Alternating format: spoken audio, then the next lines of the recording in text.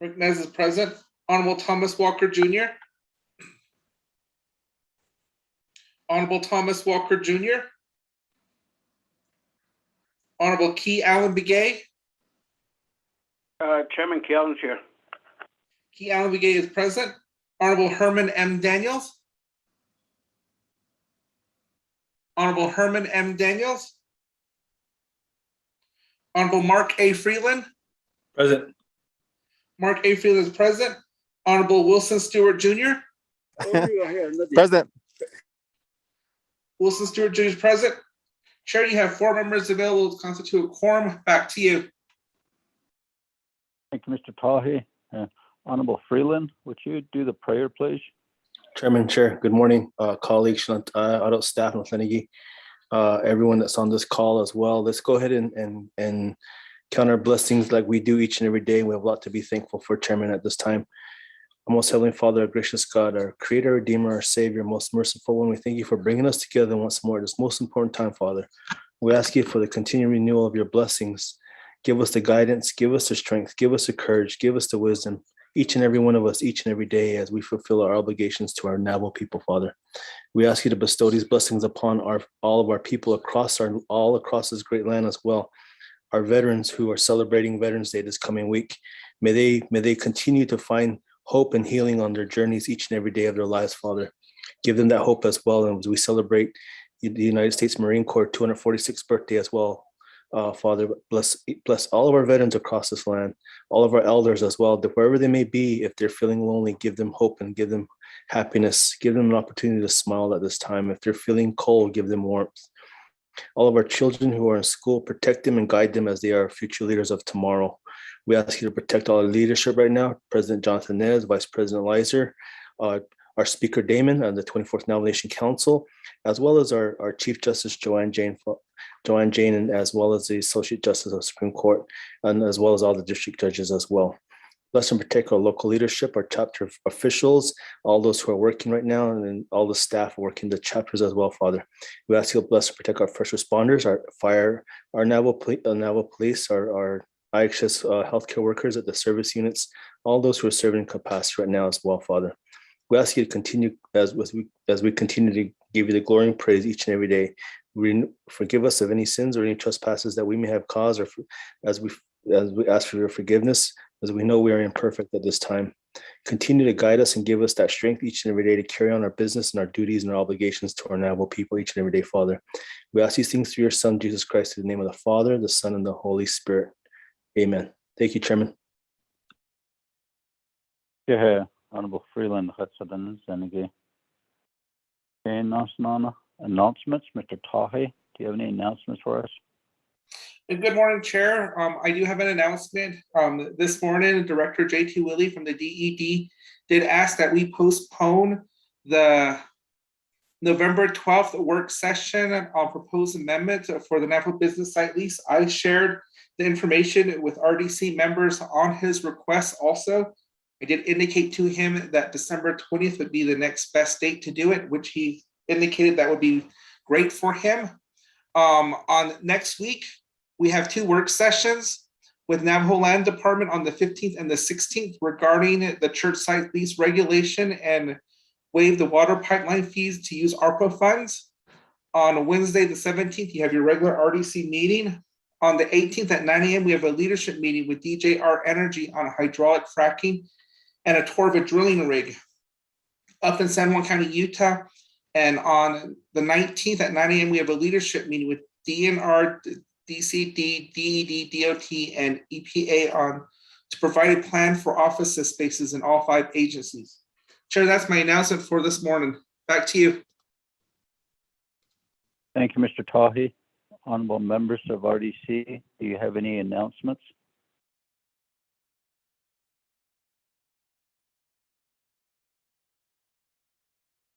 I don't hear any, so we'll Chairman. go ahead and move Chairman. forward. Yes, go ahead, Honorable Freeland. Chairman, today, thank you, Chairman. Today it is the Eastern Navajo Agency Veterans Organizations monthly meeting. It's a teleconference that's being held this morning. And of course, happy Veterans Day to all of our Navajo warriors out there. as well as we ask for blessing and protection of all those who are serving right now. May they return home safely to their families, and may they always be protected as well, wherever they may be in this world.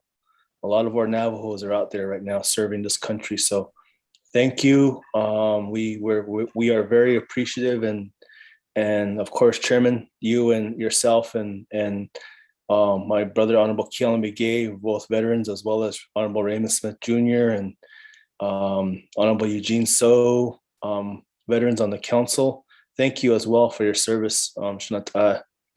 We appreciate all that you have done and sacrifice during this time. And Veterans Day 8, that's tomorrow on Thursday. So thank you, Chairman. Thank you very much, Honorable Freeland. Any other announcements?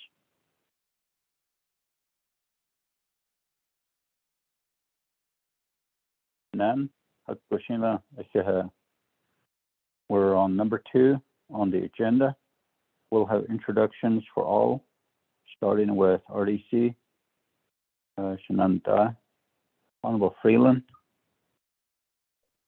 Chairman, good morning, Yananate, colleagues and staff and all those on this call. Once again, Shay Mark Freeland, the Shiro, Lotlinigi Tutsoni, Shnodok Kia, Ani Asia, Senja Kene, the Shachera, Tena, Bethlehem Asian Nale. Tist Osikari, Isna Shadow. I represent 8 chapters out of East Navajo Agency, Crown Point. Tist Osikado, Nahadishkido, Tse Ido, Jadalitindo, Big El Gaido, Tel Gaido, Hanat Lady, Gidaro, Nayaze. So, area chairman, 8 chapters. Hello, thank you. As well as 23 other chapters. So, 31 chapters as RDC Eastern Agency rep. Good morning to one and all. Thank you. Thank you, Honorable Freeland. Honorable Keelan McGay Jr. Chairman, good morning. Ado RDC member. Ado kudo tsohdezi di shimbe binache kudo sananetli tolis. Ado most importantly tomorrow, Veterans Day. I just want to acknowledge all our veterans. Those are across the Navajo Nation. Ado sanha chenshit in the Aden da kite. Ado sai kudo bekeda hastin the gita shia to be bene openly tolis kudo. O kehan hidini to let Arnold Hokodon his slots on the energy supported energy Coco Kodo Sedaj Hanan in Anslon Kian on the Edas Zabit on the Edas Chedis Chini Nationale a Coco Slow Sanda Atle, but had the Shaki age it is a touchy bestotlish keys Setlagades a Salan Noslin Adodag Halan or Ego Ecuador Nanish Inson. What I need to Chairman. Thank you. Thank you, Honorable Begay. Honorable Stewart. Oh, Shana Chairman, Nez, good morning. Don the Shanaka, those Yaza, Mr. Walker, so I don't dash from my Yazaka, I don't dash James Tahi, so Jay Wilson, Sister Junior age, yeah. So to put on your inch slam. I just got you near, but just chain, cutting in the shade up between the Chanela. I don't tell that, and though could open base mass and tell all back and cheat once only cheated. I run the 45 agency, so represent for Resource Development Committee. And good morning to each and every one of you online with us this morning. Yeah, I'll consult now. Thank you, Honorable Stewart. Honorable Daniels. Thank you, Mr. Chair. Yeah, I don't think those Herman Daniels Jr.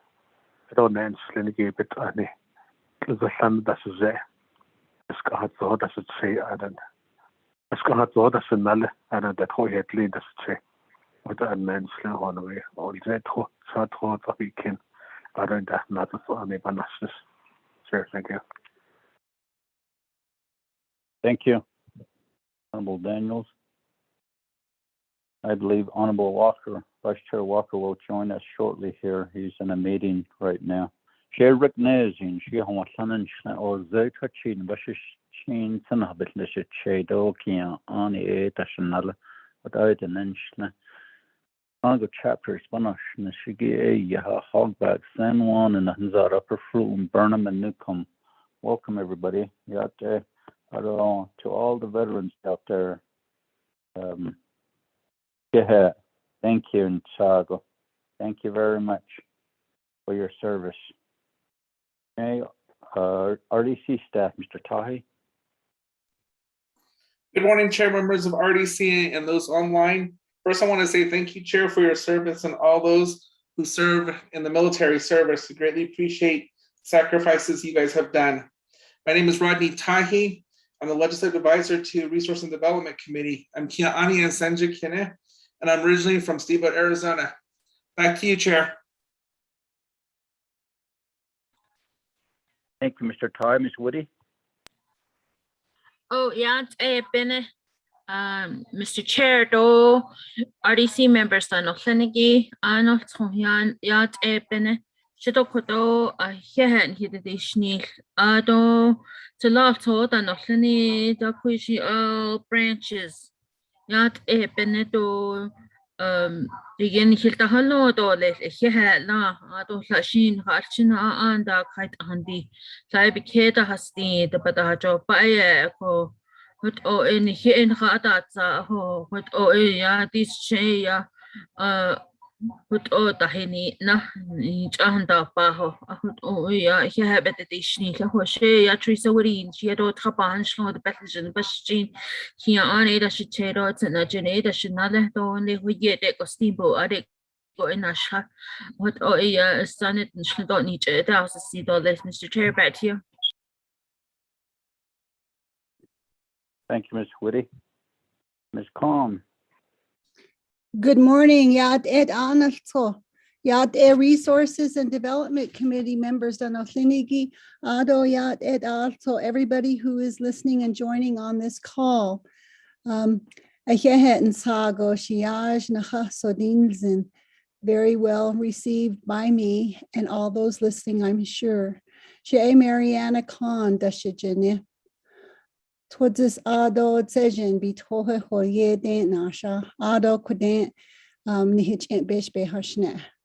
Do ne en slinigi a to he leaning nishle, but ani bashish chin last year dasha che senjikina dasha nale. Good morning, one and all. Back to you, Mr. Chair. Thank you very much. Thank you very much, Ms. Calm. Do we have any of our colleagues on the call from the 24th Navajo Nation Council? Honorable Speaker Seth Damon. Good morning, Chairman Nez, and to members of the Resource and Development Committee. Good morning to everyone else listening, to the staff, my colleagues of the 24th Navajo Nation Council, and as also reiterate as what was said earlier, thank you, Chairman, for your service, and my colleagues who have served this week is Veterans Week, and I greatly appreciate your dedication, your will, and not only your expertise on the council that you bring for your military training. So thank you very much, Chairman, and thank you very much for allowing me to introduce myself. We're here listening in from the Speaker's office, and just glad to be on the line with everyone this morning. Thank you, Speaker. Honorable Jamie Henniel. Good morning, Shananda. Sada Kodo Chair Rick Nez. I had laughed at Shaman Klagi. Shea Kodo. Nichida, this thing, Jamie Henniel. Twachinde Nasha. Adas, this is short for the Chini, but it's chain. For get lean is a chair that Kovaja additionally that the Alamo, fortunately, don't ring like Hashim. Mishbas and Matansha. I don't need Kodoya Bakila. Ita Kodo Naha. That's so baggy Kodo serving in the forces. Chairman is out of Che. I'll get Kalen McGay Jr. But I could buy here in the East Side and I'll just the head did need so I can't laugh. Thank you, Honorable Chairman Henniel. Any other colleagues on the call? None? Let me go to Speaker's office. Ms. Yako.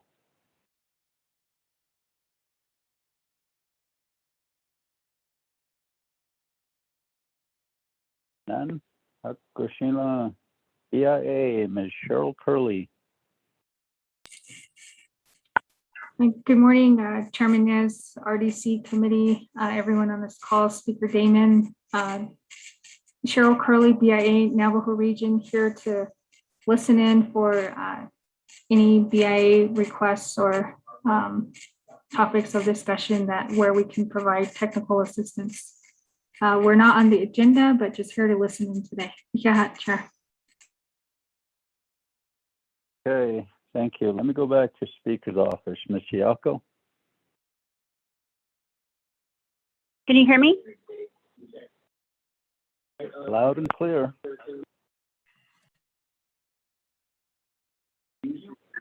Hi, good morning. I'm sorry.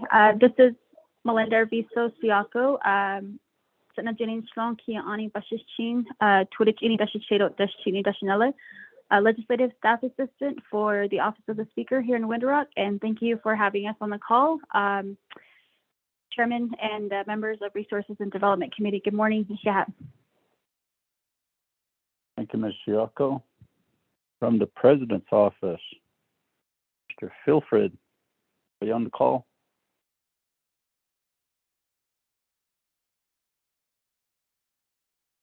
None? Anybody from the Department of Justice? Yate Bene, Honorable Chair and Member. Go ahead. Yate Bene, Honorable Chair and members of RDC and everyone on this call. This is Dan Moquin for Navajo Nation Department of Justice, Natural Resources Unit. Thank you. Good morning, Mr. Chair. This is Michelle Brown Yazzie. From the Water Rights Unit.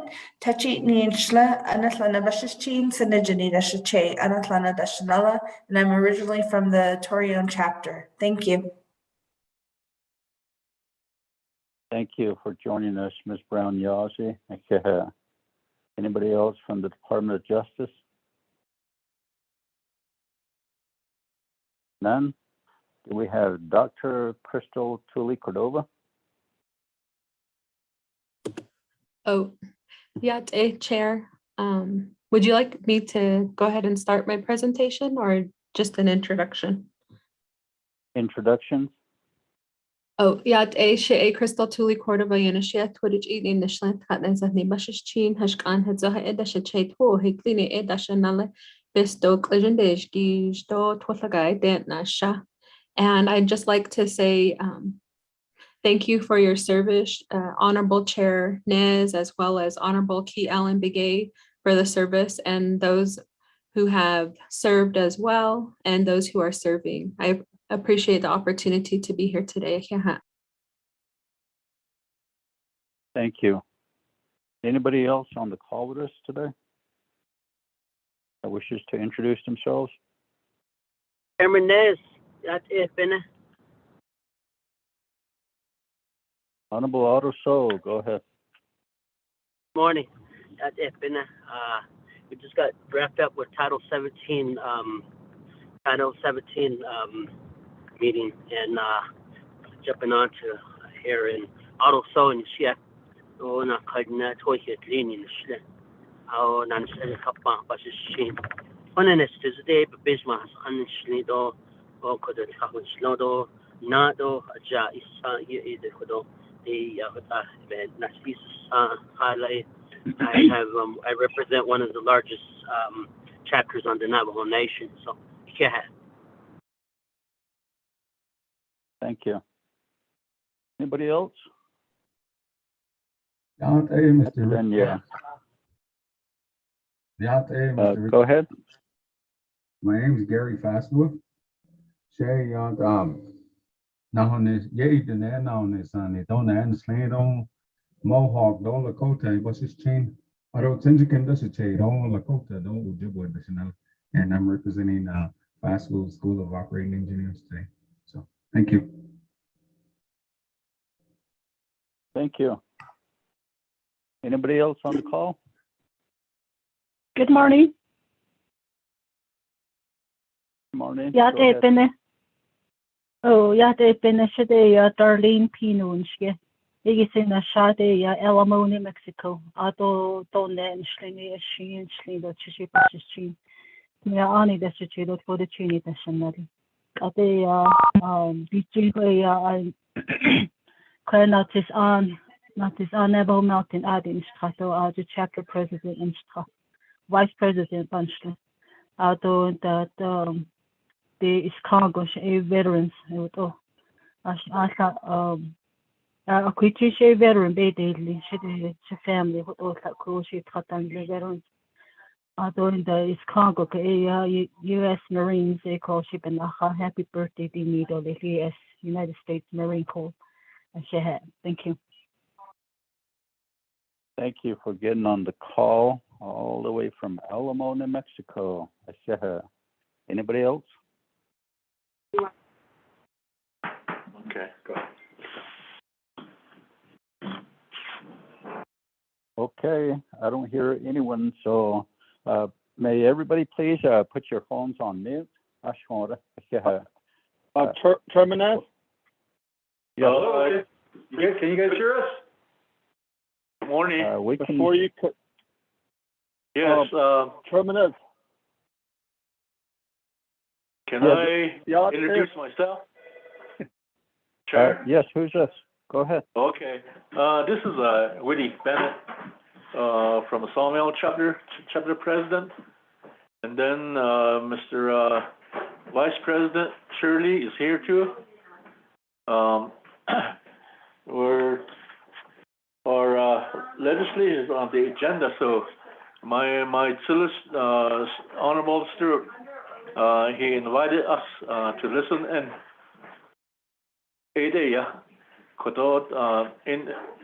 introduce the Schnettler. She Woody Bennett in Shiedo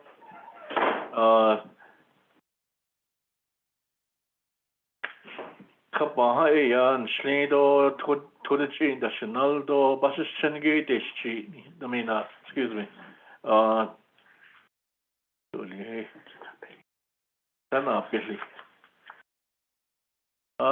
the should say that. Could Sawmill community could represent the chapter president. What could need JD need Shilanda.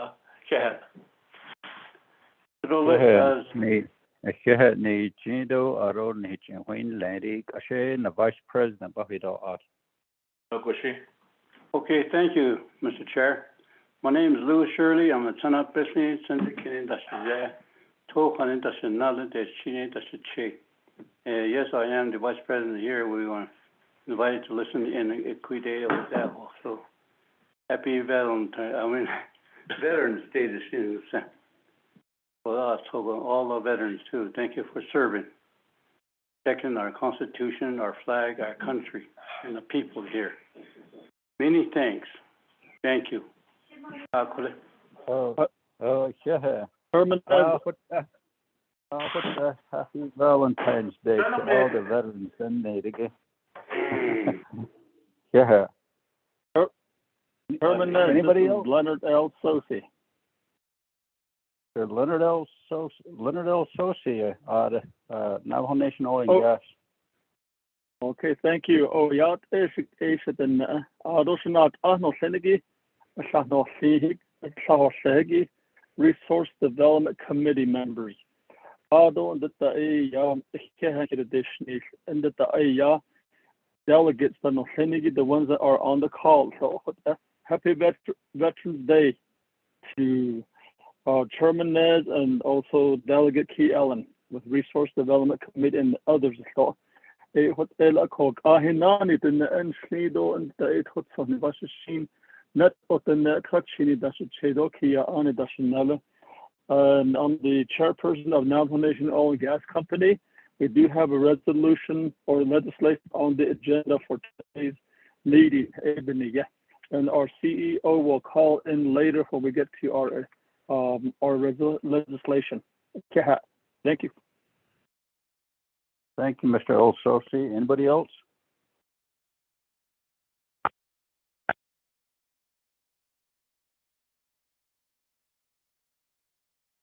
Atanya Hakushila Nanta Nla Shin Hashinta military than the Shishin of the house. Chihuahua, drill sergeant. Hanija, there's Abens and a Hasnesa. And there's a cadence that they used to sing. And they used to tell us if you want to quit, you can go home singing the songs. I don't know. And that nobody ever quits though, which is always the good thing. There's a cadence within the U.S. Army, and I would like to say that cadence today for all the veterans on the Navajo Nation and across the United States and those that are still in active duty. That cadence goes like this. Your left, your left, your military left, your left, your right, your right, your left, your left, right, left. At Ehoshi Veterans Day, that was said. They serve foods in Farmington for free at certain restaurants, some for breakfast, some for lunch, some for dinner. Thought I'd let you all know. Welcome, everybody. We're down to number 3 on the agenda. Mr. Tahi, could you read this in for the record? Chair, this is the Resource and Development Committee of the 24th Navajo Nation Council, regular meeting, Wednesday, November 10th, 2021, 10 a.m. Presiding, Honorable Ricky Nez, Chairperson. Honorable Thomas Walker Jr., Vice Chairperson. Location via telecommunication. 1. Call the meeting to order, roll call, invocation, announcements. Number 2, recognizing guests and visiting officials. Number 3, reviewing and approve the agenda. Number 4, reviewing and approve the journals, November 3rd, 2021. 5, receiving reports. A, report from the principal hydrologist with the Navajo Nation Department of Water Resource on the drought situation as relates to Upper Colorado River Bison Operations Management. Presenter, Krister Tully Cordova. B, report from Fast Wolf Schools of Operating Engineers located in Gallup, New Mexico on their programming and training Navajos on the heavy equipment they purchased. Presenter, Gary Wolf, owner. 6, old business, none. 7, new business. Legislation number 0223-21, sponsor Honorable Daniel E. So. B, legislation number 0224-21, sponsor Honorable Thomas Walker Jr. C, legislation number 0225-21, sponsor Honorable Thomas Walker. D, legislation number 0226-21, sponsor Honorable Wilson C. Stewart Jr. E, legislation number 0227-21, sponsor Honorable Vince R. James. F, legislation number 0228-21, sponsor Honorable Edmund Yazzie. G, legislation number 0232-21, sponsor Honorable Seth Damon. H, legislation number 0233-21, sponsor Honorable Seth Damon. I, approving a leadership meeting with NIP Subcommittee and Law and Order Committee to address concerns raised by NAPI at fundraisers, pumpkin patch, and upland desert popcorn for Saturday, December 4th, 2021 at 10 a.m.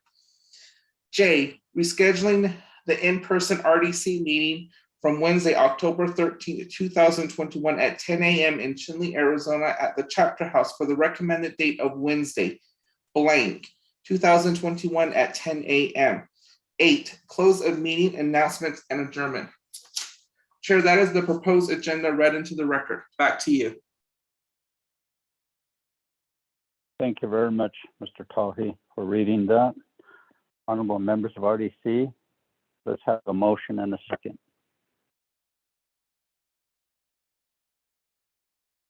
Yeah, in motion. Thank you, Honorable Begay. Second by Stewart. Honorable Stewart. Thank you. Okay. Any comments or questions on the agenda? Chair.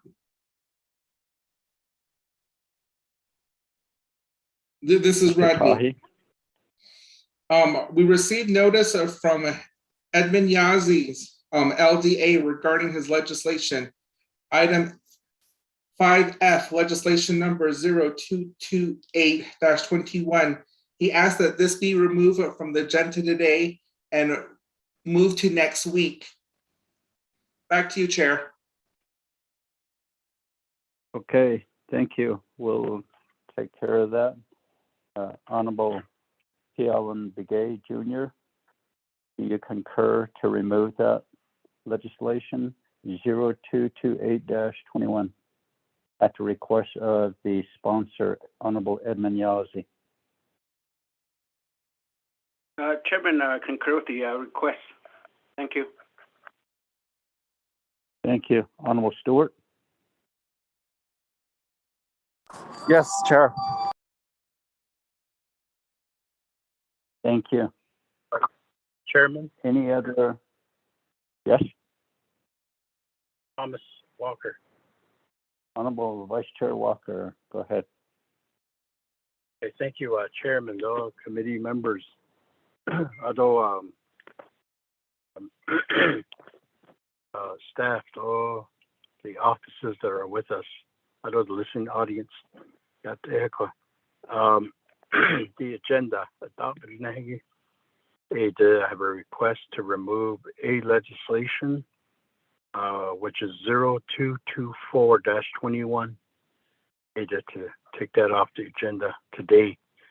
Next RDC meeting, the Bakana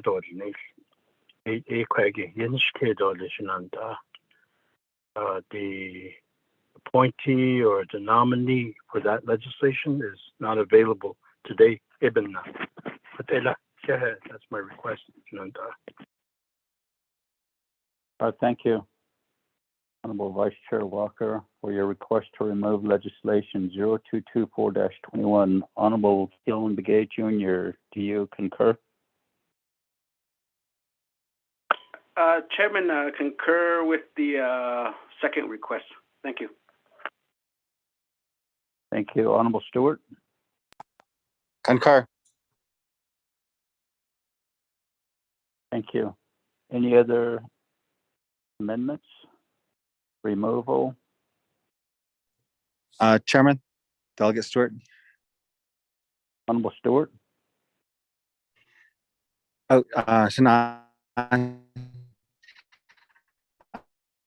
Chairman, as Vice Chairman Walker, earlier this morning, Shania, on the Division of Economic Development meeting for Friday.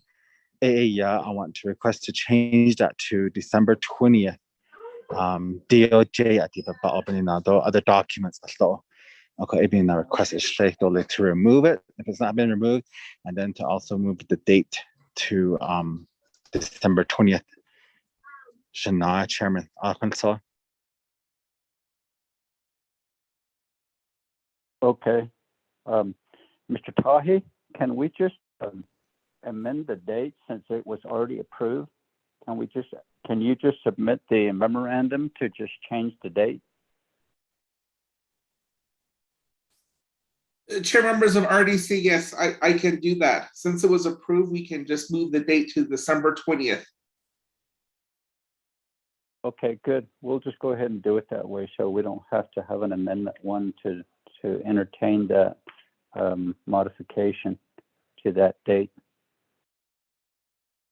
Honorable Stewart, Abiga. Oh, Chairman Shania, Abiga. Okay.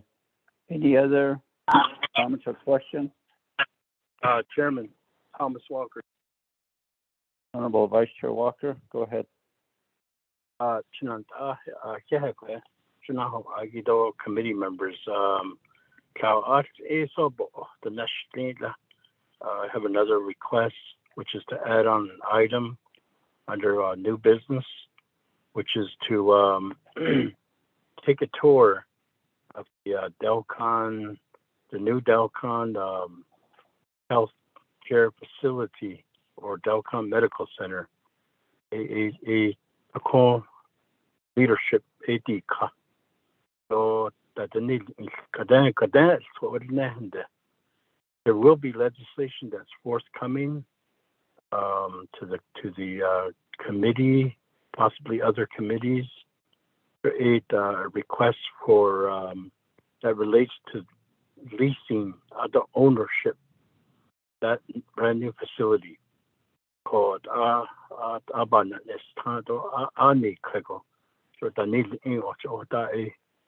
when it comes to before us, we would have a really good idea and understanding of that legislation.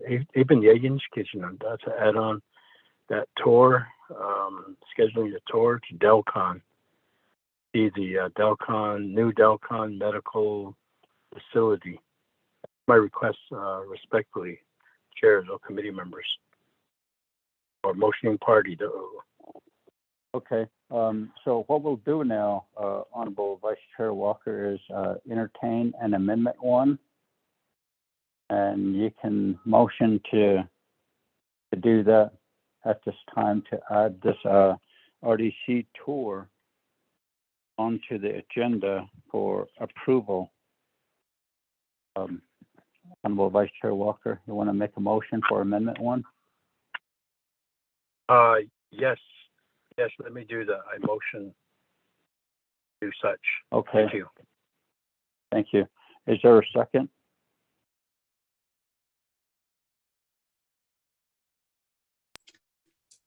I'll second, Chair Stewart. Okay, thank you. Honorable Kealan Begay, you requested a report from, I believe it was DCD, as we were talking on the tour yesterday. Honorable Begay. Chairman Hatnana, maybe a brief report by the Office of the Controller, OMB. What's the purpose? I mean, what's the reason of delaying or the length of time they're implementing, sending the appropriation fiscal year 2022 funding to each of the chapters? A lot of our chapters are beginning to, being called of not paying their utility bills and in the other areas that they need to be paying.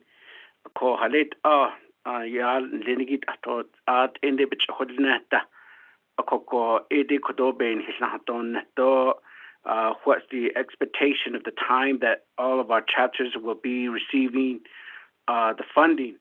It doesn't make sense to me while the rest of the essential government had already have access probably on day one, but yet our chapters are continuing to be looking why they haven't received the funding yet. So maybe from the Office of Controller, Division of Community Development, and the OMB office, it could request a for report, Chairman. And Honorable Begay, that report is requested for today, right? I apologize, Chairman. Yes, I'd like to add that on to the. I don't know, holding the motion. I don't know if I'm able to do that, but otherwise, requesting the committee if that could be added on. Maybe someone can make a motion to do that, Chairman. What we'll do is we'll just add it on to Amendment 1. Honorable Vice Chair Walker made a motion to approve a RDC tour of Dilcon Healthcare Medical Center, and we can just ask Honorable Vice Chair Walker to modify his motion to add also a brief report from OOC, DCD, and OMB on the budgets that are not received at the chapters. Honorable Vice Chair Walker, do you concur? Yes, Chairman. Oh, I concur. Thank you. Thank you. Honorable Stewart.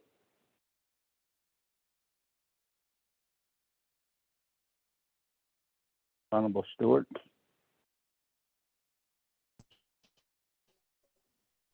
Press star 6. Honorable Chair, Stewart. can you hear? Now we can hear you. Yes. Okay. Yes, I concur, Chair. Okay, thank you. So, honorable members of RDC, any other comments or questions on Amendment 1?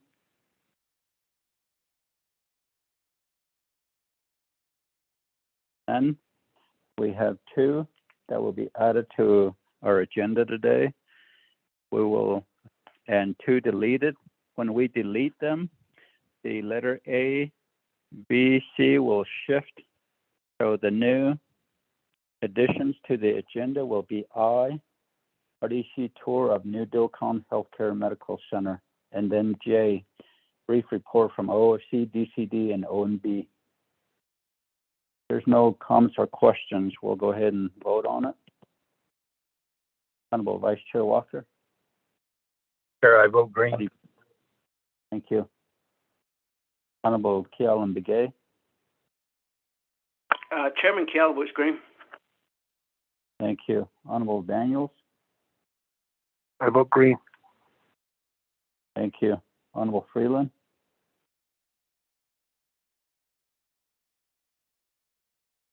Honorable Stewart. Green. Thank you. Honorable Freeland.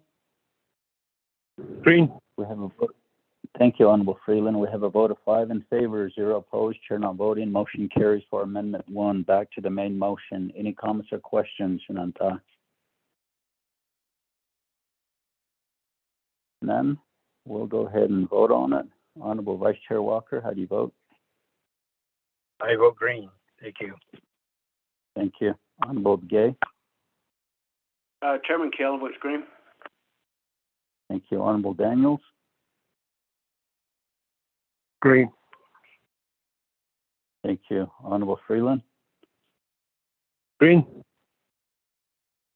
Thank you. Honorable Stewart. Green, Chair. Thank you. We have a vote of 5 in favor, 0 opposed, chair not voting. Motion carries for the agenda. We have an agenda before us now, Shananta. Thank you. Down to number 4, reviewing and approving journals from December 3rd, 2021. Ms. Woody sent this to us. Let's have a motion and a second.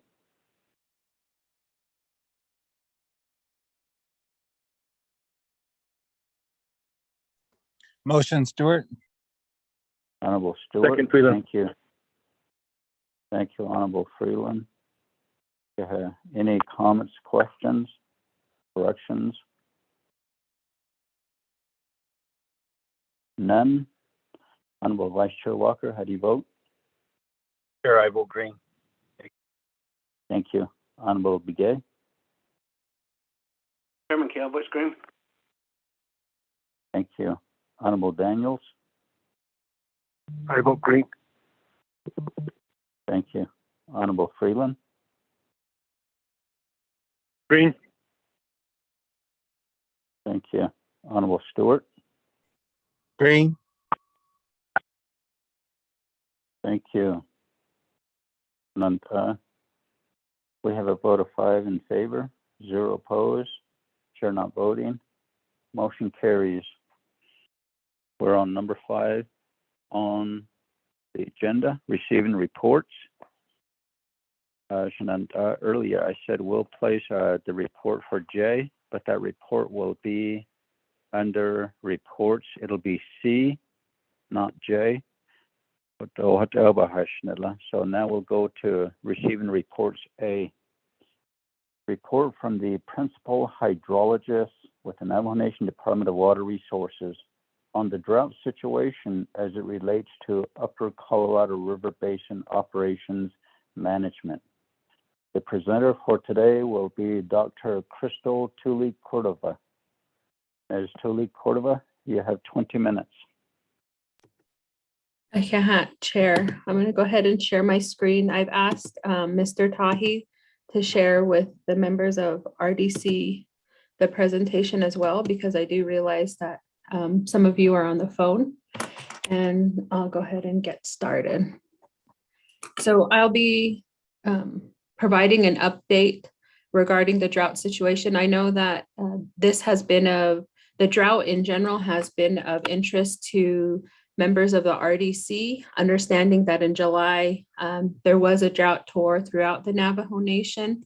And now proceeding to talking about the current situation. So in July, what was noticeable, according to the US Drought Monitor, was the severe to exceptional drought conditions. And that was before the North American monsoons came to our lands within the Four Corners region of the United States.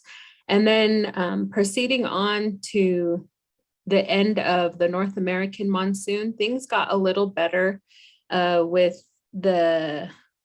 there being no exceptional drought conditions, understanding that exceptional drought is like the highest drought conditions that are noticeable. But so it improved to being mostly severe to extreme.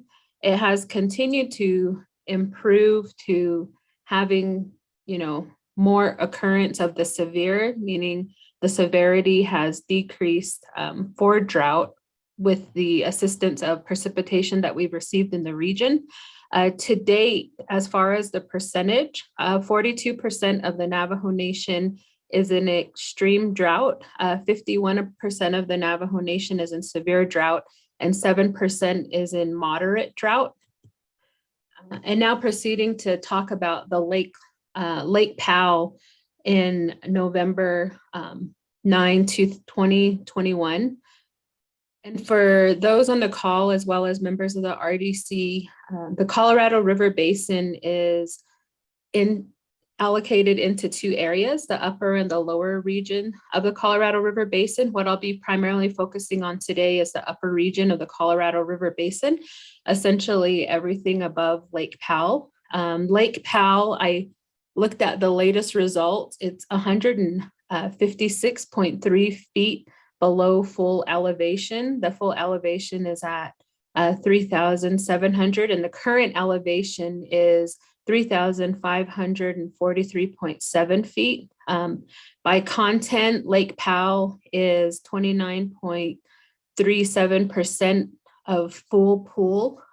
So that's significant decrease. And those who are part of the subcommittee that visited this region the end of last week are familiar with what those conditions look like in that area. But what I'll be talking to you about is how this responds to management of drought response operations within the area of the upper basin. So there is something called the Drought Response Operation Agreement. This is related to work that was identified under the 2007 interim guidelines by Bureau of Reclamation. For those of you who may not know, the interim guidelines are basically a way that the lakes, Lake Powell and Lake Mead, are managed by the Bureau of Reclamation. And under there are opportunities for responses to things like drought under the DCP, the drought response, the drought contingency plan for the upper basin. The Drought Response Operation Agreement was made and entered in May 2019 among the Colorado River Division states of Colorado, New Mexico, Utah, Wyoming.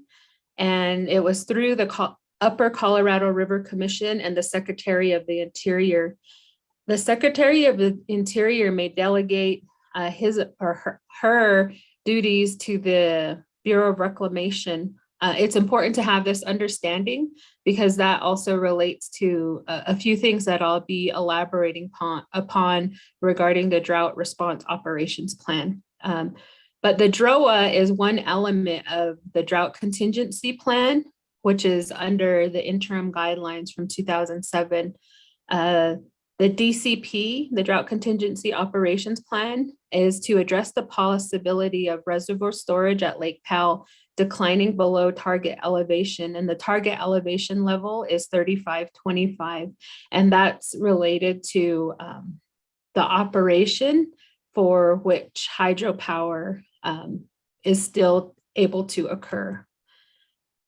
And so in July 2021, there was a 24-month study. So with the operations plan, there's a lot of modeling that occurs, understanding that we can't tell the future, but we do have tools to try and predict what the future might look like so that we can best be proactive in planning.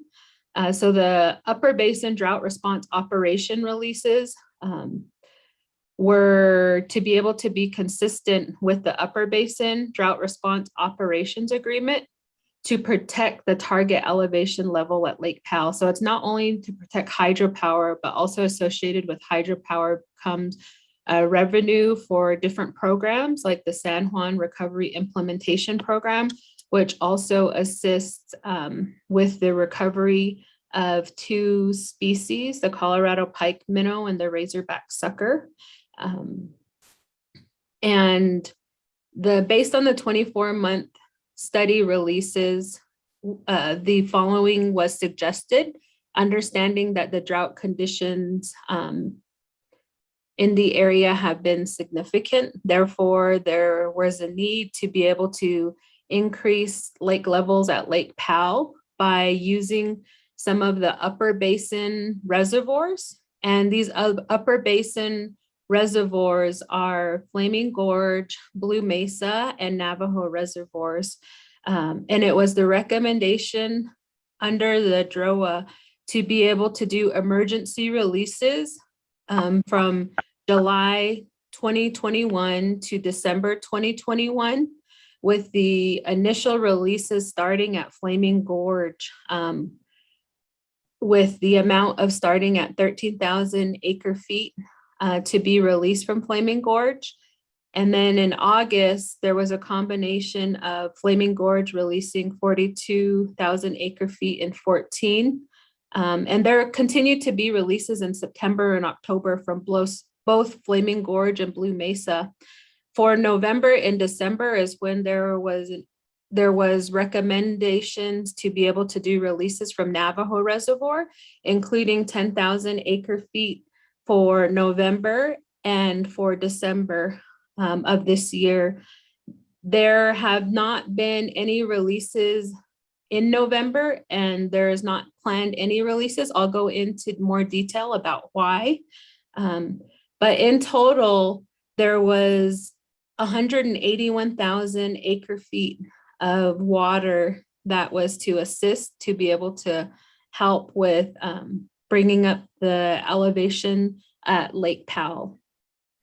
And within the upper basin storage, there are different reservoirs in the upper Colorado River Basin that are above other reservoirs that are above Lake Powell that are in the states of New Mexico, Colorado, Utah, Wyoming. And so it's important to have an understanding that on October 17th for Navajo Reservoir, the elevation level was 6,022 feet. And it's important to have understanding that Navajo Reservoir has a target level as well.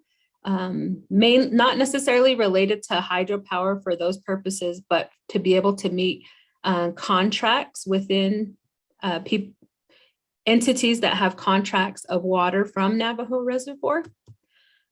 And so I mentioned that the 81,000 acre feet was to be able to assist, and this was all based on July 24-month study. So now let's fast forward a few months and move to October, and what the October 24-month study had showed.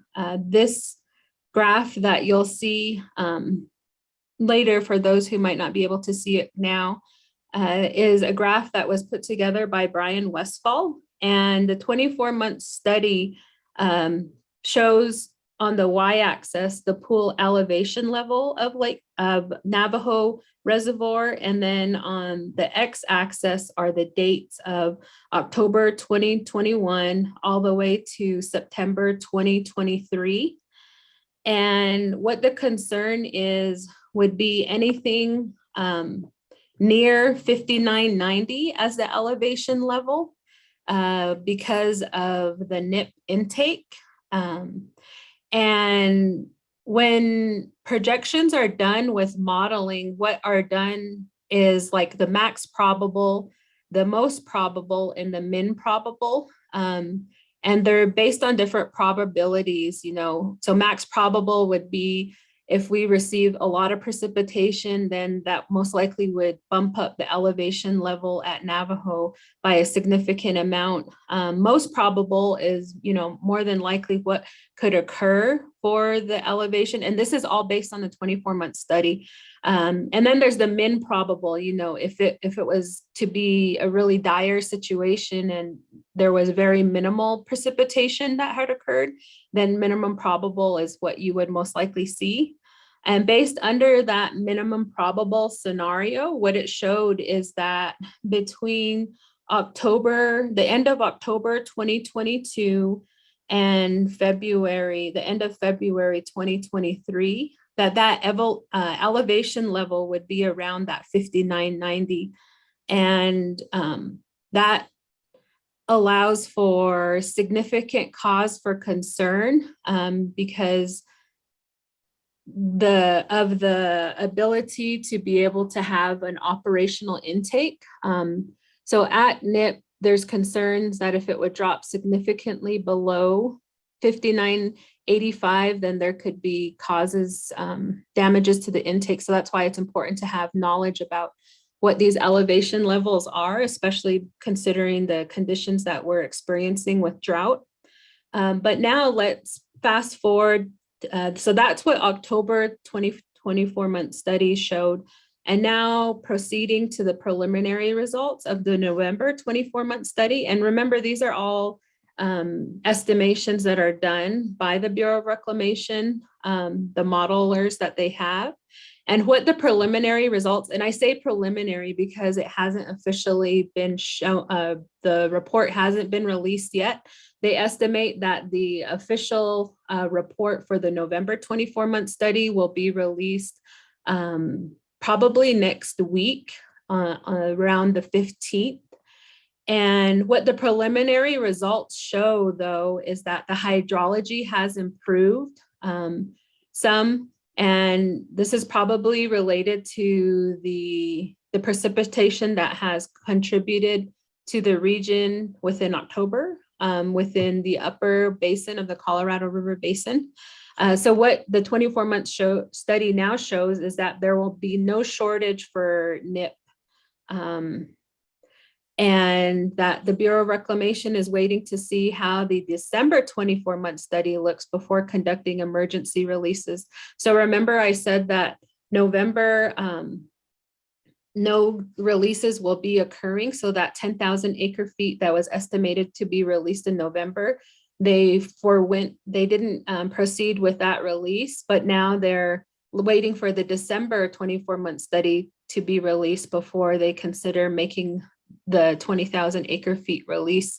That report should be out by mid-December, the December 24-month study. If hydrology continues to improve, meaning more precipitation in the region, then the emergency releases could occur at the end of December. One of the things to note is I've been participating in weekly meetings with the Bureau of Reclamation along with other tribes. And we've also had a couple of meetings that have been focused on Navajo Nation presenting our concerns. And one of the things that the Bureau of Reclamation has stated is, that they would not compromise contracts in Navajo by conducting emergency releases, essentially meaning that they wouldn't conduct emergency releases if it compromises any water delivery for any entities within Navajo, of which the Navajo Nation has reservoir rights there. So it's important for us to keep an eye on how Navajo Reservoir is being operated. So I mentioned that, I've been in weekly meetings with the Bureau of Reclamation and the Navajo Nation leadership. President Nez had sent a letter on October 18th, 2021 to the upper and lower Colorado River Basin regional directors. And the purpose of this letter was to be able to voice concern, not only related to the late notice, meaning Bureau of Reclamation only gave like a day or two notice before saying that they were going to do emergency releases. Oftentimes, unfortunately, Bureau of Reclamation has been working directly with the states to be able to discuss how emergency releases to respond to drought would occur. So in that letter, we voiced the concern of the Navajo Nation was voiced to be able to receive notice ahead of time rather than like 2 days ahead of time. But also in that letter reported, we don't want shortages in the Colorado River Basin to impact Navajo Nation's ability to use water secured through settlement and contracts. An example of that would be like Navajo Gallup Water Supply Project. We want that water to be able to be there because we secured that through water rights. We've also expressed concern about additional releases from Navajo Reservoir before recovery, meaning that the 20,000 acre feet per the opinion of Bureau of Reclamation doesn't have to be fully recovered before another release is considered. So, you could essentially have more than one emergency release in a year, depending on the circumstances. And then another concern was that we reserve the right to store water in Navajo Reservoir and use water during dry periods, and that's per Public Law 111-11.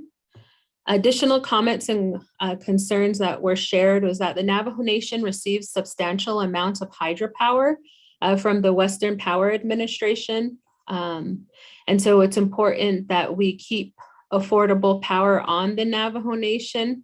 Any changes to hydropower could significantly impact Navajo residents' ability to receive affordable power.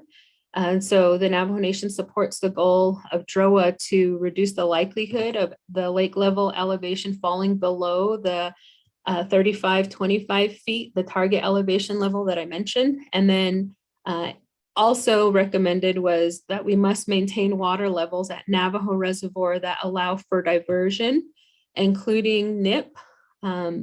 Additionally, the Heritage and Historic Preservation Department help identify 5 areas that are impacted by drought and low lake levels, and that's including like stress rangelands, traditional grazing and agricultural activities, stress and loss of plants for traditional and ceremonial uses, and degradation of sacred lands and traditional cultural properties, as well as depletion of sacred water resources as rivers, seeps, and springs, and then exposure and or loss of ancestral archaeological sites, including burials. The Navajo Nation has also requested that the Bureau of Reclamation and the National Park Service to develop new environmental long-term planning documents that are able to include, and be adhere to some of our concerns. The Drought Response Operations Plan is how, I guess, a more formal way that the drought response agreement is going to be more long-term. So the Bureau of Reclamation and representatives are drafting the framework of the Drought Response Operations Plan. The Drought Response Operations Plan is an action identified under the Drought Response Operations Agreement. Different sub-teams are drafting different sections of the Drought Response Operations Plan and providing an interest statement like the Navajo Nation did by providing the letter to Bureau of Reclamation is the Navajo Nation's opportunity to have the Navajo Nation's concerns and recommendations included in the drought. That is being drafted by the sub-teams. The draft sections from the sub-teams were due on October 29th, 2020. And the sub-teams have met with tribes, National Park Service, and Fish and Wildlife Service, as well as the Western Area Power Authority in October. Sections of the compiled into a draft plan in November. They plan to do, Bureau of Reclamation plans to conduct a public webinar in December regarding the drought response operations plan. And from January to March of 2022, Bureau of Reclamation, in addition to the other sub-teams, will develop and refine the operational plan, and the finalized operation plan is estimated to be completed by April 2022.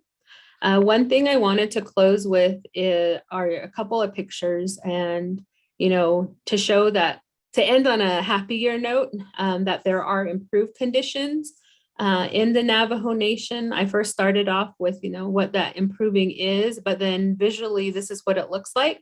So the picture from July 14, 2021 is when members of RDC were participating in a drought tour at Many Farms Lake. And what is noticed is that there's no water in Many Farms Lake in July 14, 2021. I recently did a flyover of Many Farms Lake on October 21, 2021, and last month. And now you can see that there is water in Many Farms Lake. So just wanted to end with that we can continue to pray for rain for our area, because the drought has significantly impacted our lands on the Navajo Nation, and there's definitely a need for improved conditions. And through our prayers, I think that's definitely possible that we can see recovery. That's the end of my presentation. Thank you. Dr. Tuli Cordova.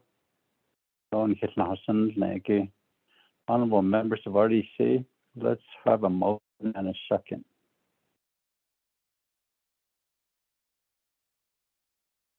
Chair, I motion. Thank you, Honorable Vice Chair Walker. Second by Stewart. Thank you, Honorable Stewart. And any comments or questions on the drought report?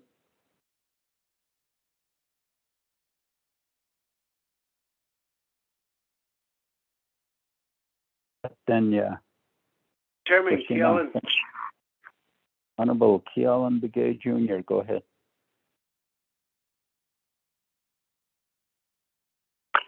Chairman, the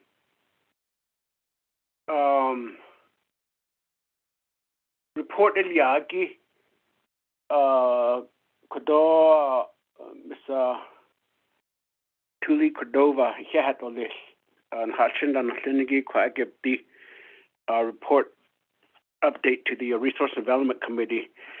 I guess the integration of these report into the overall Navajo Nation drought situation, the need of water on the Navajo Nation. Several areas, yesterday we took a tour of the water pipeline that's being constructed from Farmington to Gallup area. And I'm not sure, Chairman, if I'm at liberty to make this statement, but it seems that a lot of these projects, and with the report that we got, is that Kodon Hitanat Hopa Baini Ke Kukuyego, which in do Ado Ishin Bebichan Ita Kokodo Ben Hicheta Hat Ashe. Koko, the drought, Niniki, how seriously are we taking as far as helping out our Navajo people at the local level? Koko, Tokdi it Achatne, do dit Holon, the Nedo at Hunhina on Dazle.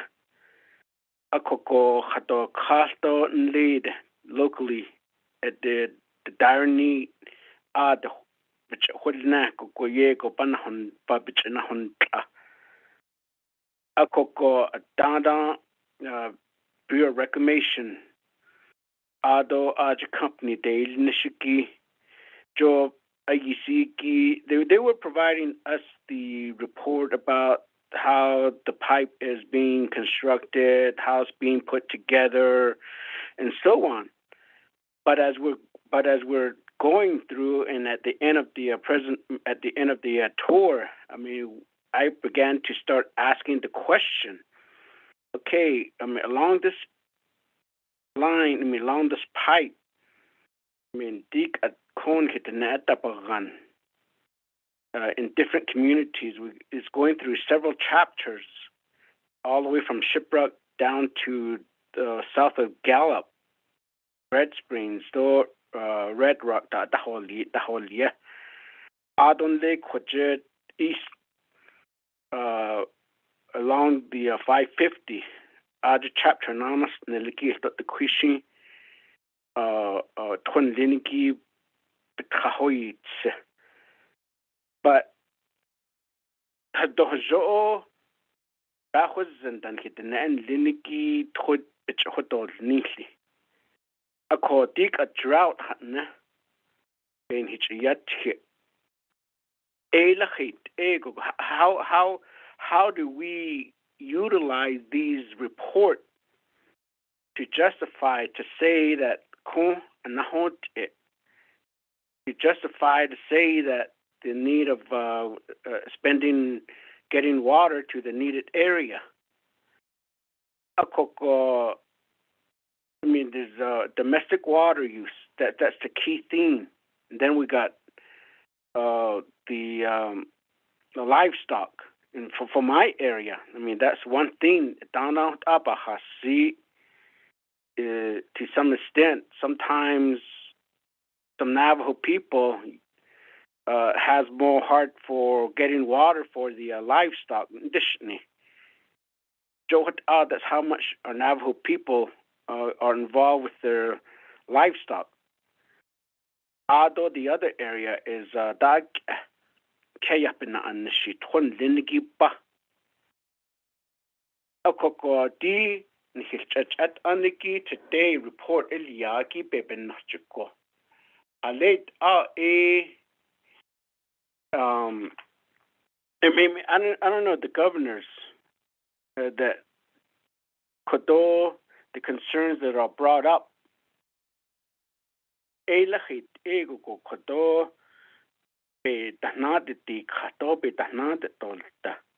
I'm not sure if this is being utilized in some of the current litigation of the upper and lower Colorado water settlement.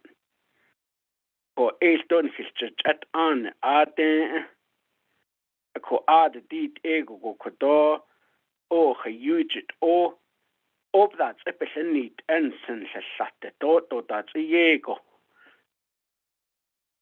bahanets that toto ego by yel kita publicly and now eki ona di yes a khote ada o khonata hot ako kat hot ashiban sas case di twin lenigi summer yet don't hati o yego na hot o del sa but ada hostan at the shin that attended a khota hot oko the Queen Division Water Management, Division of Natural Resource, Department of Agriculture. Yeah,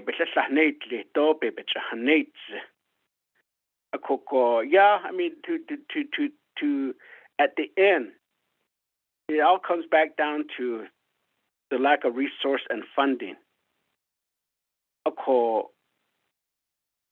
If that's the situation or if that's the case, I mean, what documents is being prepared or is being available to maybe send it to Congress to say that and I sure like to, I continue to communicate with the senator and the congressman's office, but they don't provide much information, much less the no information coming out of the Navajo Nation Washington office about how effectively they are pursuing and helping the Navajo Nation in advocacy about water, the lack of water. For the drought, Niniki Hashinzago Deskito, Hashinzago, Ahajish, a call, Ashit 8 a Hunahot, Katika Hebi, that's a Nadik Hitolek. I don't hit Nan Linigit at the Tonda ye Tolek. A call, Dick at I mean, yeah, many farms. Kododak, Halana, Tondinigi, be Honatza. We appreciate that. I mean, we yacht, but it comes back down to when they'll give a green light to say that it's okay to utilize it. The key is only about, I don't know, I'm not sure, Ms. Cordova, if you have got the information of how deep that is. I mean, to my understanding, it's only about 2 feet or 3 feet of amount of water. I mean, Farms Lake, I mean, yeah, it seems it's full, but it's not to the capacity. Other summer not skiing go to evaporate, not or so that's what's been happening in some part of the Navajo Nation, that they're not given the green light to be utilized. So, ego huge kit with BOR. The drought had Ninigi Bebenachin. One thing that was that caught my attention was that just get water and deliver it and just pump it back into the aquifer. No, the yahat zine. I mean, other watershed that the and then again, Chairman, I've been sending emails to the BIA, your Bureau of Indian Affairs at Navajo region. Then I don't know if BIA are listening.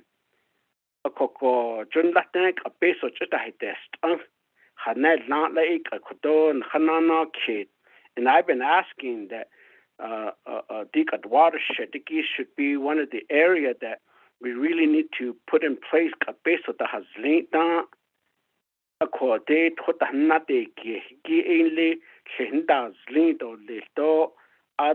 Recharge ningit aslato ije or that hot don't need to akoko ebe benachiko halet adik at benahit ado bendahat akot I sit or tochito in yeah, that's a priority.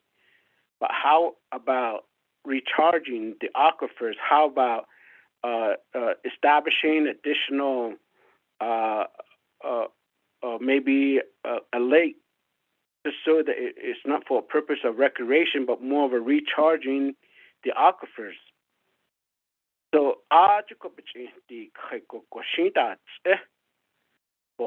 Johnson. And then a dana thought being at Aniki at Aji Aldo, and that's one thing that we probably need to start looking at closely. A lot of time there's fine prints that we neglect to read. Because the dada dik a basic sihiki, it basically easy bandit, getting the pipe from point A to point B.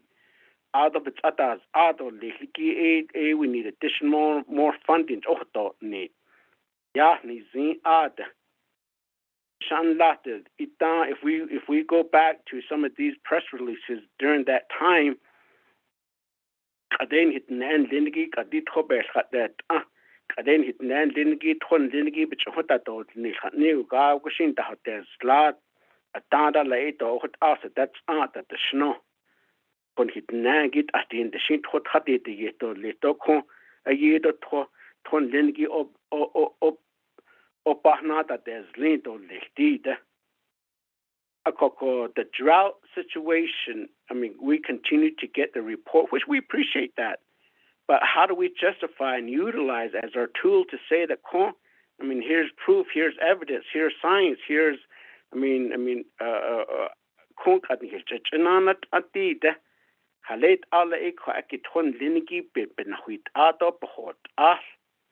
Ako ani hichiki kwa Navajo Nation. I mean, water management, Division of Natural Resource, Agriculture. Und USDA that chetahuit connect land base of another that for this purpose no da. I think there's got to be a broader water rights or water issue type of a meeting to be put in place, and the purpose of that needs to be included is watershed projects. And I appreciate this Cordova, and then also working in conjunction with this particular effort is the abandoned mine office. I mean, we have engineering. We have engineered individuals that are able and willing to help. Your resource and here what long ago it's answered that any should go be he carbon nasto to have be nasta had the data on the Navajo Nation. Chairman, the RDC members need Liniki. A coco dig a drought Niniki and hitch at Aniki. I mean, how do we continue to utilize as a justification that much water development is needed on the Navajo Nation? Ado kati kwajet 2.several billion pesos in the cut. We're going on almost 8 months that at the o aje kone lamp pesos that ado kone lamp pesos hitch honana oti no koto ot nepe bich chnet ado adan hisnigo hala ta innisto hala peso hata hosse. This scene, as we're speaking, not even one legislation has been developed yet for opera funding based on Linki Ajti in the Ton Linki be banded dot no ben hitting the hasne. A co egg at Ajit or Hohot at store. Although like Friday and last Washington, the Ned Lamp infrastructure bill being yet based on Linki to the start me. A co end lachit ela to Aja I don't email isla.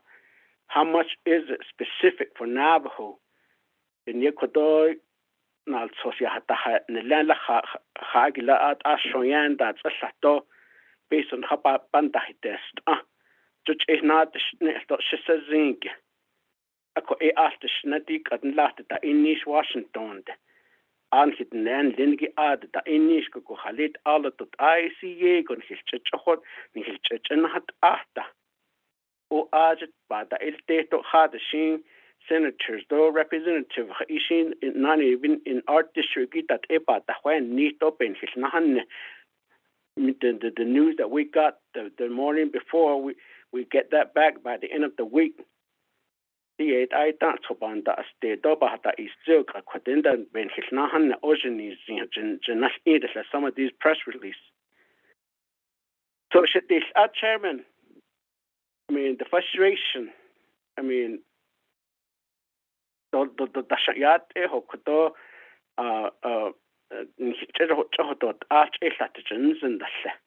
but I know that the staff are doing their job. They're doing their best. Yeah, I mean, but what I'm saying is that what are we doing?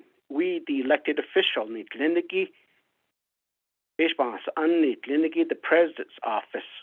Halit ala kodan na halchinit shoheti dahot edo ti action kwanan. Chehlan hit that need go oda zeta the nil ganjo kodo oport and nil in halden.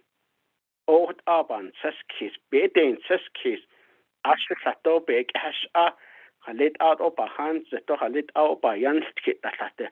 Bech chinanas case latte.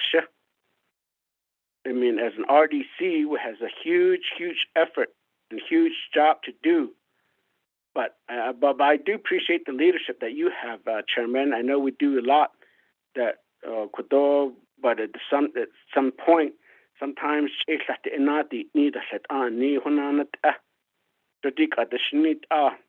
USDA, BOR, BIA, all of them It's your ish other Dana, so you mentioned the Army Corps of Engineering, Sato and on it.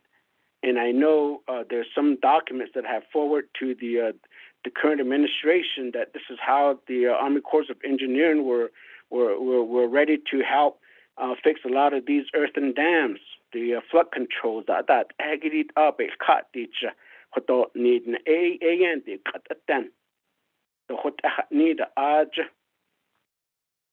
so a quack is a chairman.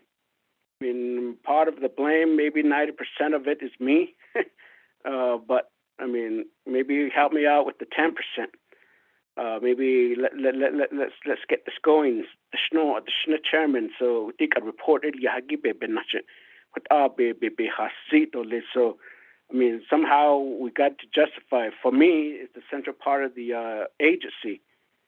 Lead just literally has other guys has the central part, the valley, lead from Nosley down to lead Kodo water. Oh, you touch it as then quite a cocoa has just it asked me to the last king to go to the hande go 8 on latch recharge and it's on the dash. Tot I let that to need a hold on to this cocoa that out ashing. Or quack baha seat or chairman. Thank you, Honorable Begay, for your concerns.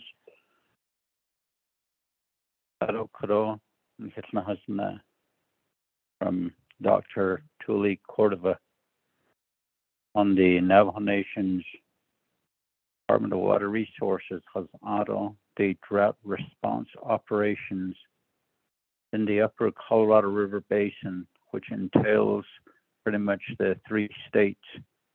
They go out to Wyoming, a portion, the southern part of Wyoming. And I would like to provide some time back to Ms.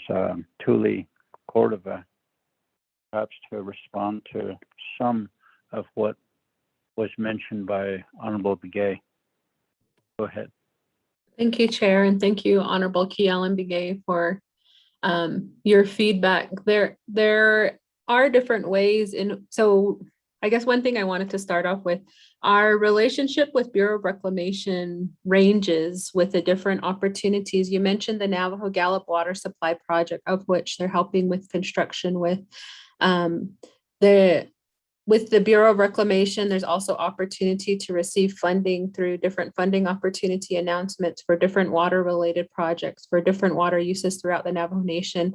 I have applied on behalf of the nation for a number of different projects, and some of these projects provide funding for the communities of Loop, Botaway Gap, Cameron, Old Jato, that we've received funding for.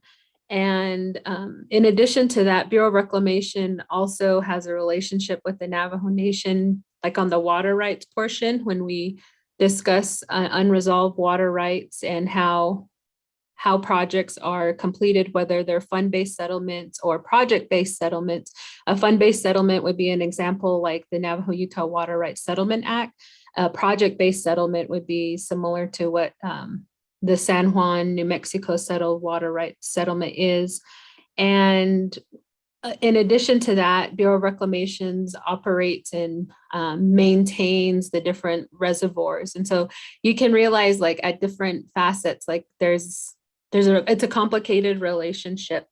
And, getting to your question about funding, like, there's a need for funding for different water infrastructure projects throughout the Navajo Nation, understanding that my boss, Jason John, has estimated that the water needs for all water uses throughout the Navajo Nation is equivalent to approximately $4 billion. And about approximately 1.5 billion of that would be water for domestic and municipal supply purposes. And so within, now getting to your question of, as elected leaders, what can we do to be able to advocate for services for our Navajo people? You may be aware of the Infrastructure Investment and Jobs Act. and it's the HR Bill 3684. Under that bill, and I think it's before the president for signature, if I kept up to date, but it includes for Indian Health Service 3.5 billion for sanitation facilities construction program. Under EPA, there's estimated to be allocated 2.4 to 3.25 billion dollars. For reclamation, there's estimated $1 billion for legacy and rural water supply projects. And under these different agencies, the Navajo Nation Department of Water Resources has been in communication at various levels, and these federal partners are aware of the needs for water infrastructure within the Navajo Nation. And so it'll be interesting to see, once those agencies get that funding and how they allocate that funding to tribes and Alaska Native villages within the United States. There's also another bill, Senate Bill 2369, which is, titled the Tribal Access to Clean Water Act of 2021. Under that, I'm not sure the status right now, but there was estimations for Indian Health Service, the USDA Rural Development to receive funding, as well as Reclamation and EPA. Last I knew that was, kind of in a sitting position. Recently, Ms. Bitta Becker on November 4th presented before the Natural Resources Committee and talking about House Resolution 320, which is recognizing the critical importance of access to reliable, clean drinking water for Native Americans and Alaska Native villages, and confirming the responsibility of federal government to ensure water access. So all of these bills, they are opportunities for elected Navajo leadership to be able to go to our House representatives as well as Senate members to advocate for the need to support these different bills, because associated with these different bills, like for example, the House Resolution 320, there's opportunity to recognize that there is a critical importance, and under other infrastructure, bipartisan infrastructure plans like House Resolution 3684, there's funding there for developing that infrastructure. And so that's one way to make a suggestion of how to be able to be aware of what's going on the Senate and House level for bills that can be supportive of infrastructure for tribal nations like the Navajo Nation.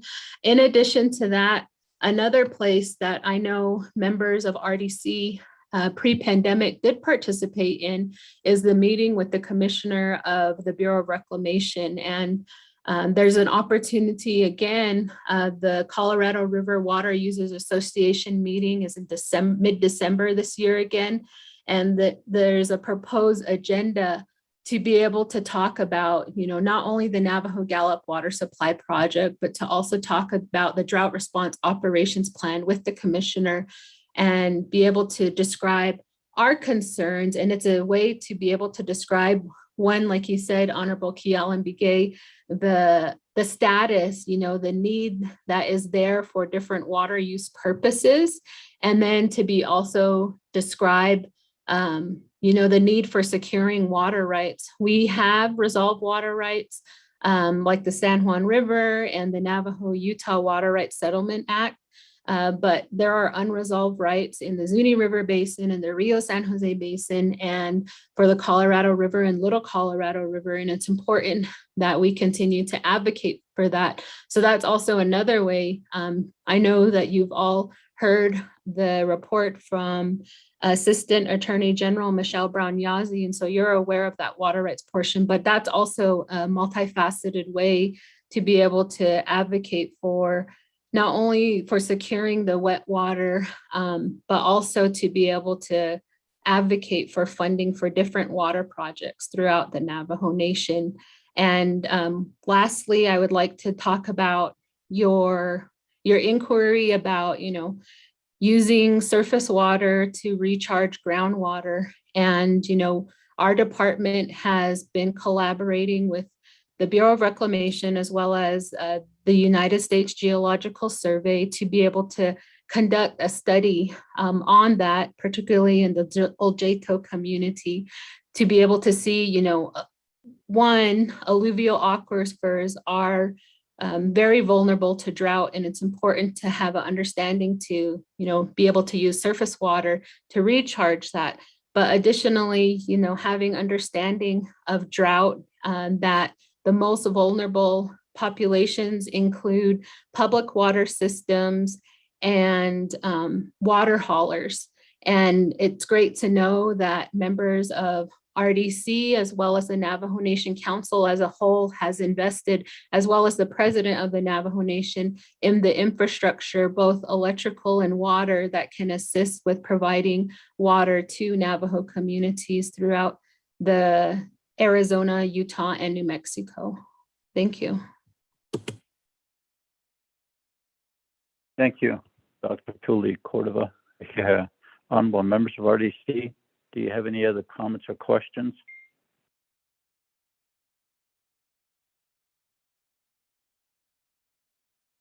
Then, yeah, we'll go ahead and accept the report. Honorable Vice Chair Walker, how do you vote?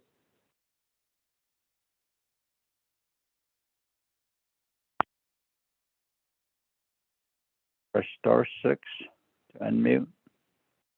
Honorable Kealan Begay Jr. Chairman Kealan votes green. Thank you. Thank you. Honorable Daniels. I vote green. Thank you. Honorable Freeland. Green. Thank you. Honorable Stewart. Green. Thank you. Honorable Vice Chair Walker. A vote of 4 in favor, 0 opposed, chair not voting, motion carries. B, report from, thank you, Dr. Tully Cordova, and really appreciate the work that you do for the Navajo Nation and all that you provide to us, all these educational materials for us to understand as leadership. So this would be a good report to also provide to the Navajo Committee sometimes in the future here. Thank you. Thank you, Chair.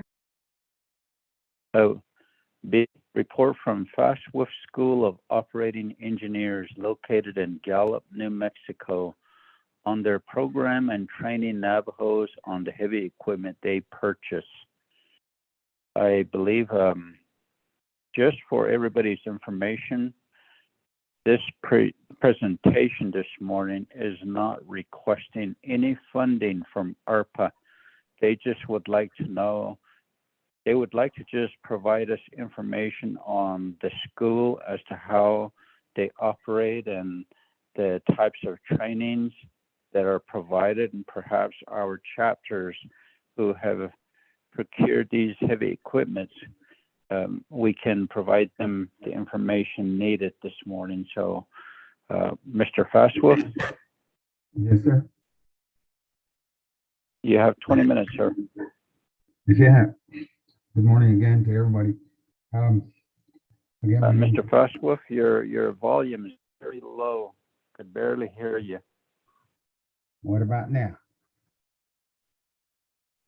Can you hear me now?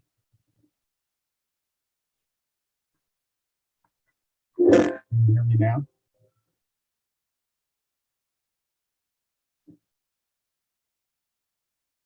Can you hear me now?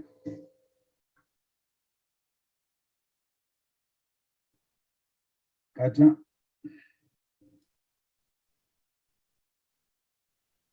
Mr. Fastwood, you're coming in muffled on the Zoom. Okay, let me see.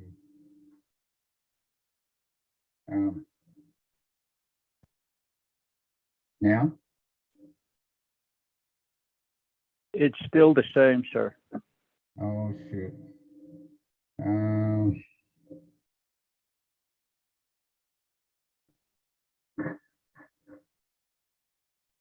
Hold on. Let me see this. What about now? Can you hear me now? We can hear you, but there's no improvement, still the same.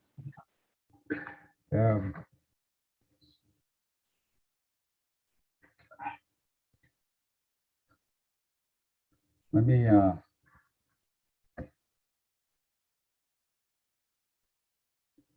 hold on. Could you just get closer to the microphone? Can you get closer to the microphone? I am pretty close. What about now? Good. Yeah. Let's just go ahead and proceed with your presentation, and we'll do our best to listen. I'm sorry about Go ahead. my side. Again, my name is Gary Fastwood, and I am the owner of Fastwood School of Operating Engineers, located here in Gallup. And then I just wanted to present. I've got some information on the Navajo Nation getting or looking for trainers on heavy equipment on those. I guess the Navajo Nation purchased heavy equipment for our chapters, and then looking for trainers. So I have developed this school about 2 years ago. It's 100% Native owned, and we emphasize on all trades: heavy equipment, CDL, truck driving, electrical, plumbing, welding, and I'm the master trainer. So my it's a mobile school that we have. We go out to communities or different tribes and do trainings there. So what I wanted to present or market was that if there's any training that we train on, as far as heavy equipment go, we train on all heavy equipment, starting from a forklift to a dozer, motor grader, and semi trucks as well. So there are each equipment has its own safety core curriculum. We have classroom training, and there's on-site training that on-hands training, and safety, and just a lot of safety curriculum on the equipment itself, and even the soil, identifying equipment and the soil, and even as far as good communication skill. So when I developed this school, my intention was to reach out to individuals that don't have high school diplomas, or even if they did, and try and train them and place them somewhere that today the statistics show that heavy equipment operators make an average of $40,000 a year in the United States. So we try and help our people, whoever needs help, and place them. Our job placement rating is at 98%. So with that in mind, and NCCER is we're NCCER accredited. NCCER stands for National Center for Construction, Education, and Research, and it's an international accreditation. And so I don't know if you guys can still hear me, but just real briefly, I just wanted to say this. And we're here as a training facility to be any kind of assistance to the Navajo Nation with the equipments that were purchased or any other type of training. So just real briefly, I just wanted to mention that.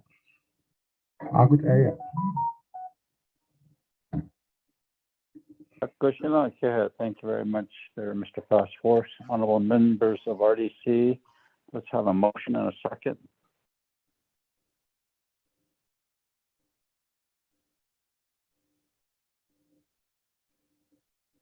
Motion. Motion, Stewart. Honorable Stewart, thank you. Second.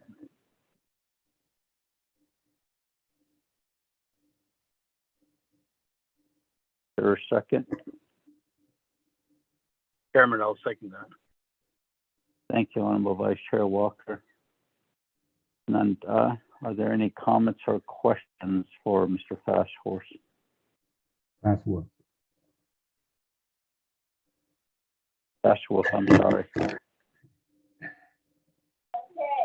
Chairman Callan. Honorable Begay. Chairman, Kahanandole. Kodoni to reported Yagi. The one area that I guess somehow maybe, although that it's really not in our position to make the selection overall, but last in that he reported that yila or ita dik the chapters or heavy equipment purchase at the yila, but you owners and they beginning to realize is that in order for those equipment to be operated, it has to be a certified CDL person.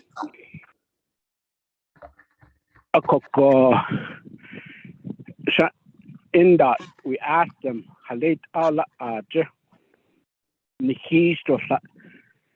certified, but when it comes back down to the chapter level, I mean, a certified chapter, no, not certified, I mean, each of the Navajo chapters employing a CDL personnel. How much funding is needed to establish that position? Although, how much will the chapters need to allocate to certify an individual? I think that's the process that is possibly that we're looking at. Equipment owners, and it's always that we get input or information from community members that utilize a lot of these roads. I think the last major storm that we had was almost 2 to 3 weeks ago, but yet a lot of these road washouts, I think that although community members done, how come there's a brand new grader just sitting there, but a few miles away, that road needs to be fixed. So when we go to, if it's an NDOT road, they just go by schedule. We go to BIA or counties, again, they just have to go with their schedule. There's a bigger process, I think, that needs to be in place in working with the chapters, getting a certified individual. Ecuador Division Community Development. Yeah. Or is it just totally responsibility of the local chapter? And the one thing that I'm afraid to happen is that, I mean, accompanying Adan Hichanahasnaki, they're willing to help in certifying. I mean, that's no problem, which is okay. But the problem that I will be looking at is that, okay, if an individual is certified and the chapter pays for it, and then the certified individual will say that, hey, I'm certified. I mean, I can do 5, 6 more times a job, paying job over here. So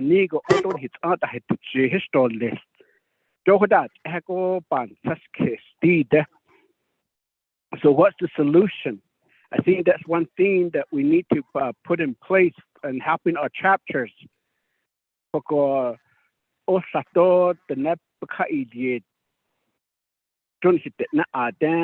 I appreciate Mr. Fastwolf in providing us this information. But there's a bigger task that we really need to tackle at the local level in working with the 110 chapters. And then another area that I've been addressing also is if we're going to be looking out there in 1 year, 2 years from now, a lot of these equipment will be needing maintenance. For that, our Navajo people, otherwise, border town, not all you or Ajigo, not that the gig of other fix not that now or Ajigo based on Nahin death on this. So I think there's a broader motor pool expansion that could be done so that our Navajo chapters can rely on these equipment maintenance to be available for that ego that they don't probably need to send them in unless it's major damage. But if it's minor, I mean, some of these could be done at the on site.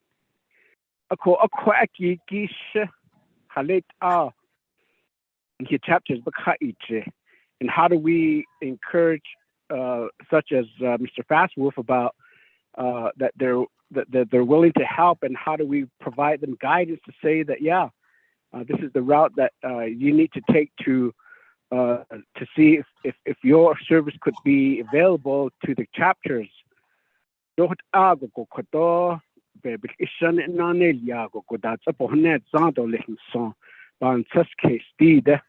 Otherwise, I'm offering my service like this, but I believe we don't really have much to say because we don't want to be in the positions to really advocate for single individuals or businesses where we get ourselves in a situation with this RFP process that we have.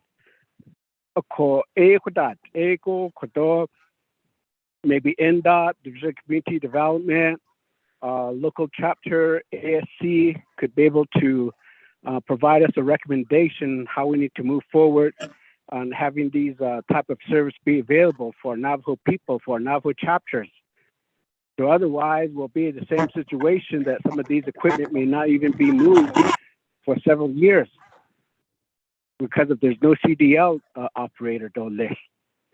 So, Chairman, report just additional general statement or comment that I wanted to make. But I appreciate Mr. Fastwolf about his program, how he can and is willing to help the Navajo Nation. But again, it is really up to the local chapter and the programs of the Navajo Nation to say that this is the process that you need to do to help our Navajo local chapters. So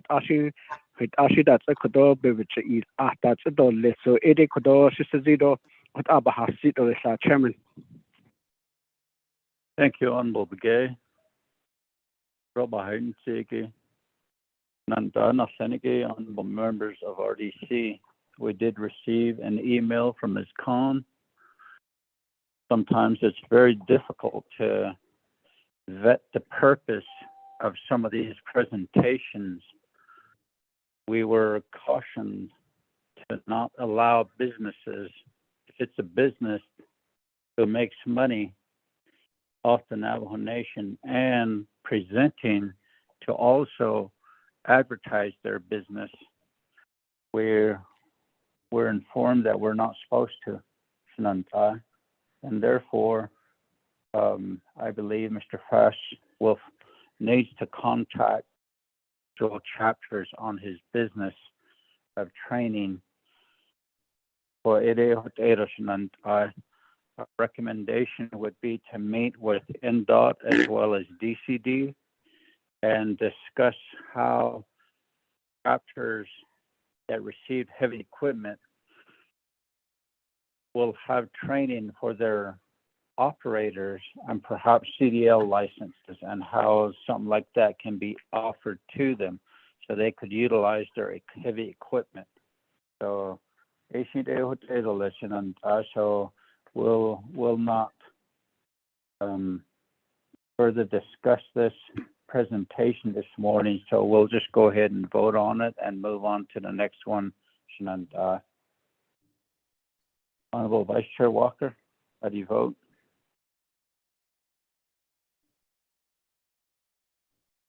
Chair, I vote green. Thank you. Honorable Begay? Chairman Keller votes green. Thank you. Honorable Daniels? Green. Thank you. Honorable Freeland? Green. Thank you. Honorable Stewart? Green. Thank you. We have a vote of 5 in favor, 0 opposed, chair not voting. Motion carries. We're down to the next C, a report from the Office of the Controller, Division of Community Development, and Office of Management and Budget on the budgets not being received at the local chapters. I believe some have received. There are others that are asking where is our budget so they could pay their bills. At this time, we'll go to the Controller's office. Ms. Lisa Jim, are you on the call? Presentation, we do have a limit of 20 minutes. Ms. Jim? Or Mr. Willie? Good afternoon, Mr. Chair. This is Robert Willie from the Controller's Office. I have a little bit of an update. I can proceed with that. Am I on now? Can you hear me? Mr. Willie, you may proceed. Okay. Yes. Okay. Go ahead. I'm sorry. Thank you. Thank you, sir. From my update from this morning from the staff that's working on the chapter allocations for FY22, 53 of the chapters have been sent over to accounts payable. I'm not sure if they've been paid or if they're in process, but 53 of them have been sent over there. 10 chapters actually have not submitted anything, so I'm not sure if that's from DCD or the chapter level.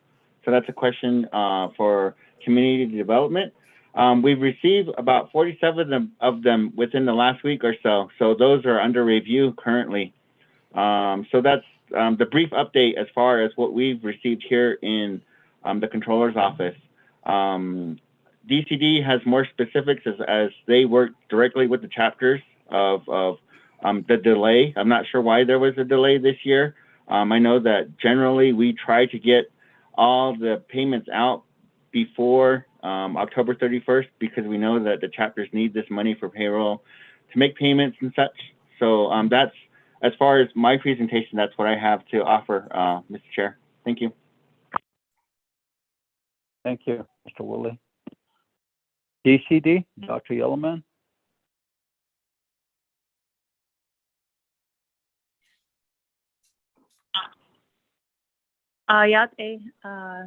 Chair Nez, this is Pearl Yellowman. Can you hear me? Yes, go ahead. Okay. Good afternoon. Good afternoon, honorable members of RDC and callers listening in, and also extend our appreciation to OOC providing their report. Division of Community Development, we do have members and the department manager, Ms. Salasa Jim Martin, on the call from ASC. But ASC, DCD, they have been working closely with the chapters in preparing for the budget process and budget new year, fiscal new year 2022. and there are annual BIM process that they go through with the chapters, along with communication and preparation. There are some details that are a part of that process that the ASC SPPS staff go through, and I would like to ask Chair Nez if Ms. Jim Martin could go through some of those details to share with members of RDC the whole process. The ASC, they also can provide some updates as to where some chapters are and even some of the challenges. There are some chapters that transition into the fiscal year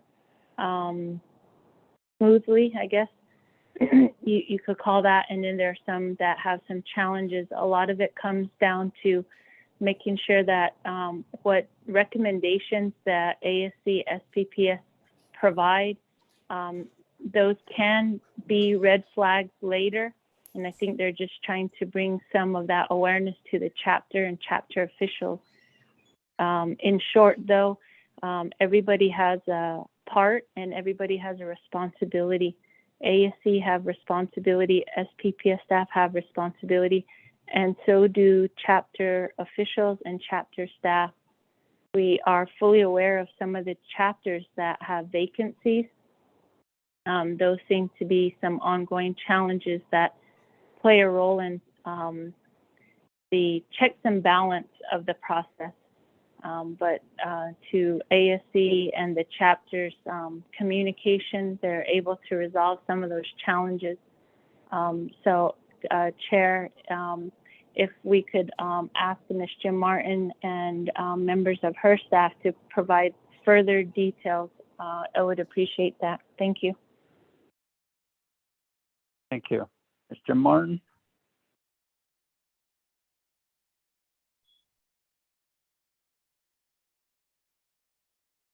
Yeah, can you hear me? Yes, go ahead.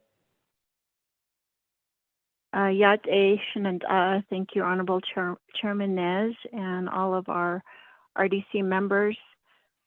First, I'd like to extend a happy Veterans Day to all the veterans out there. Thank you for your service. Again, this is Sanlata Jim Martin, ASC Department Manager. We'll provide a brief report as well. We do concur with the report from OOC, from Dominic Bial's office. From OOC from Mr. Willie's office. We do concur that we have 53 chapter budgets that are currently at accounts payable. So I know they are backlogged in providing checks and drawdowns for chapters. There are 53 chapters that are getting processed right now. I know that there are a handful that have received their checks. So again, those chapters that are waiting, there are 53 are currently at accounts payable. We also have sent the rest of the budgets in for the chapters. As you heard, there are 47 chapter budgets that are currently being under review at OOC. Most of them should go through the process smoothly. We did have to revise and make amendments and corrections to some of those, which we did. And then we are currently working on the last 10 budgets for chapters, which include Denahotso, Chilchimbito, Shanto, Navajo Mountain, Indian Wells, Talani Lake, White Cone chapter, and Loop chapter. We are working on getting those corrections done, and we'll submit those as quickly as possible, no later than Friday, so that we can make sure their numbers are corrected. Our ASC staff are working diligently to get those last 10 processed. Other than that, we have approved all the budgets for the chapters. Some of the reason for the delay includes a change that we made this fiscal year with the WIN system. As you know, we've been using the WIN system for all 110 chapter budgets. over the years. And this year we worked with OMB and our consultants to systemize the WIN system so that we could expedite processing the numbers correctly and in a faster manner for the chapters, which included getting the budget from OMB, the approved budget from Navajo Nation Council, from OMB and to the consultants so they could download all those figures into our new WIN system.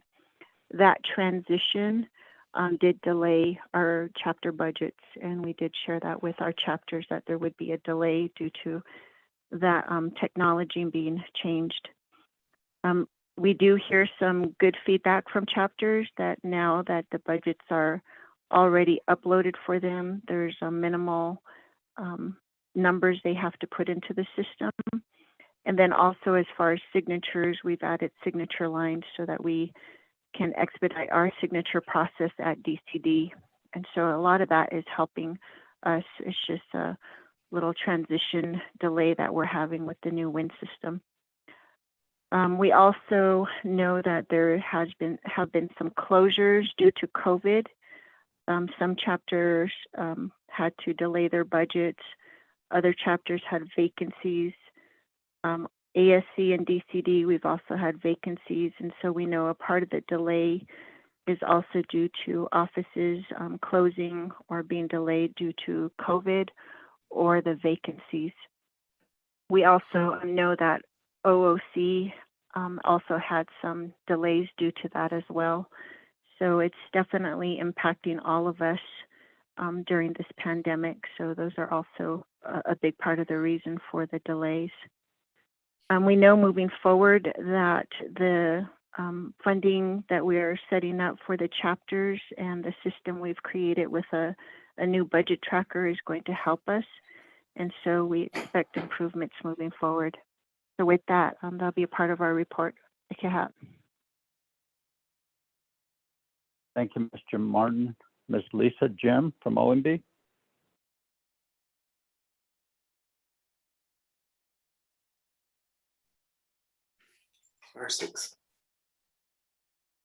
Good afternoon, everyone. This is Lisa Jim with OMB, Acting Budget Officer. Ms. Jim, Hello, can you hear me? you may proceed. Yes, it has. We were asked to be in this meeting. Thank you, Chair, committee members. We were asked to be in this meeting because there was a question on the FY22 chapter allocations. And for OMB's part, those funds, OMB has done their part and entered those budgets into the FMIS system. So those funds have been available as of 10/1/2021 for fiscal year 22. Chair, committee members, were there further questions on, or were there other questions? Mr. Chair, committee members? Thank you, Ms. Jim. We were just getting a report from OMB, OOC, as well as DCD. And there's questions, we'll call on you. Honorable members of RDC, let's establish a motion and a second.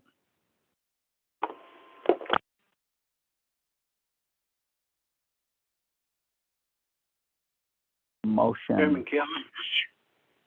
Thank you. Second by? I'll second. Thank you, Honorable Vice Chair Walker. Honorable members of RDC, do you have any questions on the report from OOC, DCD, and OMB?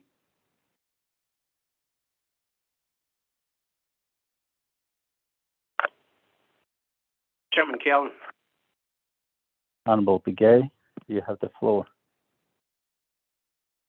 Chairman, I'd like to get a request this in writing as well, or the report in writing, and go for us to take it back to our local chapter. There's a lot of responsibility job as of yesterday, and which I've been forwarding the email to the staff, and then as a delegates ni kliniki. Ato peso like last night when I attended the planning meeting at Nalzini chapter, and we were still in the meeting at 5:15. I've asked the staff if the fundings has showed up in their system, and the response was no. Although another chapter from Low Mountain is indicating that as well. Of the 110 chapters, Halet Ahol, I mean, we're almost halfway through November. And the council and the president approved funding allocation at the end of September. Article OMB just indicated that the funding was available on the first day of October.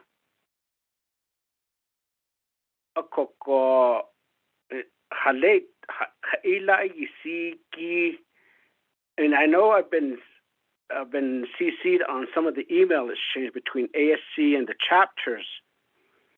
There's no specific to say that, okay, this chapter, you're still lacking this document to do this in order to receive funding.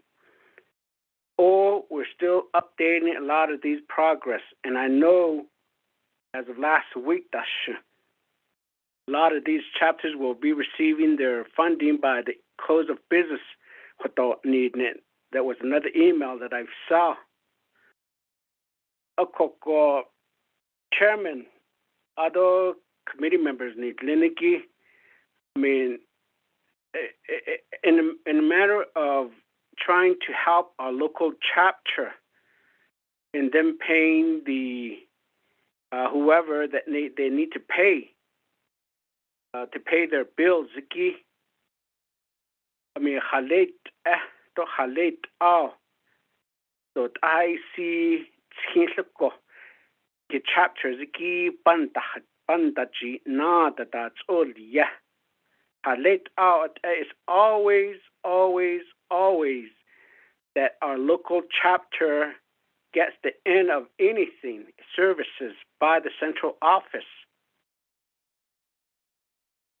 Baholji Joshin in the Bendadil Nish. What are that? The Inishlan sent oh. Because local chapter provides their direct service to our Navajo people. And that's the overall purpose of the government.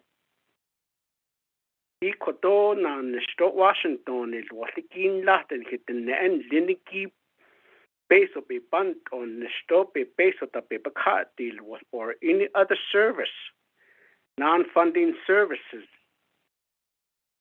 A coco deans at this, the whale Jish.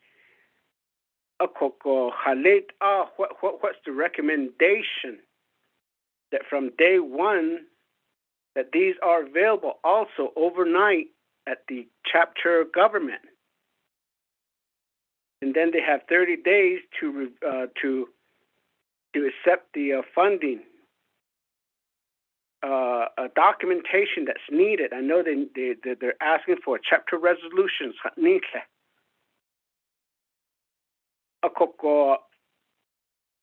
And then a lot of time, the staff the audit the vacancy that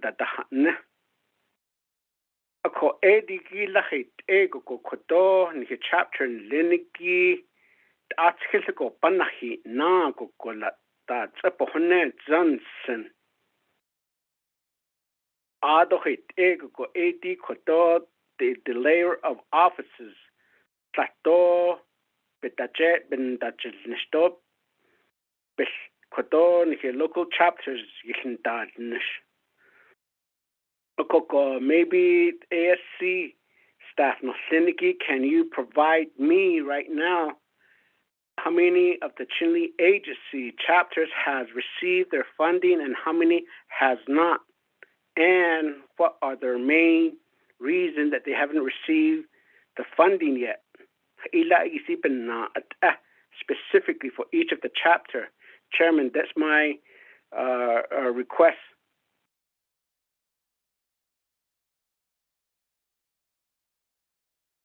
Thank you, Honorable Begay.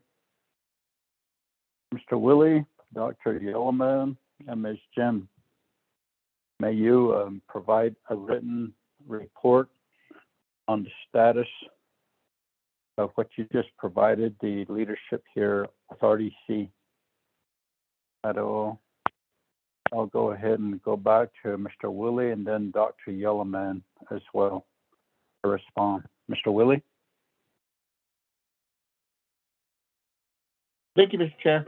As far as Delegate Allen or Key Allen's questions, as far as Chinle agency, those are part of the ones that did get sent to accounts payable, it looks like. I can name those off right now. Black Mesa, Chinle, Forest Lake, Hard Rock, Low Mountain, Lukachikai, Mini Farms, Maslini, Pinion, Rock Point, Rough Rock, Round Rock, Hachi, Blue Gap, Saley, Wheatfield, Silani, and Whippoorwill. So those are actually an AP. I don't know the status of if it get paid, if it has gotten paid, but I know that when the chapter RDPs go across to accounts payable, those are priority. So I can definitely put this in a write-up and send it to the committee. And that's as far as I've got so far right now. Thank you. Thank you, Mr. Willie. Dr. Yellowman? Thank you, Chair Nez. Auto Nanayate Honorable Kialan Begay. Certainly ASC can provide concurrence to what OOC provides and be available for chapter communication. Chair Nez and Delegate Kialan, I just want to share that there's a process that's really important when the ASC staff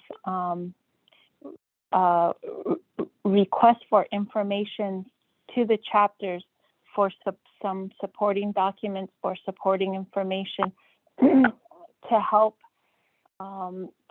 avoid any type of audits or to help avoid any type of red flags later.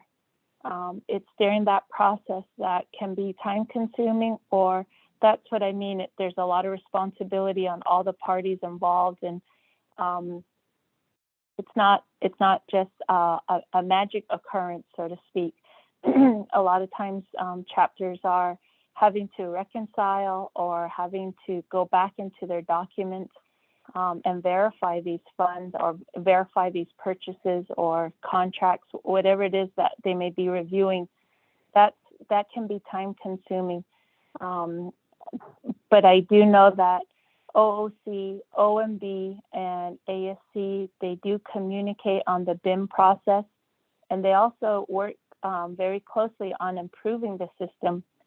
It's hard to demonstrate that systems have been improved upon, but they really do work to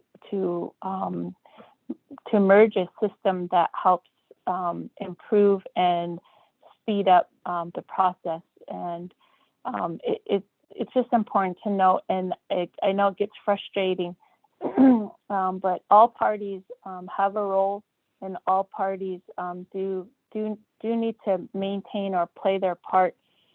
The vacancies are not. The vacancies are. There's some chronic roles to that. They've been vacant for some time. But at the local level, the chapter and the ASC work really hard to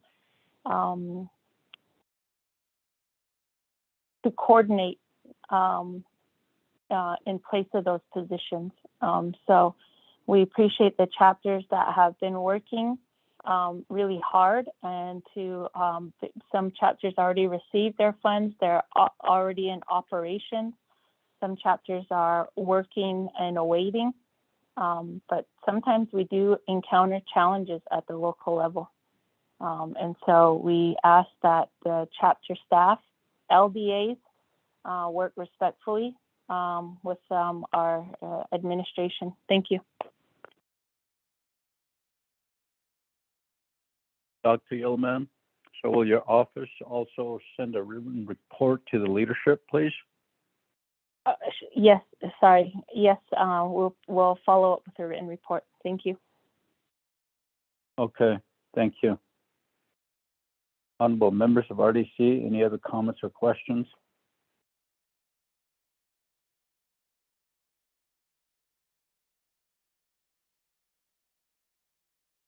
Chairman, if no other committee members, I'd like to have a follow-up. Okay, Honorable Begay, go ahead. I think that's where we come in as staff, Nikki. But does it take this long to get these done? We've been preparing for it. We know. I mean, this is an annual process. That's all. Yeah.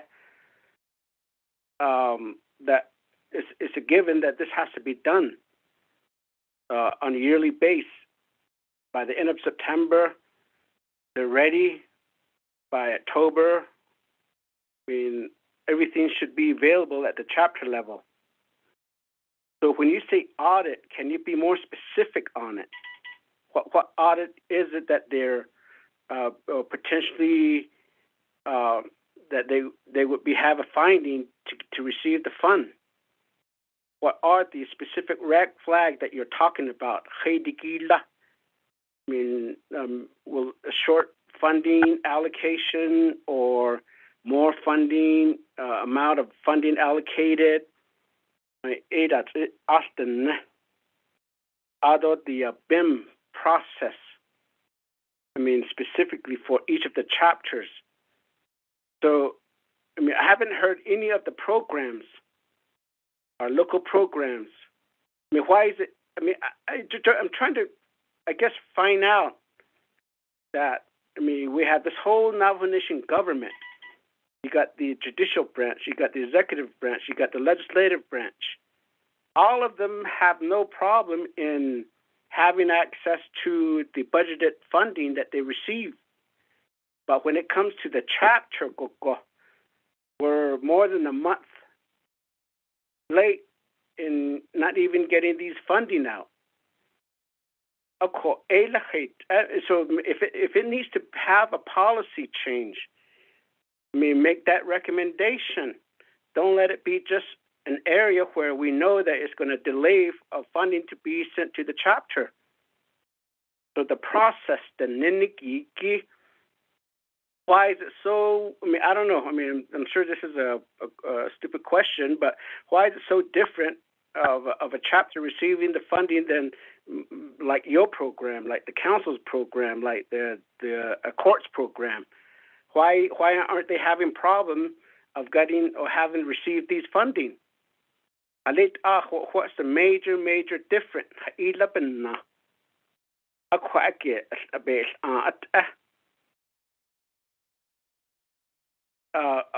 But now, how do we justify and help our local chapter that a month at the base of and I'm sure these creditors, wherever they're supposed to be paying, and how do we deal with that? I'm sure you'll say that, well, that's your responsibility, chapter. So,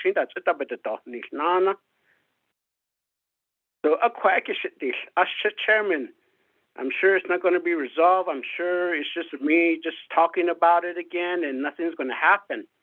I don't know.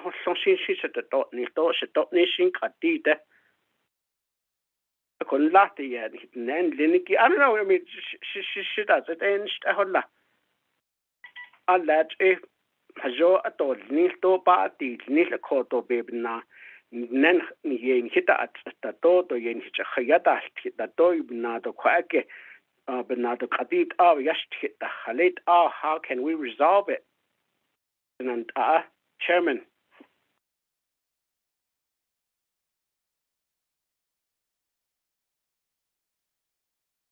Thank you, Honorable Begay. Your concerns. So they not on his nasna chapters and that this could give in much. What is going on? And Mr. Willie here provided his report as well as DCD and OMB. So, Mr. Willie, and they're all going to send a written report.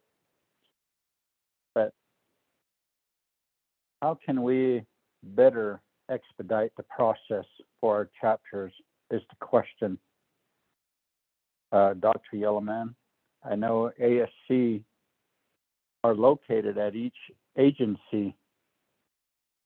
How are they helping to assist these chapters? Are there any positions that are vacant? Is that the reason why?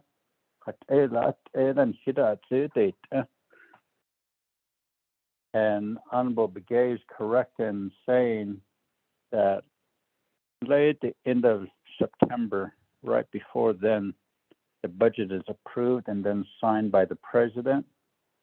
And then it goes forward to the programs that need to send these, which would be your office as well as OOC, as well as OMB.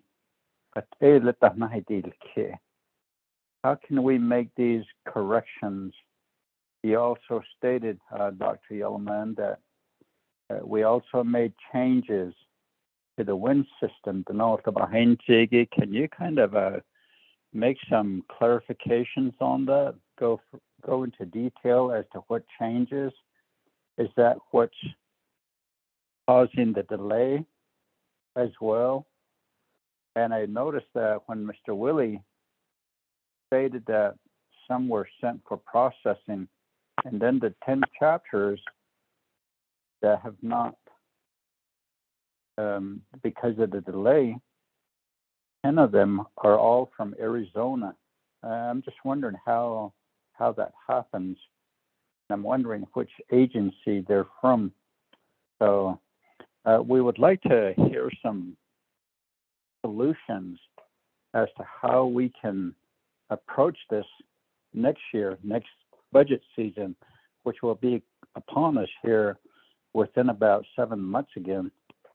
So with that, Dr. Yellowman, your response?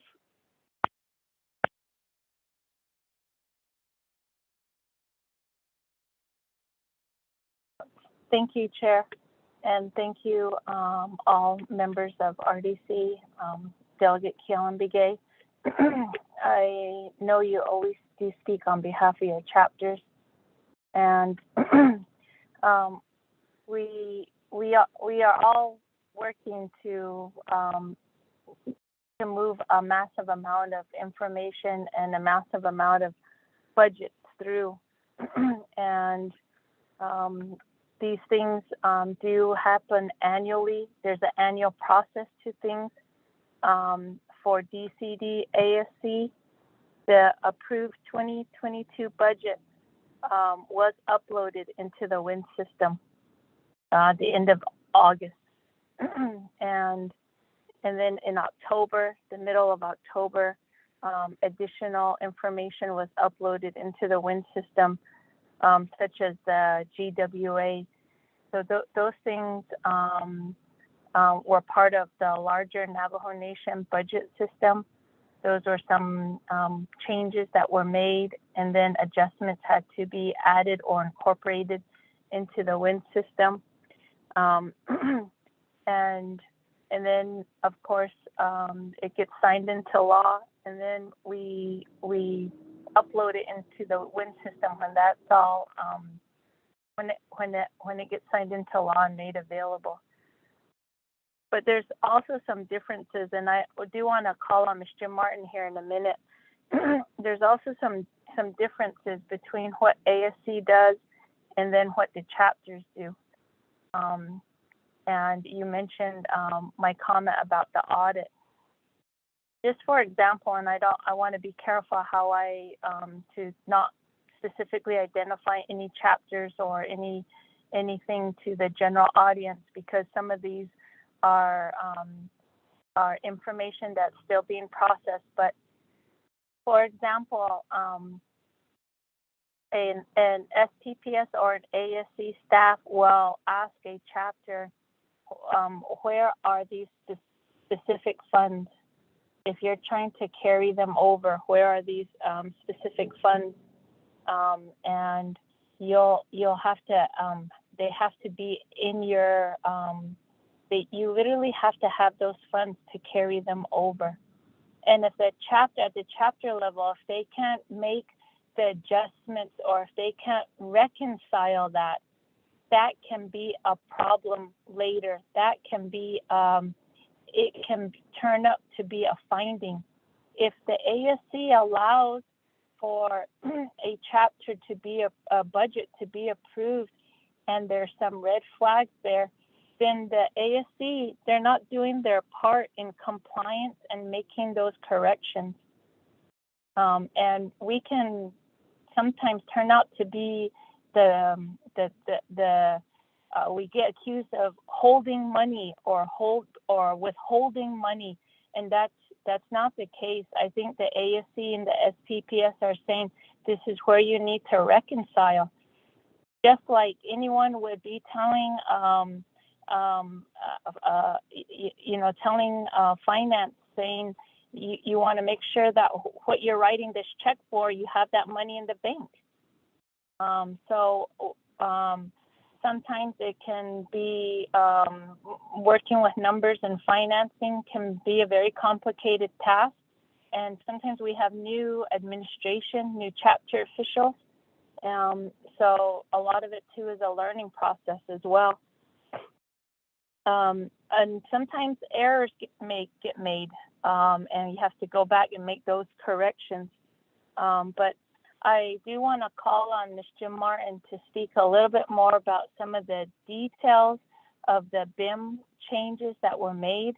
Also, some of the changes that get and recommendations to improve the process. Overall, DCD is connected. We're connected to the chapters. We're connected to OMB. We're connected to OOC. And we're quarterbacking this whole process, and we cannot be isolated alone. So, Chair, I think when you ask DCD what recommendations and what overall improvements are we wanting to make, there's massive improvements to make to our overall financial system to the Navajo Nation, and DCD is heavily connected to one branch of OOC, one branch of OMB, and to the chapters. And then the chapters have autonomy in that process too. So part of that is honoring that local autonomy, but also making sure that we're assisting in them being in compliance. I've shared with RDC before that the overall goal too is to help all of our chapters be fiscally and financially responsible and operating and functional. And sometimes our chapters can struggle in that.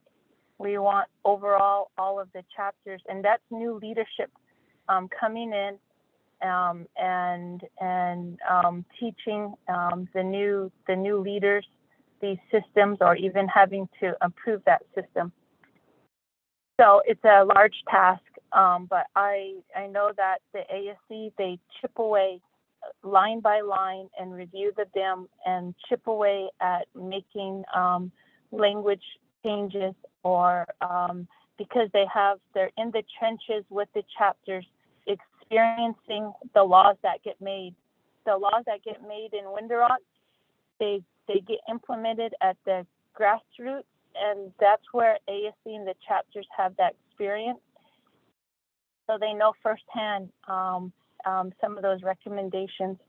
So, Chair, if I could share some time with Ms. Jim Martin to provide some more details to the question we received on what leads to an audit, or and then some of the changes to the BIM and recommendations that have been made by DCD ASC. Thank you, Chair.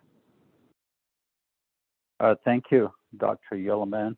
And also, Ms. Jim Martin, could you also touch up on the debit cards that chapters are beginning to use? And I don't know what information you might have, and just wondering if some of these are would be part of the audit that would raise a red flag, because with the FMS that they have, some of the chapters are not supposed to have any debit cards, but they do. So, Mr. Martin?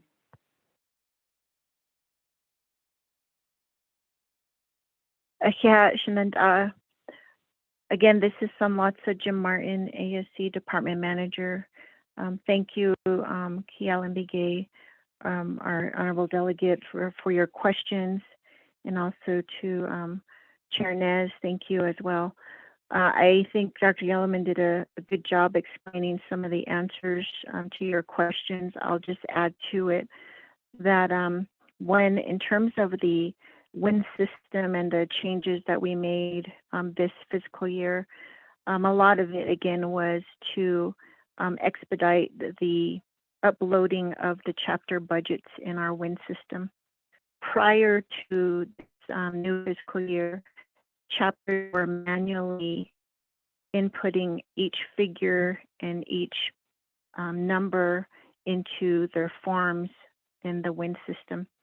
This was consuming a lot of time from our chapter staff, and also we were getting more errors due to that, just basic human error. So to resolve this, we worked with our consultants and also with OMB, so that when the fiscal year 2022 funds were released, we could have those numbers automated and submitted into the WIN system from our level, and that would prevent the chapters from having to manually type in all the numbers and the figures from the approved budgets. This was, again, a lot of good feedback from chapters that did resolve a lot of the time that it was taking for them to get their chapters budgets ready. But because of this transition with the technology, that ended up creating a delay as we had to resolve some of the glitches between that transition for the chapter budgets. There also was an error that showed up this fiscal year because of the GWA changes that were allocated by the Navajo Nation Council. So that had to also be corrected. So that did cause some errors for our chapters. And so that does relate to some of the chapters that had to go back and make corrections with their chapter budgets by taking it back to their chapter constituents, voting on the corrected amounts and getting resolutions passed to match that. So that did cause some of the delays. And so right now the WIN system is working fine. We have all the bugs worked out, and I think we'll have a better process in place moving forward. For the question for Honorable Kialan Begay regarding the Arizona chapters that are still pending, that is really not because of any situation related to Arizona. It's really because those two ASC offices have vacancies. They are needing some staff positions to be filled, as well as at the chapter level. So right now our ASC staff are working double time. They're doing their ASC compliance and corrections for the chapters, and then they're also stepping in as the AMS or the administrative assistant at the chapter to get the budgets processed. So those delays with those 10 chapters is not for any other reason than we have a low vacancy in that area. And so we're working on moving those budgets as quickly as possible. Also, I just wanted to share that we do have, again, 53 chapter budgets at accounts payable. And I do believe the question on why they're not receiving their checks yet could be sent to the accounts payable for a response. I do know that accounts payable is understaffed, and if there's any solution or recommendation we could make from our level is that we do know that accounts payable does need additional support and staff to cut all those checks and send them out or draw them or to get them to be drawn down. So that's one recommendation I could also make. And then also we are going to be reviewing our plan of operation for ASC with the RDC committee. I believe at the end of the month, we'll be talking more about some of these areas that are challenging for chapters. And this can be something we can share with you at that time on the recommended amendments to our plan of operation, which will help address the chapter budgets. We do work closely with the chapter unit with Mr. Roderick Begay on amendments to the BIM, the Budget Instruction Manual, and we continue to make recommendations for improvements in those areas for chapters. We also are working with the chapters and the ASC staff in recommended changes to the MIP system.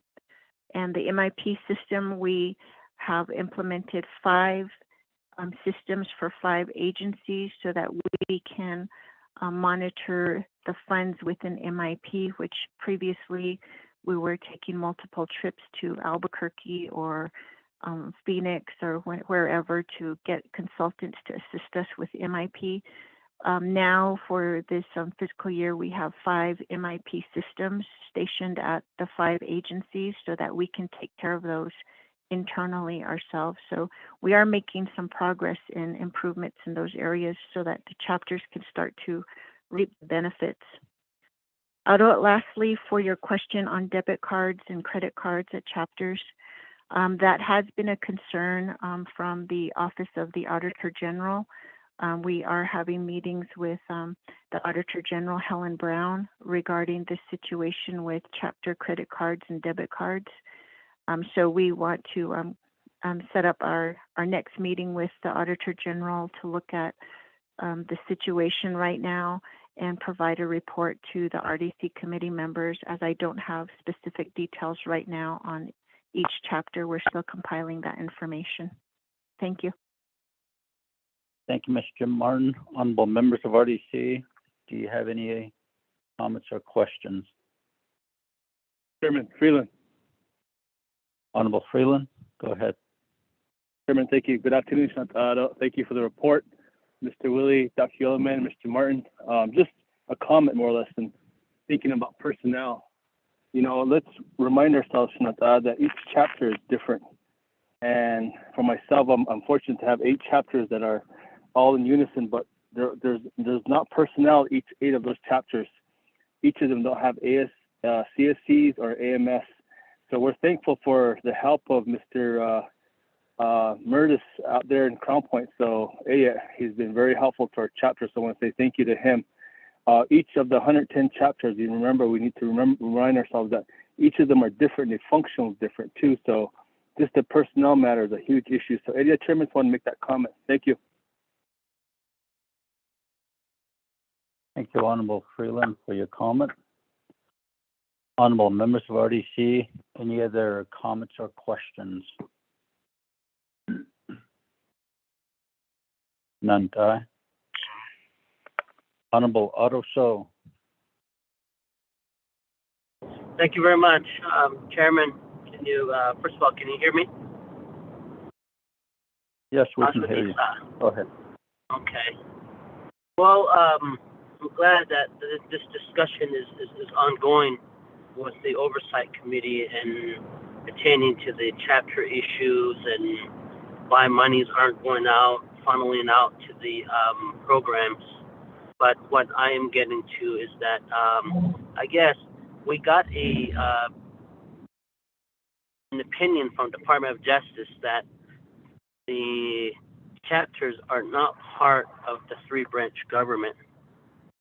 And now, looking upon that opinion, and that opinion is still valid, why is the Navajo, the mother government, trying to impose the oversight of the financial order of trying to make sure that monies are spent right and so forth?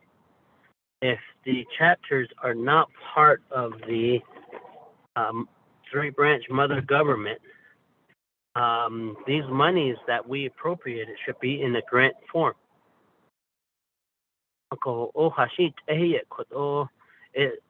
To me, it feels like it's a whole nother layer of bureaucracy that's applied to all the chapters. I think that just talking about the credit card issue and so forth.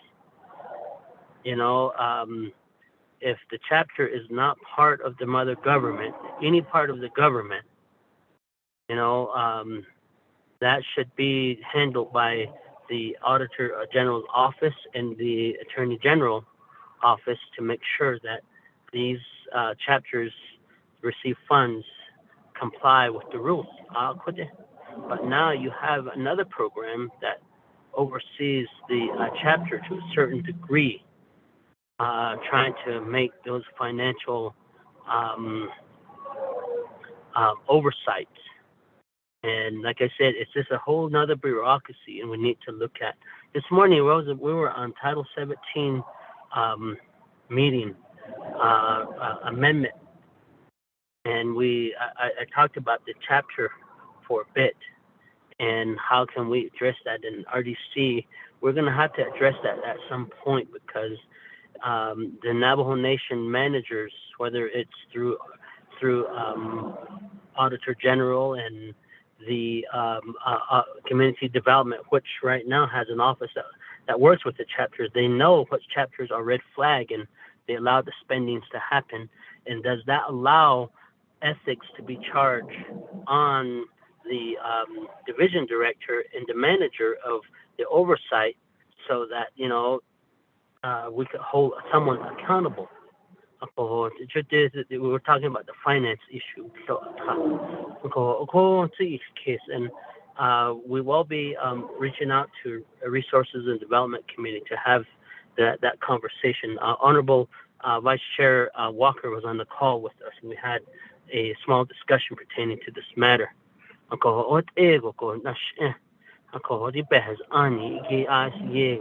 We have to go back and clarify the law, the responsibility of the mother government to the chapters. And that's what the point of the local government is all about.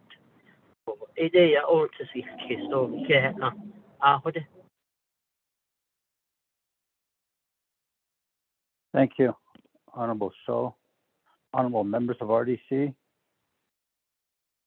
Honorable Kealan Begay. You have the floor. Chairman well, I guess I like to pitch for my 5 chapters.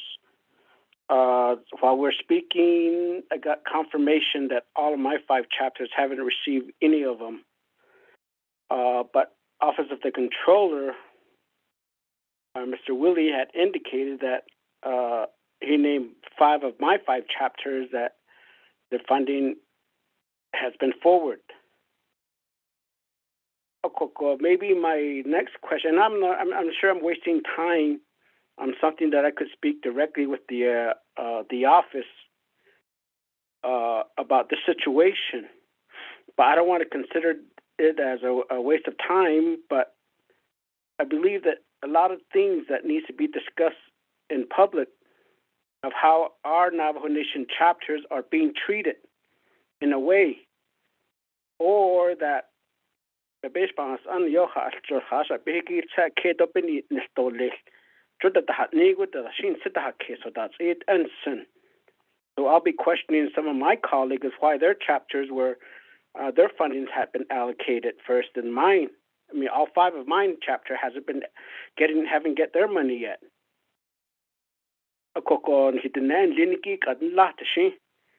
khit ashin chesa ala chinada ego ko peso o ten tapete nido peso ta ya hante ta tapete nekat o, or maybe a scholarship or paying a bill and get purchase something for the printer or something. We're delaying this process of more than 2 months, almost 2 months now. Of course, and I want to be on record that I believe that our program or division is really not being fully responsible of making sure that services continues at the local level. And kodo baha it is, and it is a good thing to have a microscope on the chapters, but why specifically just them, the 110 chapters? What about the other programs across the within the Navajo Nation government? Why isn't there a red flag for the other programs? Why isn't there an audit issue with other programs? Why isn't there other reasonings that you have brought up is not being applied to other programs within the three-branch government? Just ako halit alay kodon hitatnas libetnas adet etit ego koyego bichena hoyil nato dit ego kodo papenil nistopen annish. Just staff at that do the hallo the hatninike, that's where the ASC comes into play, the agency office. I mean more than a month. I mean Joe Quacky I don't know if a directive needs to be done that this particular situation be resolved by the end of the day. Maybe my 5 chapters.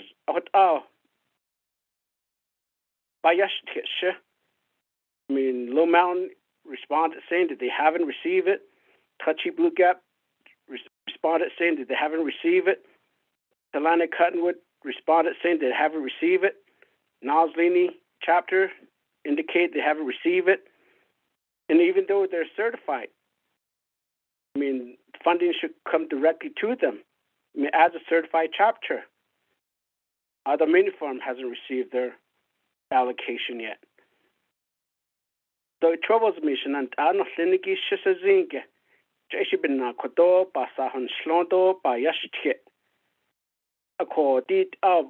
Baya just hito na baya go osat open kitchen na an stopen na the satte the nan hitan zindasha oh late what's another way for us to say politely that's all? Yeah, I'm just trying to get a specific answer, because what I've heard is that the previous funding allocation, that's my conclusion on the response. That these funding allocation from the previous the carryover, that could be resolved while the new funding comes in. How the budget was approved. I'm not sure where that the along the way that the budget the way that were proposed had been changed. Although the salary adjustment that's with the personnel office. A individual, but it's like a administrative matter. But those other services that needs to be extended out to the public and the communities.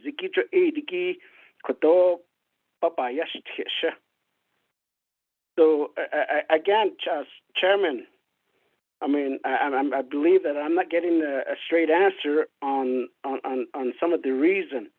A lot of our chapters are not receiving their funding.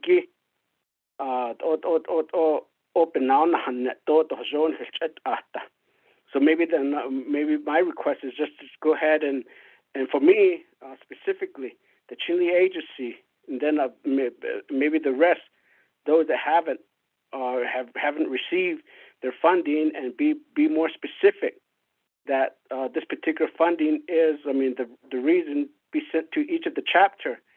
Or let me just, while we finish up, and I'll just send an email to the 5 chapters, the CC, the Division of Community Development, the staff, and let them start communicating and say that, okay,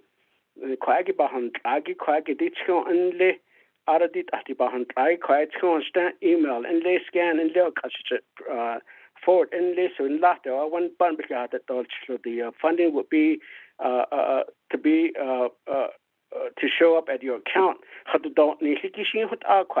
unsent. So I don't know, Chairman. I'm not sure what's another way to say it more appropriately or professionally. So the people are after me. The people are, or some of the staff or the officials are continuing to text me or email me to say that, what do you want us to do without funding? What else do you want to do without resource in running a local government? This is a local government of each of the community. I don't know. We may just see it as just three local people running a local chapter house. So they're not being taken seriously. Similar with our grazing officials, similar with our farm board members, any other local government, local chapter government environment that then. So maybe this is really a good time. Maybe up the level to let's make them as a 4th branch government. That way, we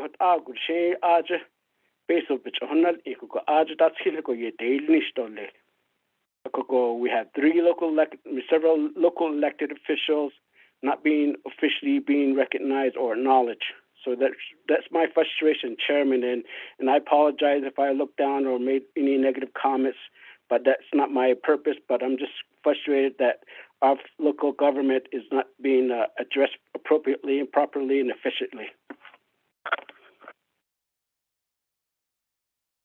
Thank you, Honorable Begay. Mr. Willie, could you give us the status of where Honorable Kialan Begay's chapters are at? As far, are they with the 53 that was sent in for processing? Are they with the 10 or the 47 that's under review? Mr. Willie?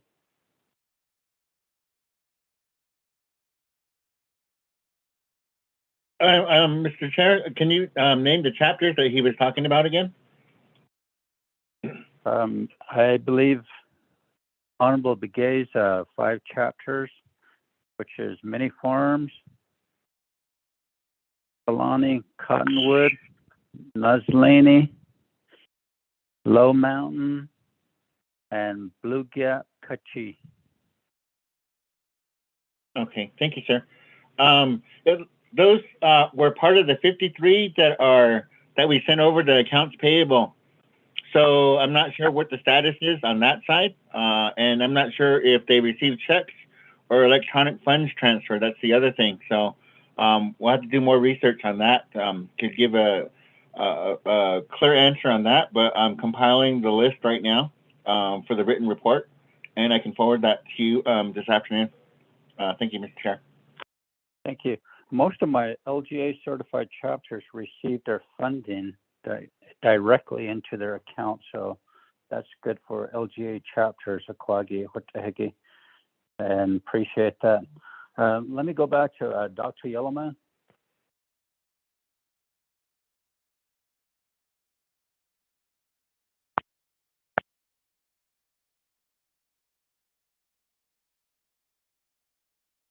Thank you, Chair, and thank you, Delegate Kialan Begay. Again, we can provide in our report some of the processes that include what DCD's role is and DCD's portion, and then where we hand over or where we then the process is in the OOC phase of the process. And DCD in the report earlier, ASC shared that 100 chapters have been approved and signed, and 10 were needing provisions or needing some adjustments and changes. And then from there, it goes to the OOC.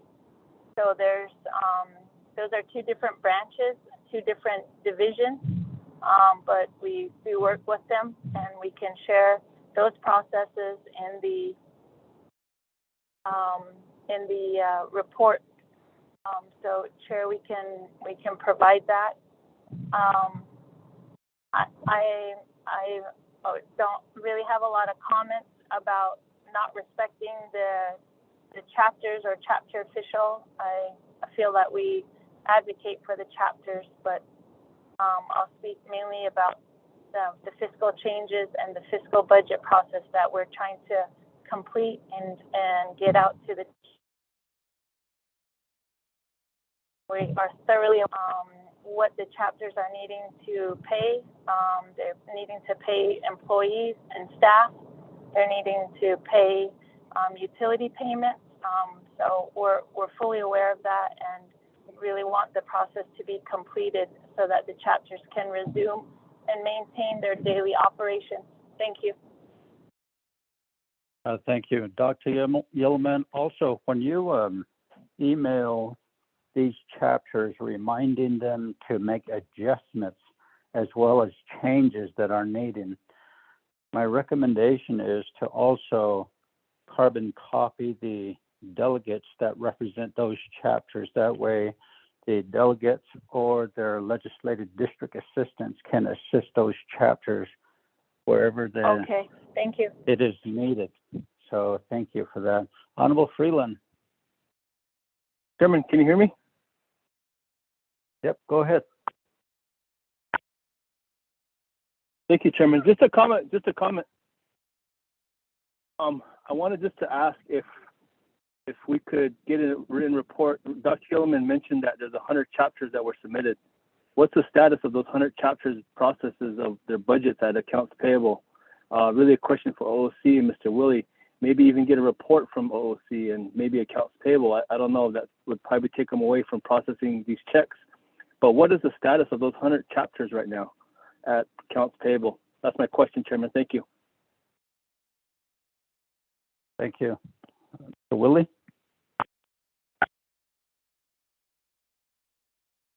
Mr. Chair, thank you for the question. As I stated earlier, 53 of the chapters are actually accounts payable, so they're in process of getting paid. 47 of them are general accounting being reviewed for completeness and making sure that the calculations are all completed and that the budgets are ready to go. So those are in review right now. And that was what I had stated earlier. And we will be providing a list in the written report also that we also can provide to Delegate Freeland. Thank you. Thank you, Mr. Willie. Honorable members of RDC, any other comments or questions? None. We'll go ahead and vote to accept the report. Honorable Vice Chair Walker. Chairman, I vote green. Thank you. Honorable Begay. Chairman, hesitate, but I'll vote green on it. Honorable Daniels. I vote green. Thank you. Honorable Freeland. It's green, Chairman. Honorable Stewart.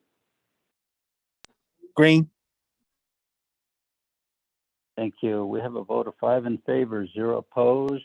Chair not voting. Motion carries. Thank you, Mr. Willie, Dr. Yellowman, and Ms. Jim. You all have a good day. Honorable members of RDC, we're down to new business. First legislation will be legislation 0223-21, sponsored by Honorable Chairman Daniel So Shina, I understand that you're on the call. Could you please introduce yourself, sir?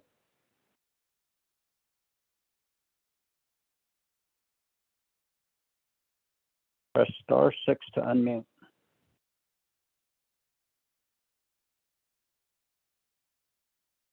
Honorable Chairman Daniel So. Going once, twice. Mr. Tahi, is Chairman So on the line? Daniel So? Good afternoon, Chairman. Yes, Daniel So is on the line. I did ask him to unmute his phone.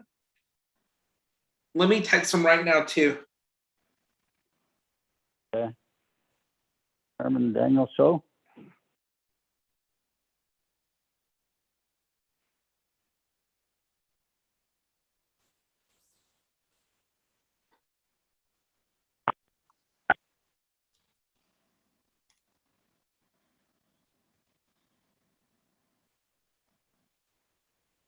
Honorable Chairman Daniel So, press star 6.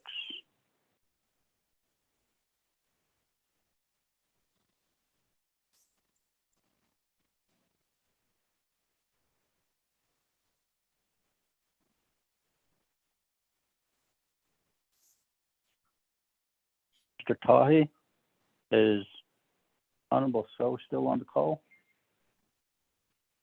Chair, yes, he's still on the call. I did text him also to let him know that he is up on the Star agenda 6. next. Star There you 6. go, sir. He's there. Okay, thank you. Honorable Daniel So is on the call with us. Mr. Tai, could you read this in for the record, please? This legislation also goes to the Navajo Committee. Mr. Tahi? You have legislative summary sheet tracking number 0223-21. The date on it is October 27th, 2021. The title of the resolution is Proposed Standing Committee's Resolution and Action Relating to Resource and Development Committee and Navigate Committees requesting and supporting the introduction of federal legislation or amendment to federal regulations to expedite the improvement of historic established federal roads and other infrastructure for the benefit of Navajo communities. Purpose. The purpose of the resolution is to request and support the introduction of federal legislation or amendments to federal regulations that will classify roads established in Navajo Indian country prior to 1970 as historic established federal roads. The designation as historical established federal roads will allow for these historical established federal roads to be improved, widened, and or paved without requiring additional studies or clearance upon notice to the Navajo Nation, and that utility corridors along these historical established federal roads, providing for infrastructure such as electric utility lines, fiber optic connections, and wireless communication facilities that will be installed or erected without requiring additional studies or clearance upon notice to the Navajo Nation. This legislation will be read fully into the record by the Navigate Committee. The sponsor is Honorable Daniel So. The tracking number is 0223-21. An action relating to resource and development and Navigate committees requiring and support the introduction of federal legislation or amendment to federal regulations to expedite the improvement of historic established federal roads and other infrastructure for the benefit of Navajo communities. In section 1, it outlines the authority. In section 2, it indicates its finding, which it also attaches an exhibit A. Section 3 is a request for federal legislation or amendment to the federal regulations. And section 4 is an authorization for Navajo Nation President and Speaker of the Navajo Nation Council to advocate on the nation's behalf. Attached is exhibit A, a resolution number ENLCAP-03-21.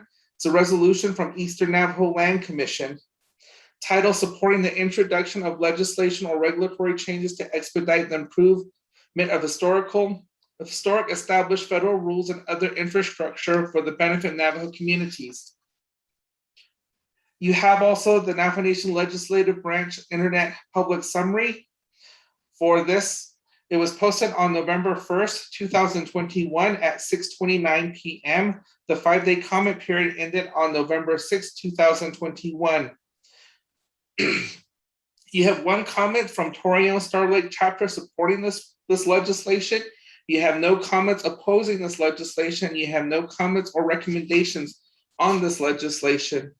The Torreon Star Lake chapter supporting this is resolution of Torreon Star Chapter Lake TSL 04-2021-26.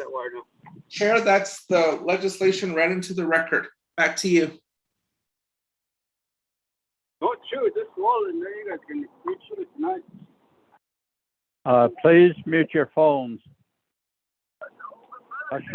Phone made it up, sir. Somebody needs to mute their phone. Thank you. Thank you for reading this into the record, Mr. Tahi. At this time, honorable members of RDC, do you have any?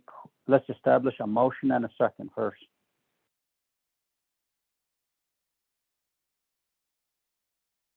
Here, a motion. Thank you, Honorable Begay. Second by Freeland. Honorable Freeland. Are there any questions? None. This legislation goes to Navajo Committee.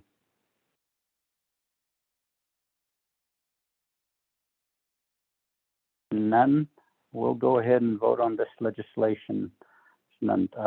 Honorable Vice Chair Walker, how do you vote? Chairman, I vote green. Thank you. Honorable Begay? Chairman Kell votes green. Thank you. Honorable Daniels? Green. Thank you. Honorable Freeland? Green. Honorable Stewart? Green. Thank you. We have a vote of 5 in favor, 0 opposed. Chair not voting. Motion carries. Thank you, Honorable Chairman Daniel So, for getting on the call. Your legislation will be headed to Chairman So. Had long Fatilla auto to the 3 Chays and 2 little brothers. For adopting this legislation. It's well written and it conveys the thought. Non-lead. But when has odd in Saha Casey go ahead. But our she needs to open that she infrastructure work digi. Sato Lunda is neat only. Thank you. Honorable members of RDC, we do have 3 legislations on the agenda which have RDC's final authority. If you wish to go ahead and suspend the floor rules, we can do that. But the 10225 requires an amendment as requested by the sponsor. If not, we can go individually as you wish.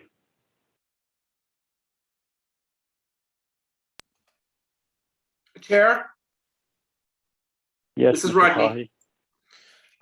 Mariana Khan just sent out an email not too long ago indicating that there needs to be an amendment to legislation also 0226-21. I'm not sure if you guys received that email from her as well.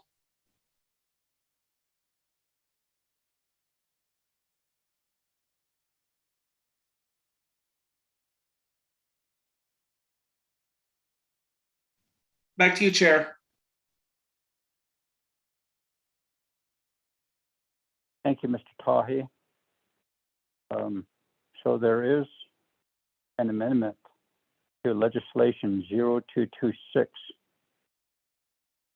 But the next legislation, Honorable Walker, does your legislation require an amendment also, Honorable Vice Chair? Yes, Chairman. Oh, Okay. I believe we'll go ahead and move forward with that legislation. Mr. Tahi, could you read this legislation 0225-21? Chair, members of RDC, you have legislative summary sheet tracking number 0225-21, date October 29th, 2021. The title of the resolution is Proposed Standing Committee Resolution, an action relating to Resource and Development Committee, confirming the appointment of a member of the Resource and Development Committee to serve on the Navajo Tribal Utility Authority Management Board of Directors for a term of 3 years from October 2021 to October 2024. The purpose of the resolution is to appoint and confirm a member of Resource and Development Committee to serve on the Navajo Tribal Utility Authority Management Board of Directors for a term of 3 years from October 2021 until the annual board is in October 24.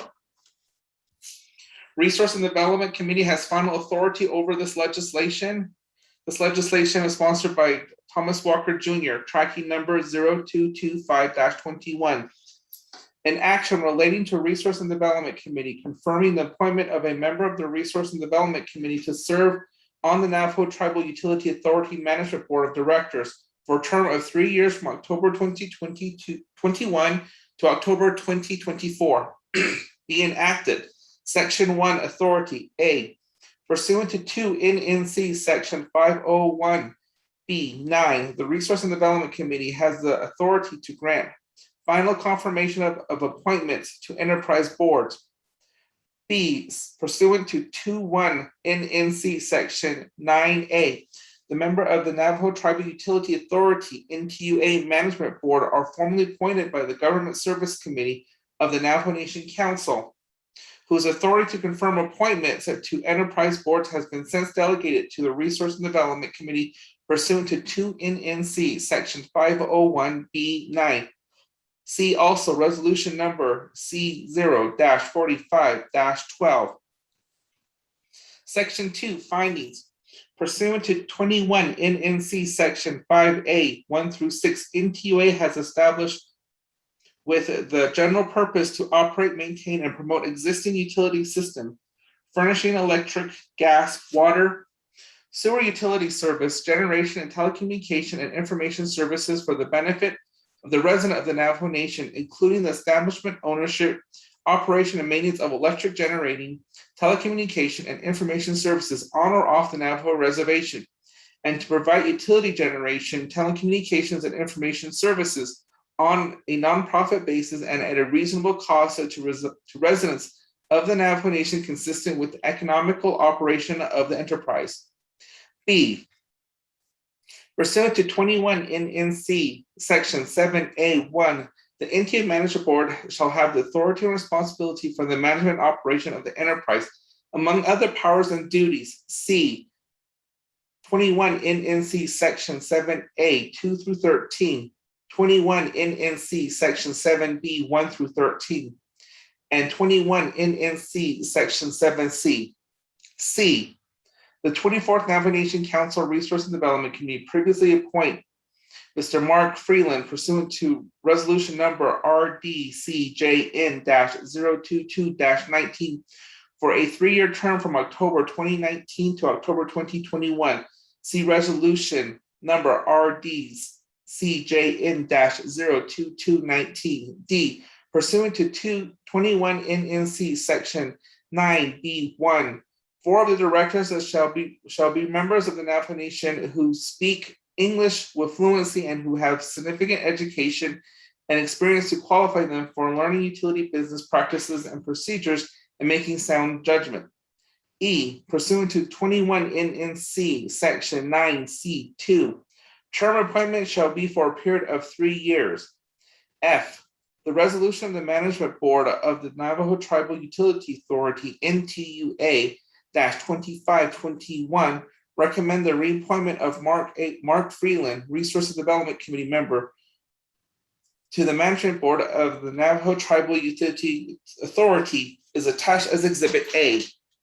Section 3, Appointment and Confirmation. The Resource and Development Committee hereby appoints and confirms blank to serve on the Navajo Tribal Utility Management Board of Directors for a term of 3 years from October 2021 until the annual board meets in October 2024. Chair, then you have Resolution Exhibit A, the resolution of the Management Board of the Navajo Tribal Utility Authority, NTUA-3521.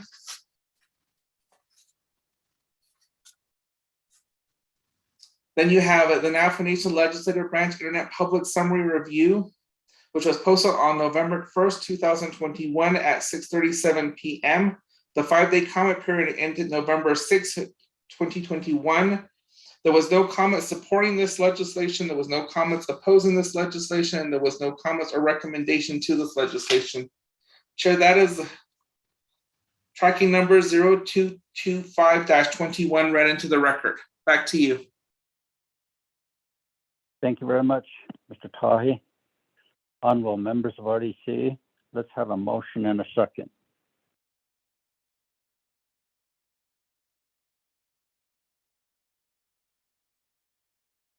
Motion, Kellen.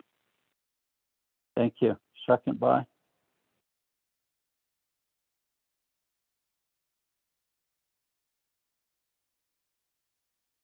Second.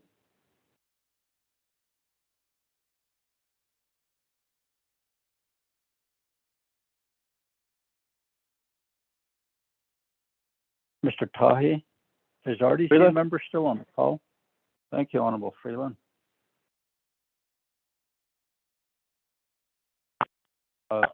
Honorable Freeland? That's fine, Abiga. I just figured you might get reappointed, so I was going to say that it might be best to have some of the other RDC members second the motion. Okay. Okay. Chairman Thomas Walker. Yes. I can second that motion. Okay, that's fine. Thank you, Honorable Walker. Adosh Nanda, Honorable Vice Chair Walker, you have 20 minutes, and then we can entertain this amendment. Okay. Thank you, Chair, all committee members. Although, thank you, Mr. Tahi, for reading the legislation into the record. Although motioning party, I'm one of the motioning parties. So,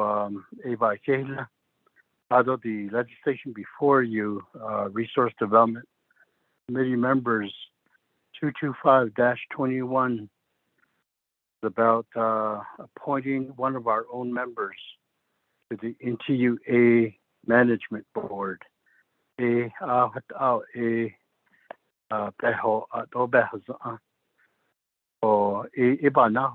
That reappointment again. We've done this back in 2019. So,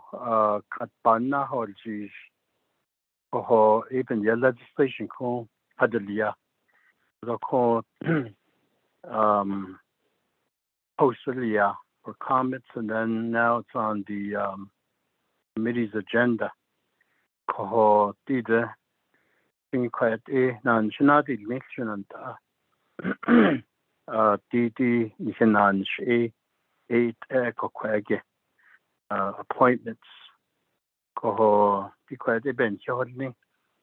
Although we appointed Honorable Freeland 2 years ago. Well, it term it could expire in there. Unless we reappoint him. So the 24th Council, though RDC, term it could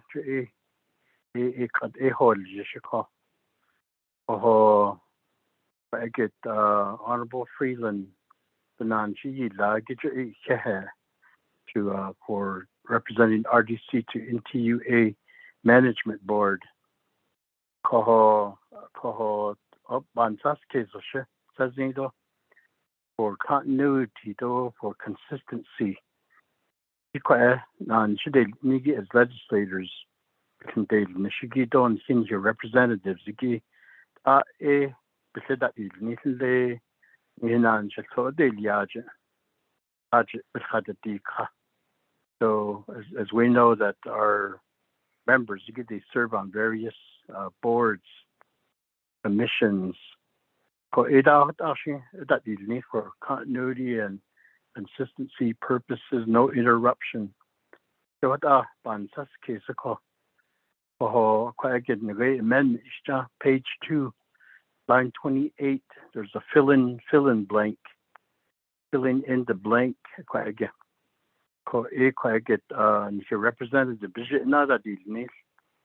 Ado ebelken nadi katoshi legislation do belken di ka. Kotego benya so in shido le teacher o afigi biye. Sinan ako. Ede what chairman ado in TUAD we have a representative or actually an agent can speak to questions and comments if need be. David Silva would yako. For Ishinko then I did kiddo edo aja bahuido ash. But for now amendment digi nishinsh kedo the question and Chairman. Thank you. Thank you, Honorable Vice Chair Walker, honorable members of RDC. The amendment has been sent to RDC. Therefore, you could make a motion and a second for Amendment 1 to appoint a member of RDC to NTUA Board of Management on this legislation.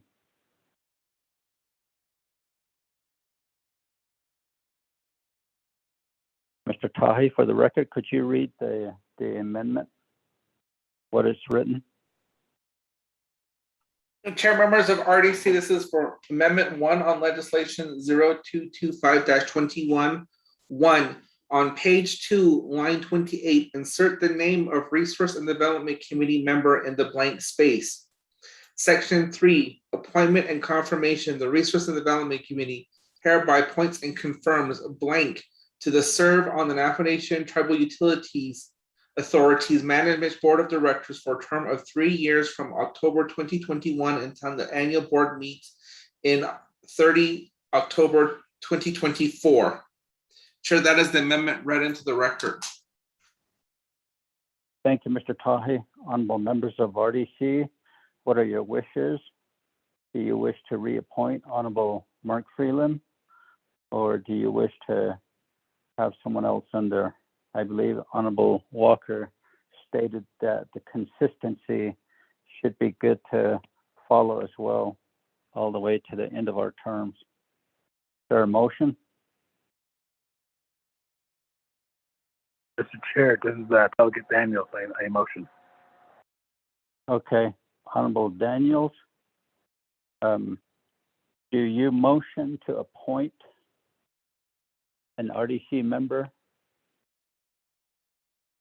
Mr. Chair, yes, I'd like to where that blank is insert Delegate Mark A. Freeland to serve on the board again with us, Mr. Chair. Not a motion, that's please.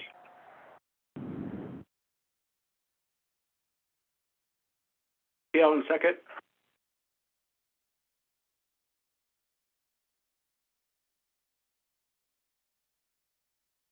Honorable Freeland, do you accept the appointment as motioned by Honorable Daniels to the NTUA Board of Management?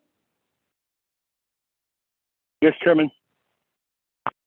Thank you. Is there a second?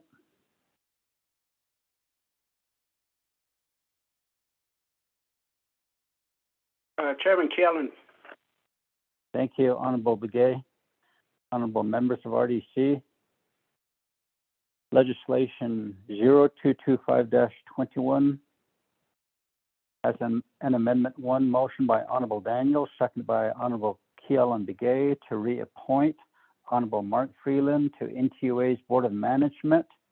And Honorable Freeland has agreed to the appointment. Are there any comments or questions on this amendment?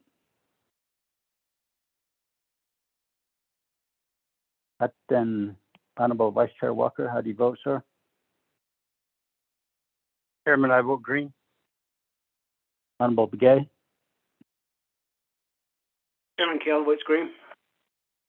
Thank you. Honorable Daniels? Green. Thank you. Honorable Freeland? Green. Just kidding, Thank Chairman, you. green. Thank you. Thought you were going to say green chili. Honorable Stewart? Green, Chairman. There you go. We have a vote of 5 in favor, 0 opposed. Chair not voting. Motion carries for Amendment 1. Back to the main motion. Any comments or questions? None. Honorable Vice Chair Walker, how do you vote, sir? Chairman, I vote green. Thank you. Thank you. Honorable Begay?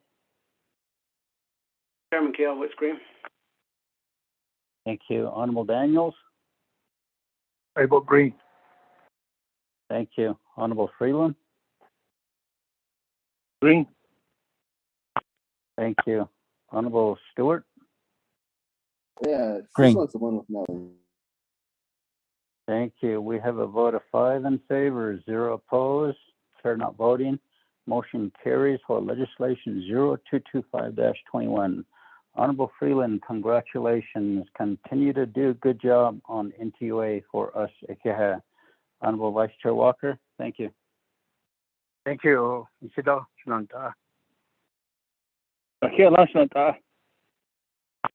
there you go. Next legislation 0226-21. This legislation goes to Budget and Finance Committee, Navajo Committee, and then the full nomination council sponsor, Honorable Wilson Stewart Jr. Mr. Tai, could you read this into the record, please? Chair members of RDC, you have legislation summary sheet tracking number 0226-21.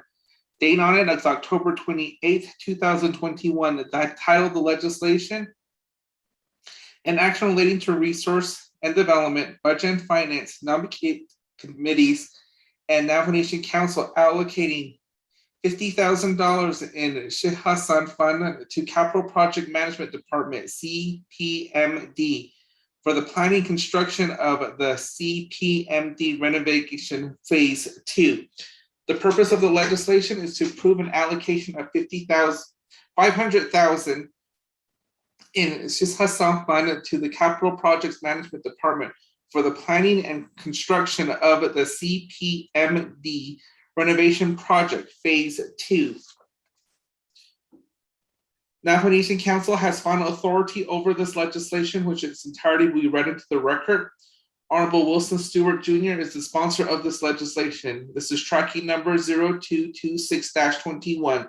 An action relating to resource and development, budget and finance, nominate committees, and Navajo Nation Council allocating $500,000 in Shihasan funds to Capital Management Projects Department, CPMD, for the planning construction of the CPMD renovation phase 2. Section 1 outlines the authority. Section 2 includes its finding, which is an Exhibit A, an Exhibit B, and Exhibit C. In Section 3 is the approval and adoption of the Shihasan funding and expenditure plan, which cites Exhibit A and Exhibit C. Section 4 is the approval and adoption of the expenditure plan administration, which reference Exhibit B, Exhibit A through C. Section 5 has the directives. Section 6 is an effective date. And Section 7 is a saving clause. Attached, you have Exhibit A, the Sawmill Chapter Resolution SAW-07-19-21-06. Exhibit B, you have the Sawmill Chapter Phase 2 Project Estimate. It's a memorandum dated June 29th, 2021, to Woody Bennett, Sawmill Chapter, from Marcus Murphy, Project Manager from Capital Projects Management Department. You have Exhibit C, which is a Navajo Nation Supplement to Funding Proposal. Then you have the first Navajo Nation Legislative Branch Internet Public Review Summary, which was posted on November 1st, 2021 at 6:42 p.m. The 5-day comment period ended November 6th of 2021. There was no comment supporting this legislation. There was no comments opposing this legislation, and there was no comments or recommendation to this legislation. Chair, that is legislation 0226-21 read into the record. Back to you, Chair. Thank you very much, Mr. Tahi. Honorable Stewart, you have 20 minutes, sir. Question Shana, Chairman Nez, Vice Chairman Walker. Thank you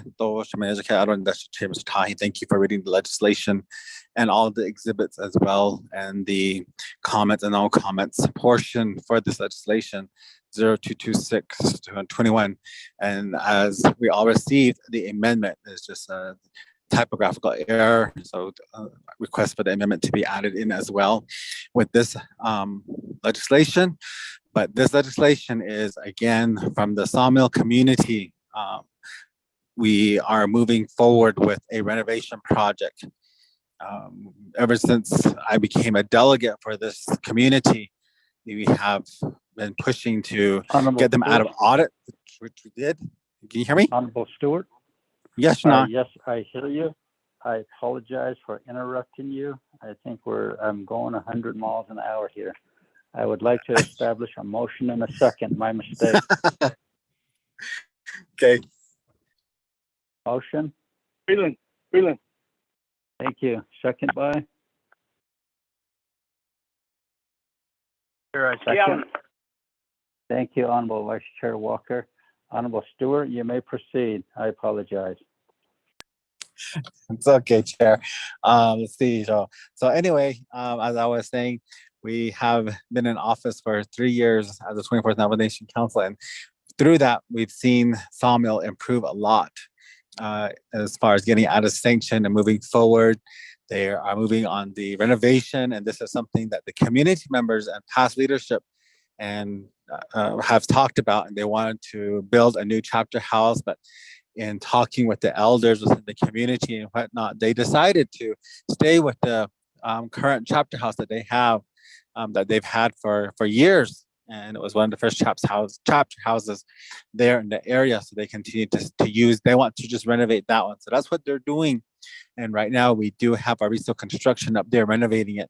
And the chapter leadership, Shana, Mr. Woody Bennett, and Mr. Lewis Shirley, and Mr. Sean Livingston, those that are officials, and Mr. Patrick Martinez, they really advocate for the chapter, and they're following the CPMD office along the way and making sure that everything gets done, making sure every penny is accounted for, knowing that they don't want to go back into sanction. And so through that, the efforts that they want to do with the community, this is requesting for additional funding so that we can continue to get this chapter renovated and we can continue to have our meetings inside this new facility that would be renovated. Right now, we're just meeting outside, or we're meeting in the Apache County building, which doesn't hold very much.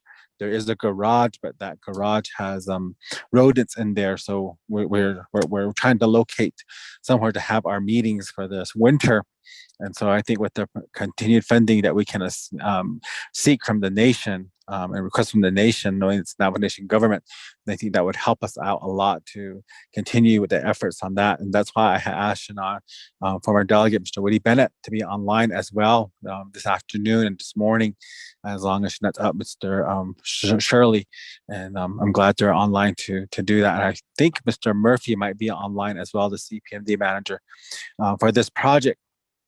But Shana, that's all I want to say as an introductory for this legislation. I don't know if Shana, Honorable former Delegate Woody Bennett, has anything to say, or Vice President Mr. Shirley have anything to add to it. But I'll turn the floor over to them, Shana, Chairman.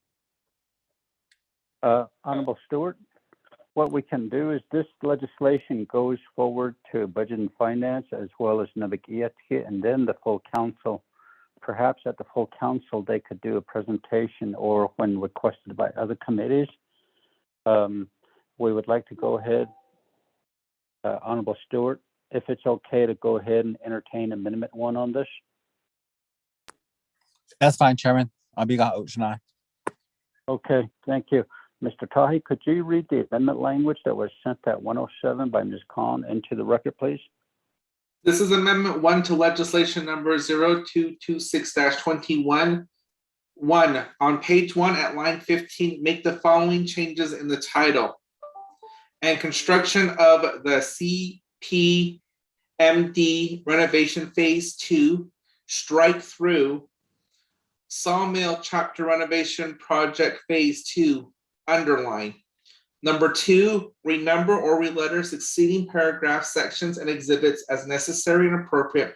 The Office of Legislative Service and Office of Legislative Counsel, with notice to the sponsors of the legislation, are hereby authorized to make technical edits to this legislation as necessary and appropriate to correct grammatical and or scrivener's error and to correct numerical errors as long as such edits accurately reflect the committee's intent in improving this legislation. That this amendment shall supersede all inconsistent language contained in any other committee amendments, which amendments shall be conformed to the intent or the language of this amendment.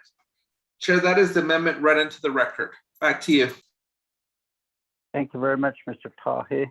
Honorable members of RDC, I'd like to establish a motion for Amendment 1. Chairman Keller, motion. Thank you, Honorable Gay. Second by?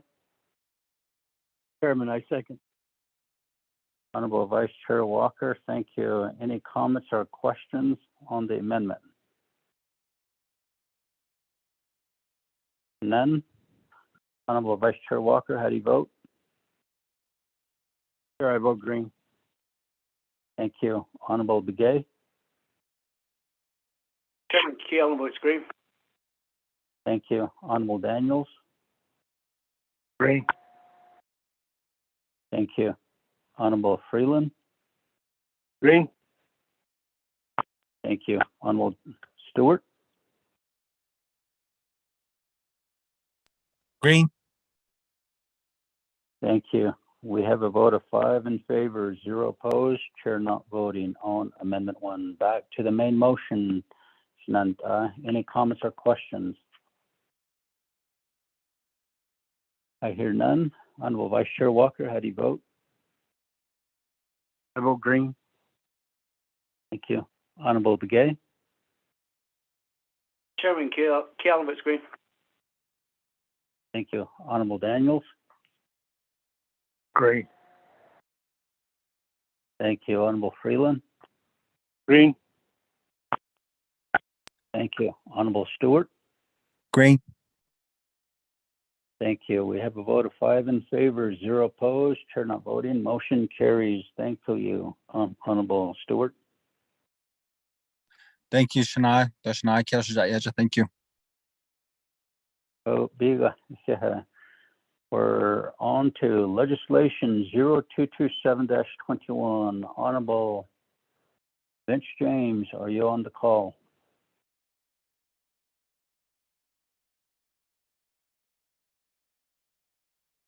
Going twice. Good. Yeah. Going 3 times. Honorable James? None. Mr. Tahi, is Honorable James on the call? Chair, I don't see Honorable Vince James on the call. Okay, thank you. Moving down to E, legislation 0232-21. Honorable Speaker Damon, are you on the call, sir? Good afternoon, Chairman. This is Melinda. Yes, Speaker Damon is getting on the call. He just went to take a short break from the call. Hold on 1 second. Okay, thank you for that. Mr. Tahi, honorable members of RDC, Honorable Speaker Damon will get on the call as soon as he does here. In the meantime, we'll go ahead and have Mr. Tahi read this into the record, please. The Navajo Nation Council has full authority over this legislation as well. It'll go move forward to Navagiatke. Tahi? Chair, RDC, you have legislative tracking summary sheet 0232-21, date October 18, 2021. Title of the resolution is Proposed Navajo Nation Council Resolution and Action Relating to Resource and Development Committee, Navigate Committee, and the Navajo Nation Council approving an oil and gas operating agreement between the Navajo Nation and Navajo Nation Oil and Gas Company for Toachi Wash, Beautiful Mountain, and Porcupine Dome. The purpose of this legislation is to approve Toachi Wash, Beautiful Mountain, and Porcupine Dome oil and gas operating agreements between the Navajo Nation and the Navajo Nation Oil and Gas Company. Navajo Nation Council will have final authority over this legislation, which in entirety will be read into the record. Sponsor of this legislation is Honorable Seth Damon. This is tracking number 0232-21, an action relating to Resource and Development Committee, Navigate Committee, and the Navajo Nation Council, approving oil and gas operating agreements between the Navajo Nation, the Navajo Nation Oil and Gas Company for Toachi Wash, Beautiful Mountain, and Porcupine Dome. In section 1, it outlines the authority. In section 2, its findings, which is an exhibit A, an exhibit A1, an exhibit A2. It also lists exhibit B, an exhibit B1, an exhibit B2, an exhibit C, an exhibit C1, and exhibit C2. In addition, it has exhibit D, E, and F, and G. Section 3 is the approval and authority, which reference exhibit A, exhibit B, exhibit C. Attaches exhibit A, the Navajo Nation Oil and Gas Operating Agreement. Attaches exhibit A1, a programmatic environmental assessment of the Porcupine Dome project for Navajo Nation Oil and Gas Company of San Juan County, New Mexico. This was submitted to the Department of the Interior for NEPA review. It was prepared by Brian Wood. Exhibit A2 is a topographical map survey of the Porcupine Dome. Exhibit B is a Navajo Nation Oil and Gas Operating Agreement. Exhibit B1 is the problematic environmental assessment of the Beautiful Mountain project for Navajo Oil and Gas Company, San Juan County, New Mexico, which was submitted to the Department of the Interior for NEPA review. This was prepared by Brian Wood, June 7th, 2021. B2 is a survey of the Beautiful Mountain area.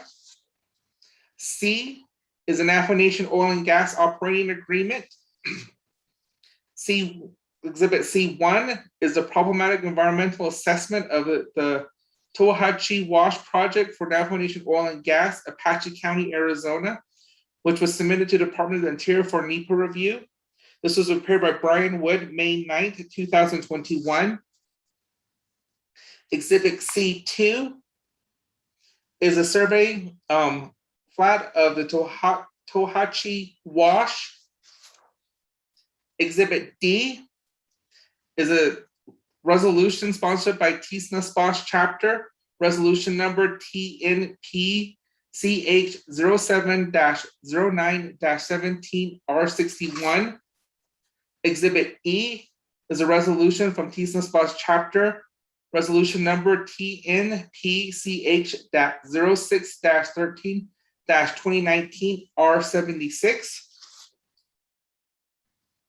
Exhibit F, you have a resolution supporting this. The resolution number is at TAT-19-06-66. You have Exhibit G, which is a document number 0161-49, which is the Executive Official Review.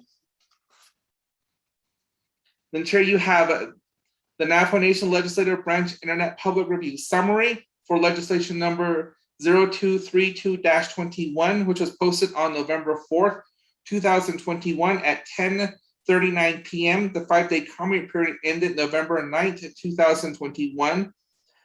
You had no comments supporting this legislation, you had no comments opposing this legislation, and you had no comments or recommendation on this legislation. Chair, that is legislation 0232-21 read into the record. Back to you, Chair. Thank you, Mr. Tahi. Honorable Speaker Damon, are you on the call, sir? Yes, Chairman Nez, can you hear me? Yes, thank you. Honorable members of RDC, let's have a motion and a second.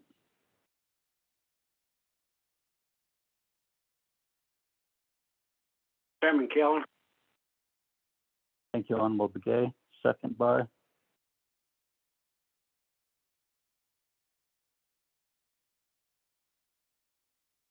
there a second? None.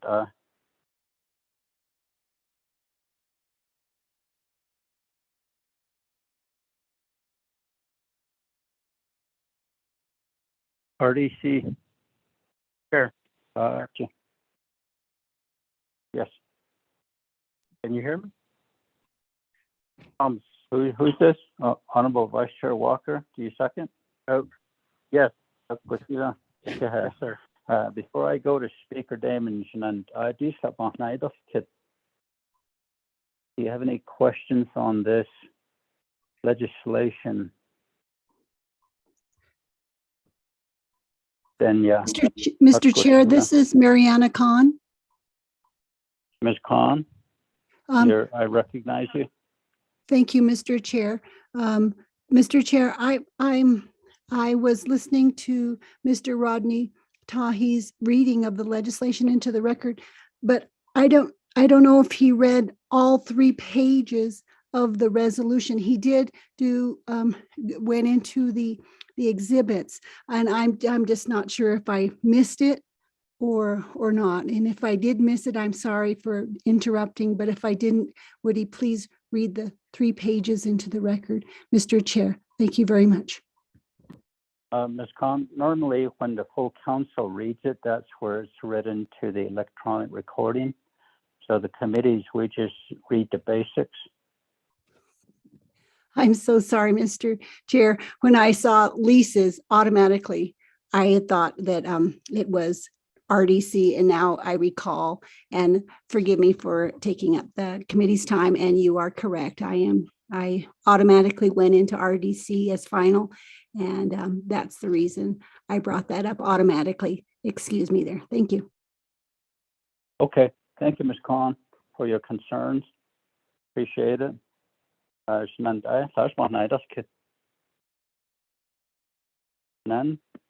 We'll go ahead and put it to a vote. This legislation moves on to Navajo Committee as well as the full Navajo Nation Council. Honorable Vice Chair Walker, how do you vote, sir? Chairman, I vote green. Thank you. Honorable Kiel Begay. Chairman Kiel votes green. Thank you. Honorable Daniels. Green. Thank you. Honorable Freeland. Green. Thank you. Honorable Stewart. Green. Thank you. Yeah. And we have a vote of 5 in favor, 0 opposed, chair not voting, motion carries. Thank you, Honorable Speaker Damon, for taking the time to get on the call, sir. Thank you very much, Chairman, and thank you very much, committee members. Thank you, Speaker. Stay on the line. We're going to the next legislation. Mr. Tahi, could you read legislation 0233-21? Chair, members of RDC have legislative summary tracking number 0233-21, date October 7, 2021. Title of the resolution, proposed standing committee resolution, an action relating to resource and development, approving the grant of right-of-way to Continental Divide Electric Cooperative, Inc. for the Vicente Chapter Reconciliation Project located on Navajo Nation Trust Land in Vicente Chapter vicinity, McKinley County, New Mexico. Purpose: The purpose of this legislation is to approve the grant of right-of-way to Continental Divide Electric Cooperative, Inc. for construction, operation, and maintenance of the 14.4, 24.9 kV electric distribution line on, over, and across Navajo Trust lands in Pecenti Chapter vicinity, McKinley County, New Mexico. The legislation will waive the consideration and the requirement for a bond, insurance, or alternative form of security on the part of the grantee. Resource and Development Committee has final authority of this legislation. Sponsor is Honorable Seth Damon, tracking number 0233-21. An action relating to resource and development, approving the grant of right-of-way to Continental Divide Electric Cooperative, Inc. for the Pecenti Chapter Reconciliation Project located on Navajo Nation Trust land in Pecenti Chapter vicinity, McKinley County, New Mexico, be enacted. Section 1, authority. Pursuant to NNC Section 501B2, the Resource and Development Committee of the Navajo Nation Council has authority to grant final approval for all land withdrawals, non-mineral leases, permits, license, right-of-way, surface easements, and bond requiring on the Navajo Nation lands and unrestricted fee lands. This authority shall include subleases, modifications, assignments, leasehold encumbrments, transfer renewals, and terminations. Section 2, finding. The Continental Divide Electric Cooperative, Inc., P.O. Box 1087, Grants, New Mexico 87020, has submitted a right-of-way application attached as Exhibit J to construction, operation, and maintenance 14.4 to 24.9 kV electric fiber optic distribution line and its apparatus to serve the Pecenti Reconciliation Project. The terms and condition is attached hereto and incorporated herein as Exhibit A. The purpose of right-of-way is described in map and described attached hereto and incorporated herein as Exhibit B. C, the Pecenti Land Board member through memorandum date February 2nd, 2021, attached as Exhibit C, has determined that consents are not required because there is no land users or grazing permits within the line in question. Therefore, consents are not necessary for the Pecenti Reconciliation Project. Construction, operation, maintenance of 1.4424-9.9 kV electric fiber optic distribution line and apparatus. D, a waiver of the valuation of the right-of-way and waiver of compensation for the 25-year right-of-way is required. See 25 CFR section 169-.110 A1, 2, and 3, Exhibit A. The terms and conditions documented states and the compensation for the 25-year right-of-way is $126,817.06. The Research Development Committee, through resolution CD RDCF-08-20, allowed for 100% waiver of right-of-way consideration for nonprofit electric utility companies that provide service to Navajo residents on Navajo Trust land in Eastern Navajo Agency. F, the requested right-of-way is located on Navajo Trust land in Eastern Navajo Agency. Continental Divide Electric Company is a nonprofit electric company. G, a waiver of the bond, insurance, and alternative form of security on part of Continental Divide, Inc. is requested. H, the environmental studies and ecological clearance, including the finding of no significant impact, FONSI, dated July 24th, 2019, Exhibit D, the Heritage and Historic Preservation Department memorandum date November 7th, 2018, Exhibit E, the Navajo Nation Heritage Program memorandum date October 17th, 2019, Exhibit F, and the Biological Resource Compliance Form NNDFW, review number 18 CDEC 03, Exhibit G are attached. I, the Cultural Resource Contingency Plan for the existing CDEC electric power line in Pecenti Chapter on the Navajo Nation prepared by Continental Divide Electric Cooperative, Inc., October 2018, Exhibit H, and the Resource Management Plan for existing CDEC electric power line in Pecenti Chapter on Navajo Nation land Band Land, Exhibit I are attached. J, the application for the right-of-way was submitted by the Continental Divide Cooperative, Inc. and has been reviewed executive official review process, including review by the Department of Justice and approved or found significant. See document included in it. Executive official review document number 014711, Exhibit K. Section 3, approval. The Resource and Development Committee of the Navajo Nation Council hereby approves the grant of right-of-way to Continental Divide, Inc. for construction, operation, and maintenance of a 14.4/24.9 kV electric distribution line on or over across the Navajo Nation Trust lands in Vicente vicinity, McKinley County, New Mexico. The location is more particularly described on the survey map. Here to attach Exhibit B. The Resource and Development Committee of the Navajo Nation Council hereby waives validation and waives compensation of 100% of the assessed $126,817.06 for the right-of-way project for a 20-year term. It has been determined that accepting the agreed-upon compensation waiving validation is in the best interest of the Navajo Nation pursuant to Title 25 at CFR Section 169.110. C, the resolution. The Resource and Development Committee of the Navajo Nation Council hereby waives the requirement for bond insurance or alternative form of security on the part of the grantee based on determination that the project benefits the Navajo Nation, and such a waiver is in the best interest of the Navajo Nation pursuant to Title 25 of CFR Section 169.103 F2. D, the Resource and Development Committee of the Navajo Nation Council hereby approves the right-of-way subject to, but not limited to, the following terms and condition incorporated herein is attached as Exhibit A. E, the Resource and Development Committee of the Navajo Nation Council hereby authorize the President of the Navajo Nation to execute any and all documents necessary to effect the intent and purpose of this resolution.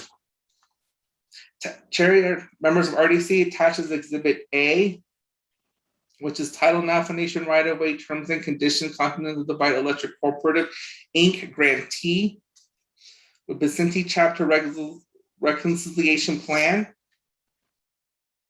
Exhibit B is the Vicente Chapter Right-of-Way Electric Distribution Project map. Exhibit C is Continental Divide Electric Cooperative, Inc. Memorandum, which was signed by the Grazing Committee or Land Board members. D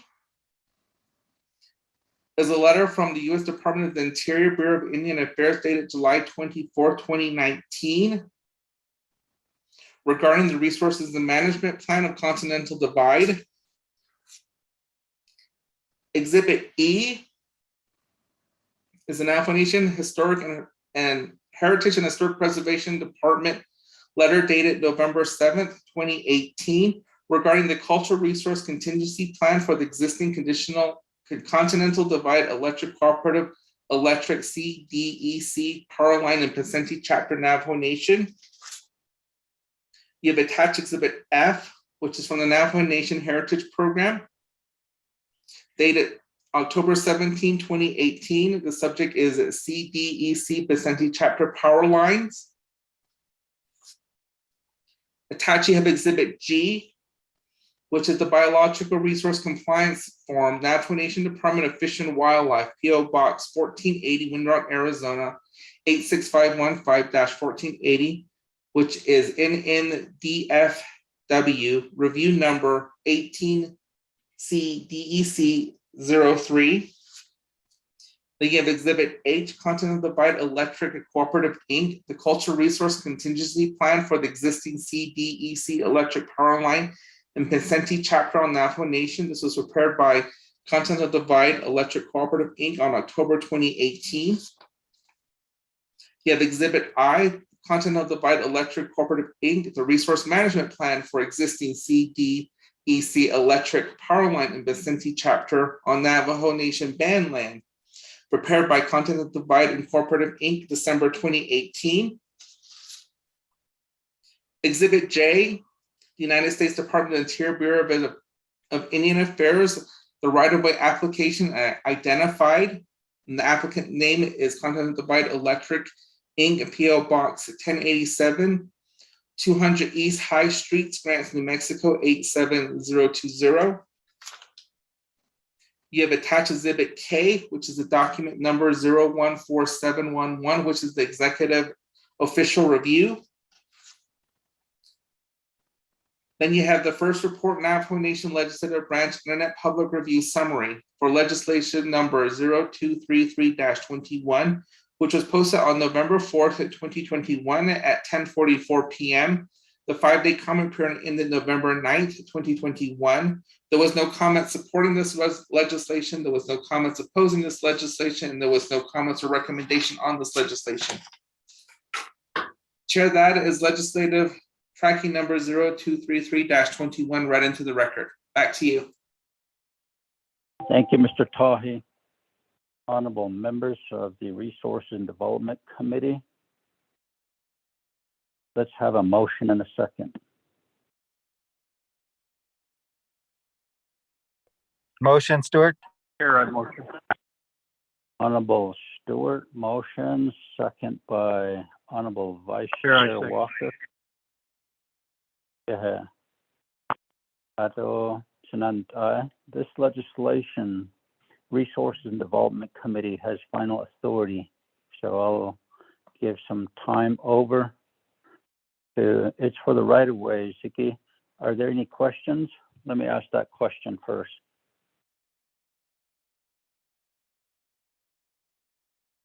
That's my night off kitchen and then Hakushila will go ahead and vote on it. This is similar to Honorable Freeland's legislation from last week. So, Honorable Vice Chair Walker, how do you vote? Chair, I vote green. Thank you. Honorable Gay? Chairman Kale votes green. Thank you. Honorable Daniels?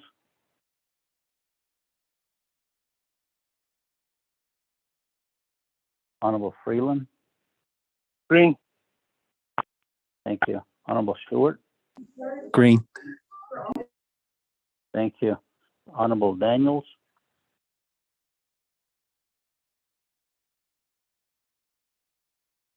We have a vote of 4 in favor, 0 opposed, chair not voting. Motion carries for legislation 0233-21. Thank you, Honorable Speaker Damon. Oh, Mr. yeah. Chair, this is Mr. Chair, Honorable Daniels? then I vote green. Okay, thank you. Honorable Daniels, votes green. The votes change from 5 in favor, 0 opposed, chair not voting, motion carries. Speaker Damon? Oh, no, Chair. I just want to say thank you very much for the continued effort, and thank you for the support to the Resource and Development Committee. Have a great day. Yeah. Thank you. Next, we'll go back up to D, legislation 0227-21. Honorable Vince James, are you on the call now? Yeah, the issue on I'm on the line. Thank you. Mr. Pai, could you read this into the record, sir?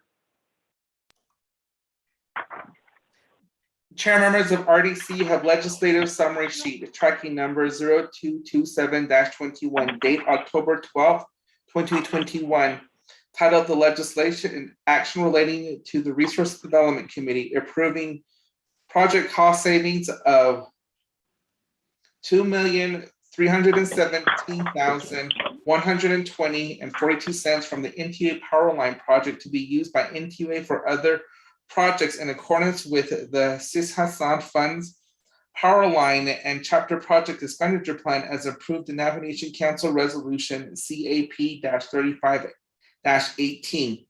The purpose of this legislation is to approve $2,317,120.14 in the cost savings experienced by NTUA from their previous projects approved under resolution number CAP-35-18 to allow NTA to use $2,317,120.42 for other projects in accordance with section 4B3 of CAP-3518. Chair, Resources and Committee has final authority over this legislation. This legislation is sponsored by Honorable Vince James, tracking number 0227-21.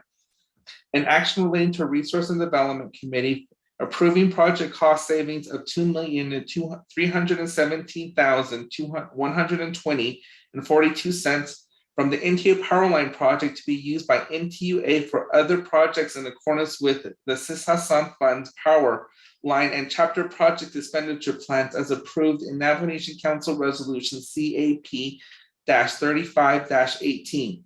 Be enacted. Section 1, Authority. A, the Resource and Development Committee is a standing committee of the Navajo Nation Council that has oversight authority over matters involving communication, utilities, chapter activities, economic and community development, public entities, telecommunications, and housing. 2 NNC Section 500A and Section 500C. B, the Resource and Development Committee is authorized to approve new or revised expenditures for the cost savings of completed projects funded pursuant to Sishasan Fund, Power Line and Chapters Expenditure Plan, Resolution Number CAP-35-18, Section 4B3.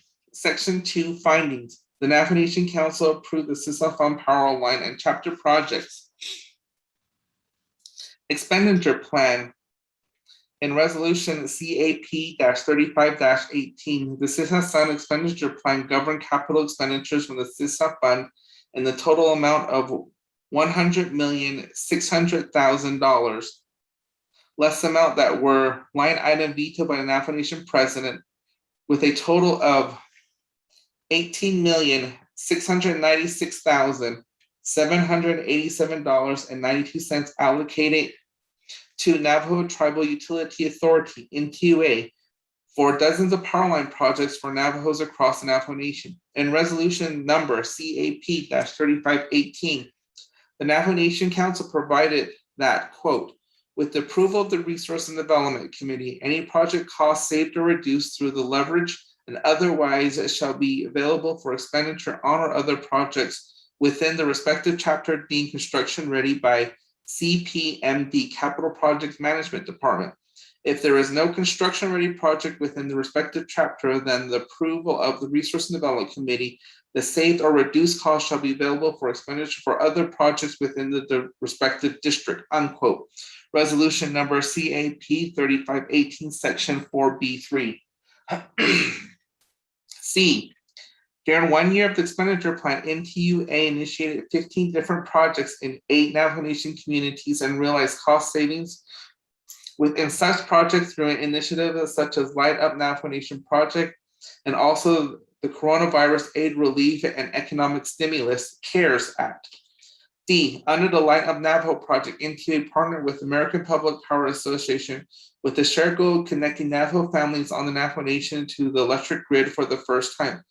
Between April and May 2019, over 28 utilities and their communities across 13 states and over 138 extended non-NTUA volunteers and 348 NTUA volunteers came to the Navajo Nation to fulfill their goal by connecting 233 Navajo families to electric power grid for the first time.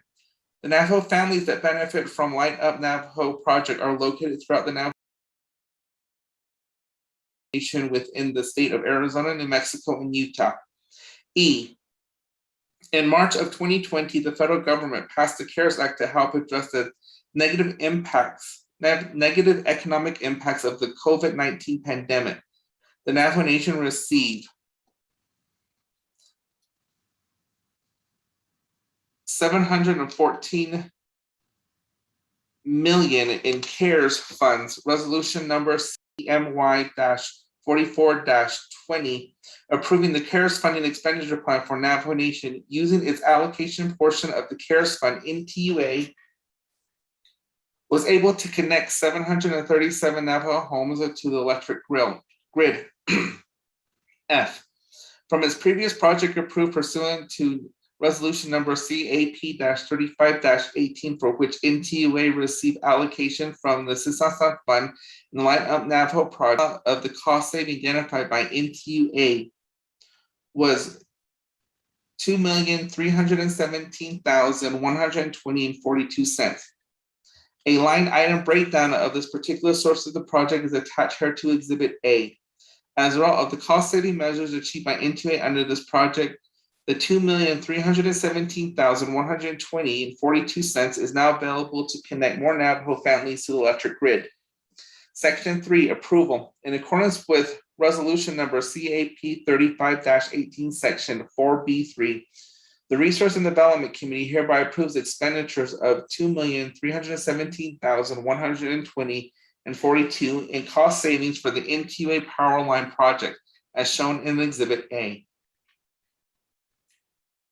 Such funding shall be used by N2A for other projects within the respective chapters that are deemed constructive ready by the Capital Project Management Department, or for other projects within the respective districts of the Navajo Nation Council. Section 4, directive to N2A. N2A is hereby directed to prepare a report describing all projects that we paid for with the $2,317,120.42 in funds approved in this legislation. This report shall be provided to the Resource and Development Committee within 30 calendar days following the effective date of this legislation. Section 5, effective date. This legislation shall become effective pursuant to 2 NNC section 221C.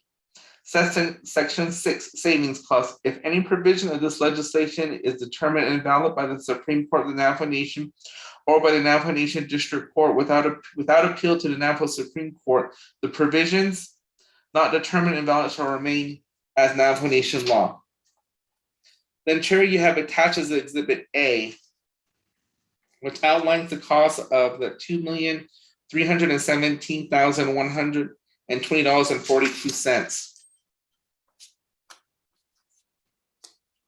The first report on the Navajo Nation Legislative Branch Internet Public Review Summary for its tracking number 0227-21 was posted on November 4th, 2021 at 3:15 p.m. The 5-day comment period ended November 9th, 2021. There was no comment supporting this legislation. There was no comments opposing this legislation, and there was no comments or recommendations to this legislation. Chair, members of RDC, that is tracking number 0227-21 read into the record. Back to you, Chair. Thank you very much, Mr. Tahi. Honorable members of RDC, let's have a motion and a second.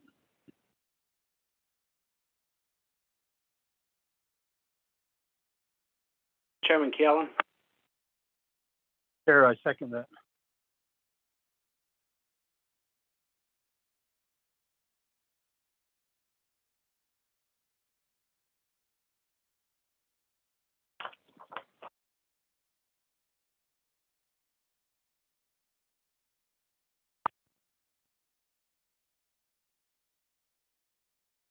Hello? Then, yeah, Sheila, we'll go Mr. ahead Chair, and vote. I have a Okay. question. Okay, thank you. Honorable Vince James, you have 20 minutes. Yeah, please. another. Also, Honorable James, could you identify your agents? That Heather Claw from NTUA.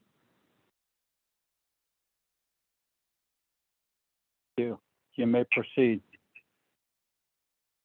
Yeah, Chair, Honorable Rikinez, Ado RDC, committee members, Noxenigi, Yat E, Nihidini Dolis, Quado Nalso. The doki Donald Donatit Hishi the Krigoshin Ayini Jako. Ako Kodon Hitaton Nil So Beli Ado Belaganak Ache Jono Ohanet Zanit out a big shinit out in his yell Tatsuli or Kodo A Ashin so A but now dish Atlako. Dide as this machine Aje the base on day.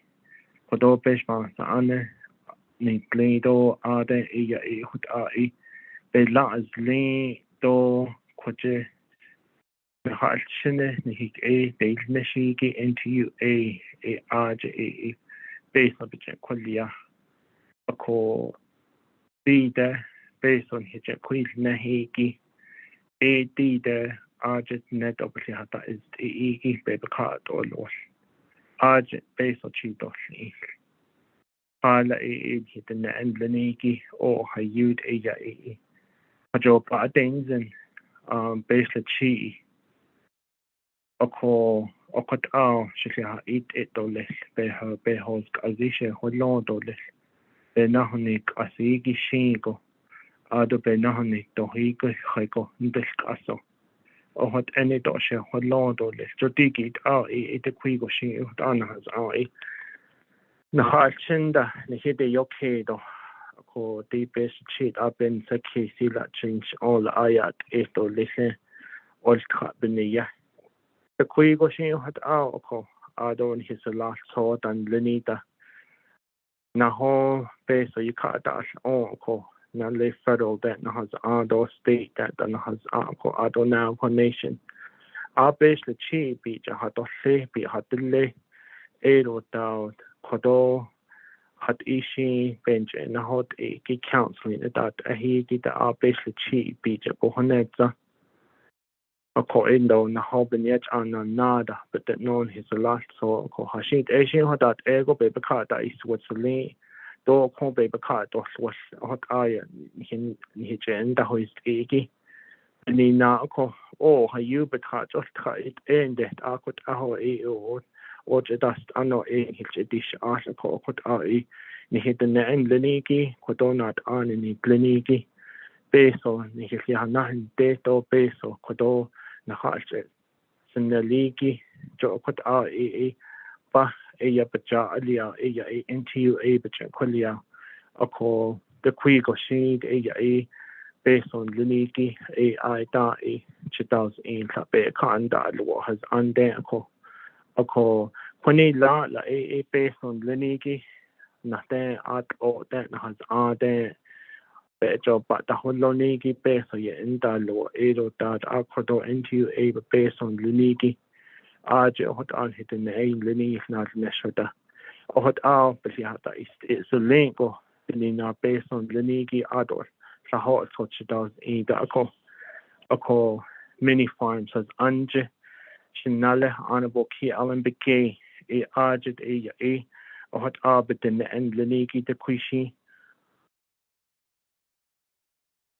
na kids tahta shind koni la aje beten end lenegi arti pia old kojesti hasen the base on ta aje budget tahta budget das so and john aje na hanat so ala ai ta baka old wato ai ta pia old binina ko oko aje $204,772.89 so koni lot ado chose ida ajit nebe bakat or whatnot nene ako did just ja do lis kodo non social soziki ni dato ni soziki aje shinale khahot so has anje aje ni hidden asat do pasi hanada is aje beso pachito has anje ko ako Asian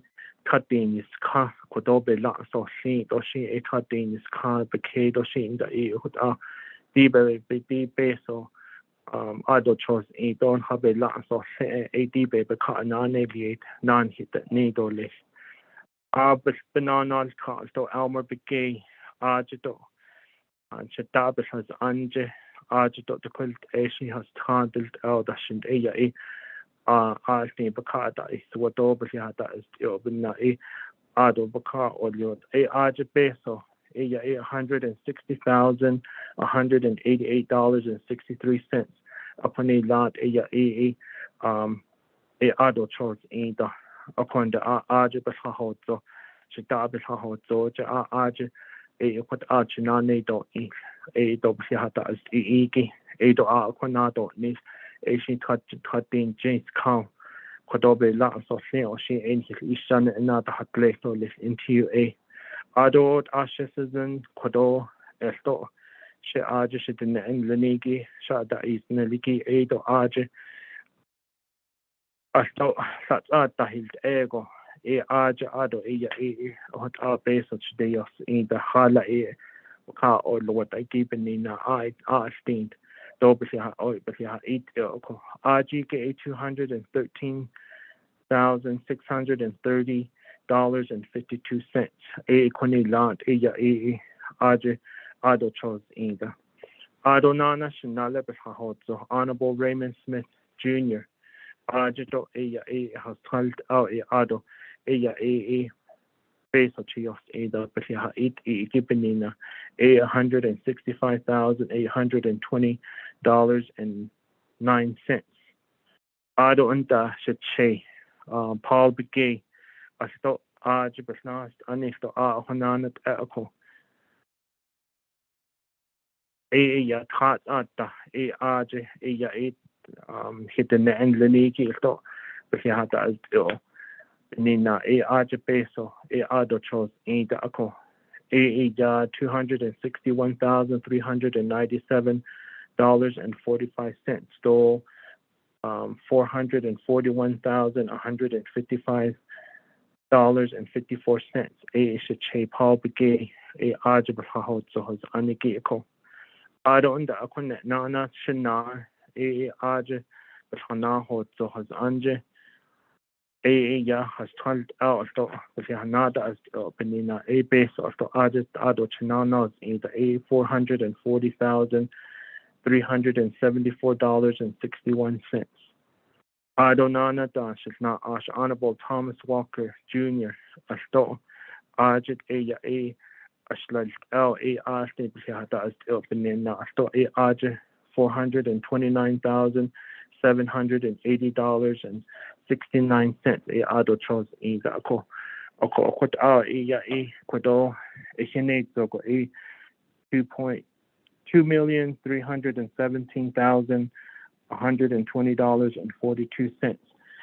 Quado sabe itana hotit higin hitato ning sodoko did quado anita snat betata istra igi do deisi igi aji betata hotzogi hona pesos nedo hona chenen chenane do nedo basihata is igi bini yako hot out hitato ning sodoleshinat masinigi quit bahasti to lesto shahon shinale Chair, Honorable Ricky Nez, Quedidoli. Thank you, Honorable James. Pero, Honorable Herman Daniels, you have the floor.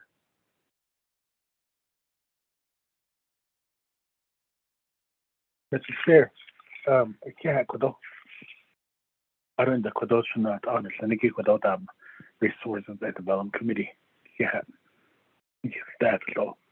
I don't know the they'll get James legislation couldn't get documented, so yeah. I don't know your agent local into UA. I don't know Banhassan Snacko.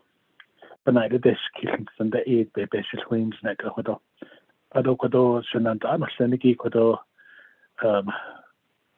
several 3 weeks ago that today I did Hadi kind of a not as odd.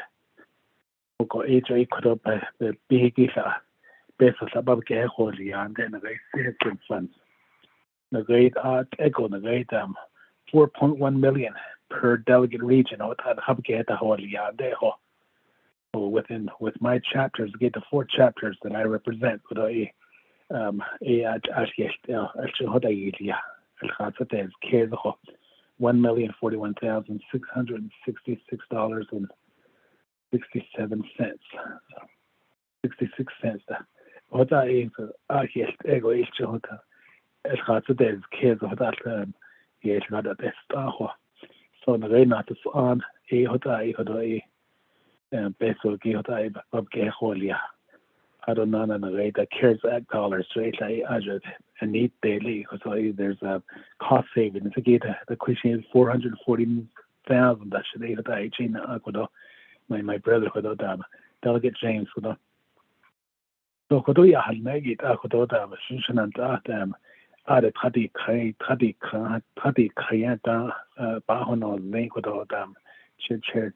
chairman ada delegate feeling ada staff I see that many and how the na great not of aja is it see what that tino da so that ego to basically ya na snagi na great my brother Delegate James basically been with those chapters I seen that between what and I love it so what ego I baby case of zero but if you're gonna be taking away dollars from those chapters like for my chapter one of my chapter not just on 440,000 if you're gonna be taking away those dollars and be reallocating those funds to other projects the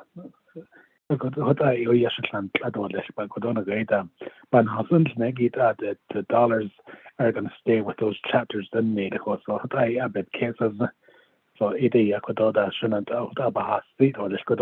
I don't know not just on so not just on the hotel 110 chapters hotel and has the then here na hanel ande na western jiki I see in the hot go when not the agency even though there's only 18 chapters they under that is on the land basically you and so it is all has sit on Mr. Chair. Thank you. Thank you. Honorable Daniels.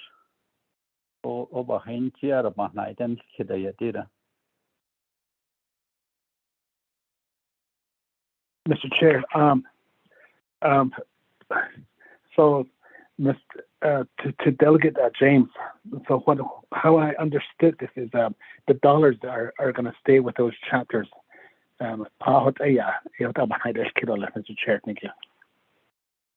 Thank you, Honorable Daniels, for that. And also, Honorable James, at the beginning of your presentation, is this in Skindon? This is Citizen Funds, Doshin Facial Gate, Shatya Holia Yanda. Is this in Skindon? You have UUFB affidavit, Nita. So, back to you, Honorable James. Honorable Chair Rick Nance, thank you for that clarification. Nathan Nessihiston is what it is. Okay. Nana Dan Shana, Honorable Herman Daniels, what what base just mental listo just Mrs. Anja Chinani do Islako.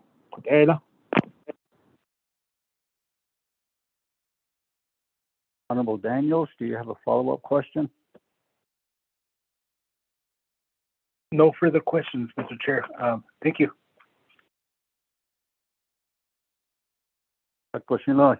Honorable members of RDC, any other comments or questions? This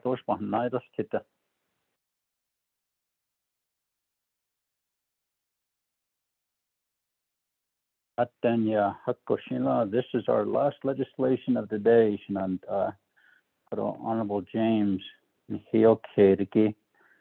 NTOH, which based on projects they don't know Hasna. So we'll go ahead and call for the votes. Honorable Vice Chair Walker, how do you vote, sir? Chair, I vote green. Thank you. Honorable Begay? Chairman Kale votes green. Thank you. Honorable Daniels? Green. Thank you. Honorable Freeland? Green. Thank you. Honorable Stewart?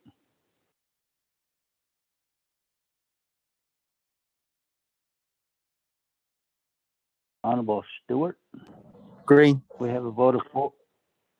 Thank you, Honorable Stewart. We have a vote of 5 in favor, 0 opposed. Chair not voting. Motion carries for legislation 0227-21. Thank you, Honorable James.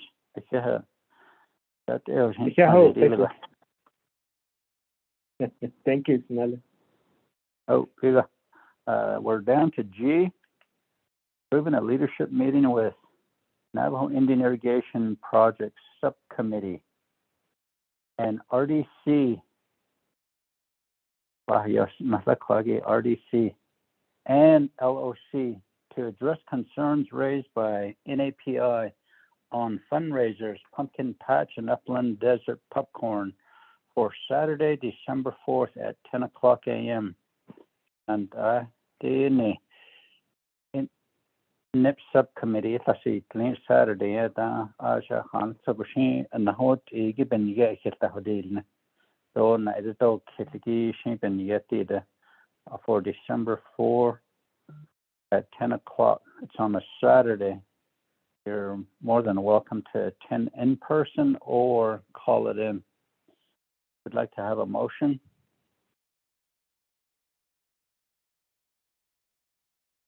Motion, Stewart. Thank you, Honorable Stewart. Second by Chair, I second. Honorable Vice Chair Walker. Thank you.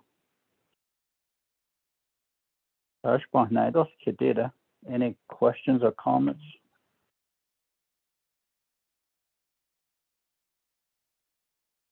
None. We'll put it to a vote. Honorable Vice Chair Walker, how do you vote? Chair, I vote green. Thank you. Honorable Gay? Chairman Kale votes green. Thank you. Thank you. Honorable Daniels? Green. Thank you. Honorable Freeland? Green. Thank you. Honorable Stewart? Green. Thank you. We have a vote of 5 in favor, 0 opposed. Chair not voting, motion carries. H, rescheduling the in-person RDC regular meeting from Wednesday, October 13, 2021 at 10 o'clock in Chinle, Arizona at the Chapter House for the recommended date of Wednesday, Chinantati scheduled Elianda. No, approve Elianda. There was a conflict in our meeting, so we couldn't make it out there.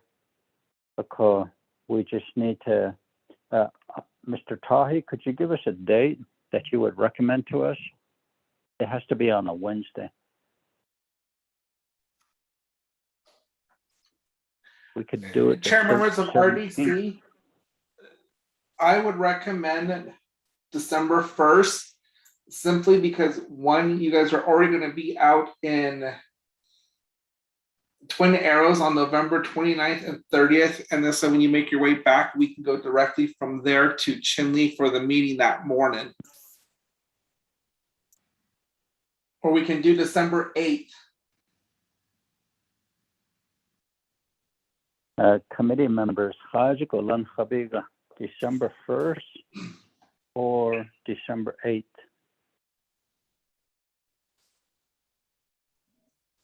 Chairman, for me, December 8th. December 8th? I think I would agree with December 8th. Because after our meeting at Twin Arrows, I have to come all the way home first, and then the next day I can drive to Chinle. But I don't want to do that. I would rather have it on the 8th. And are there any objections? Any recommended Wednesdays? If not, we'll go ahead and establish December 8th for the RDC to meet at Chinle Chapter House. Let's have a motion and a second, Shananta.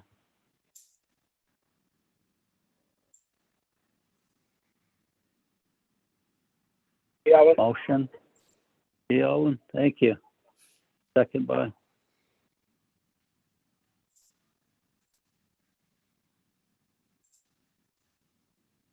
Second.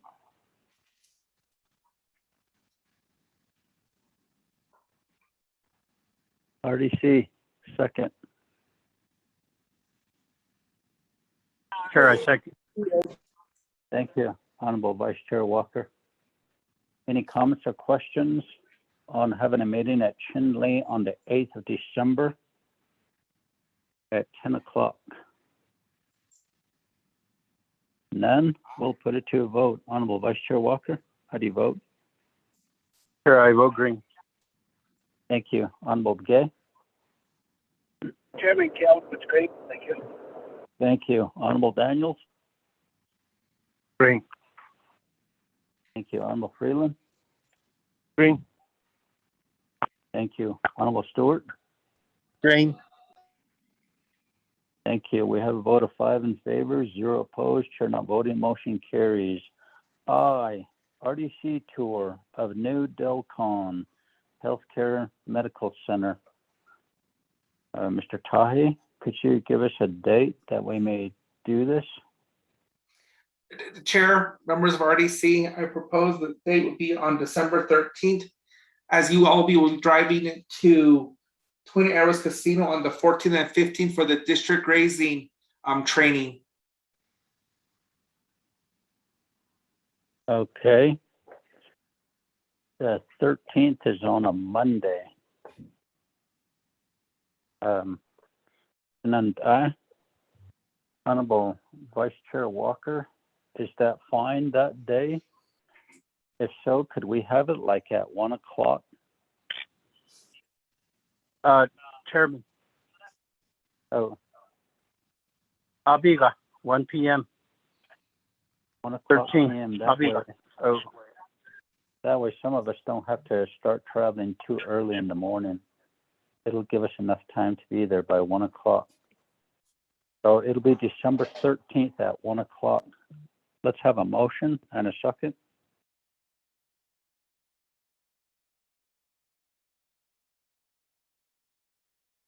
Motion. Motion, Stewart. Honorable Stewart, thank you. Second. Kell. Honorable Begay, thank you. Any comments, questions? None. Honorable Vice Chair Walker, how do you vote? I vote green. Thank you. Honorable Begay? Chairman Kell, it's green. Thank you. Thank you. Honorable Daniels? I vote green.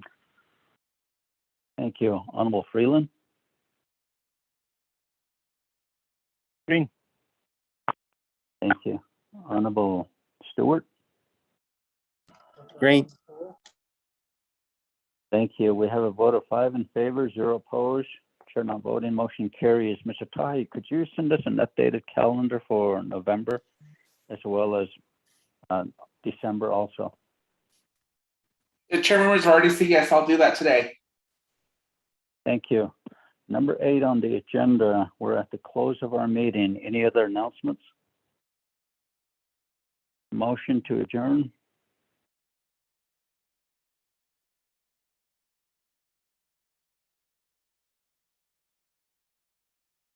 Freeland. Honorable Freeland, second by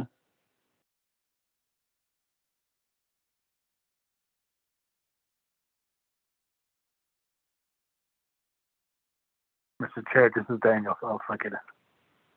Thank you. Honorable Daniels. Any comments, questions on adjournment?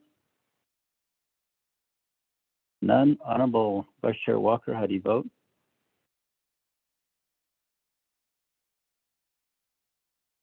Honorable Day? Chairman Kell, it's green. Thank you. Thank you. Honorable Daniels? Green.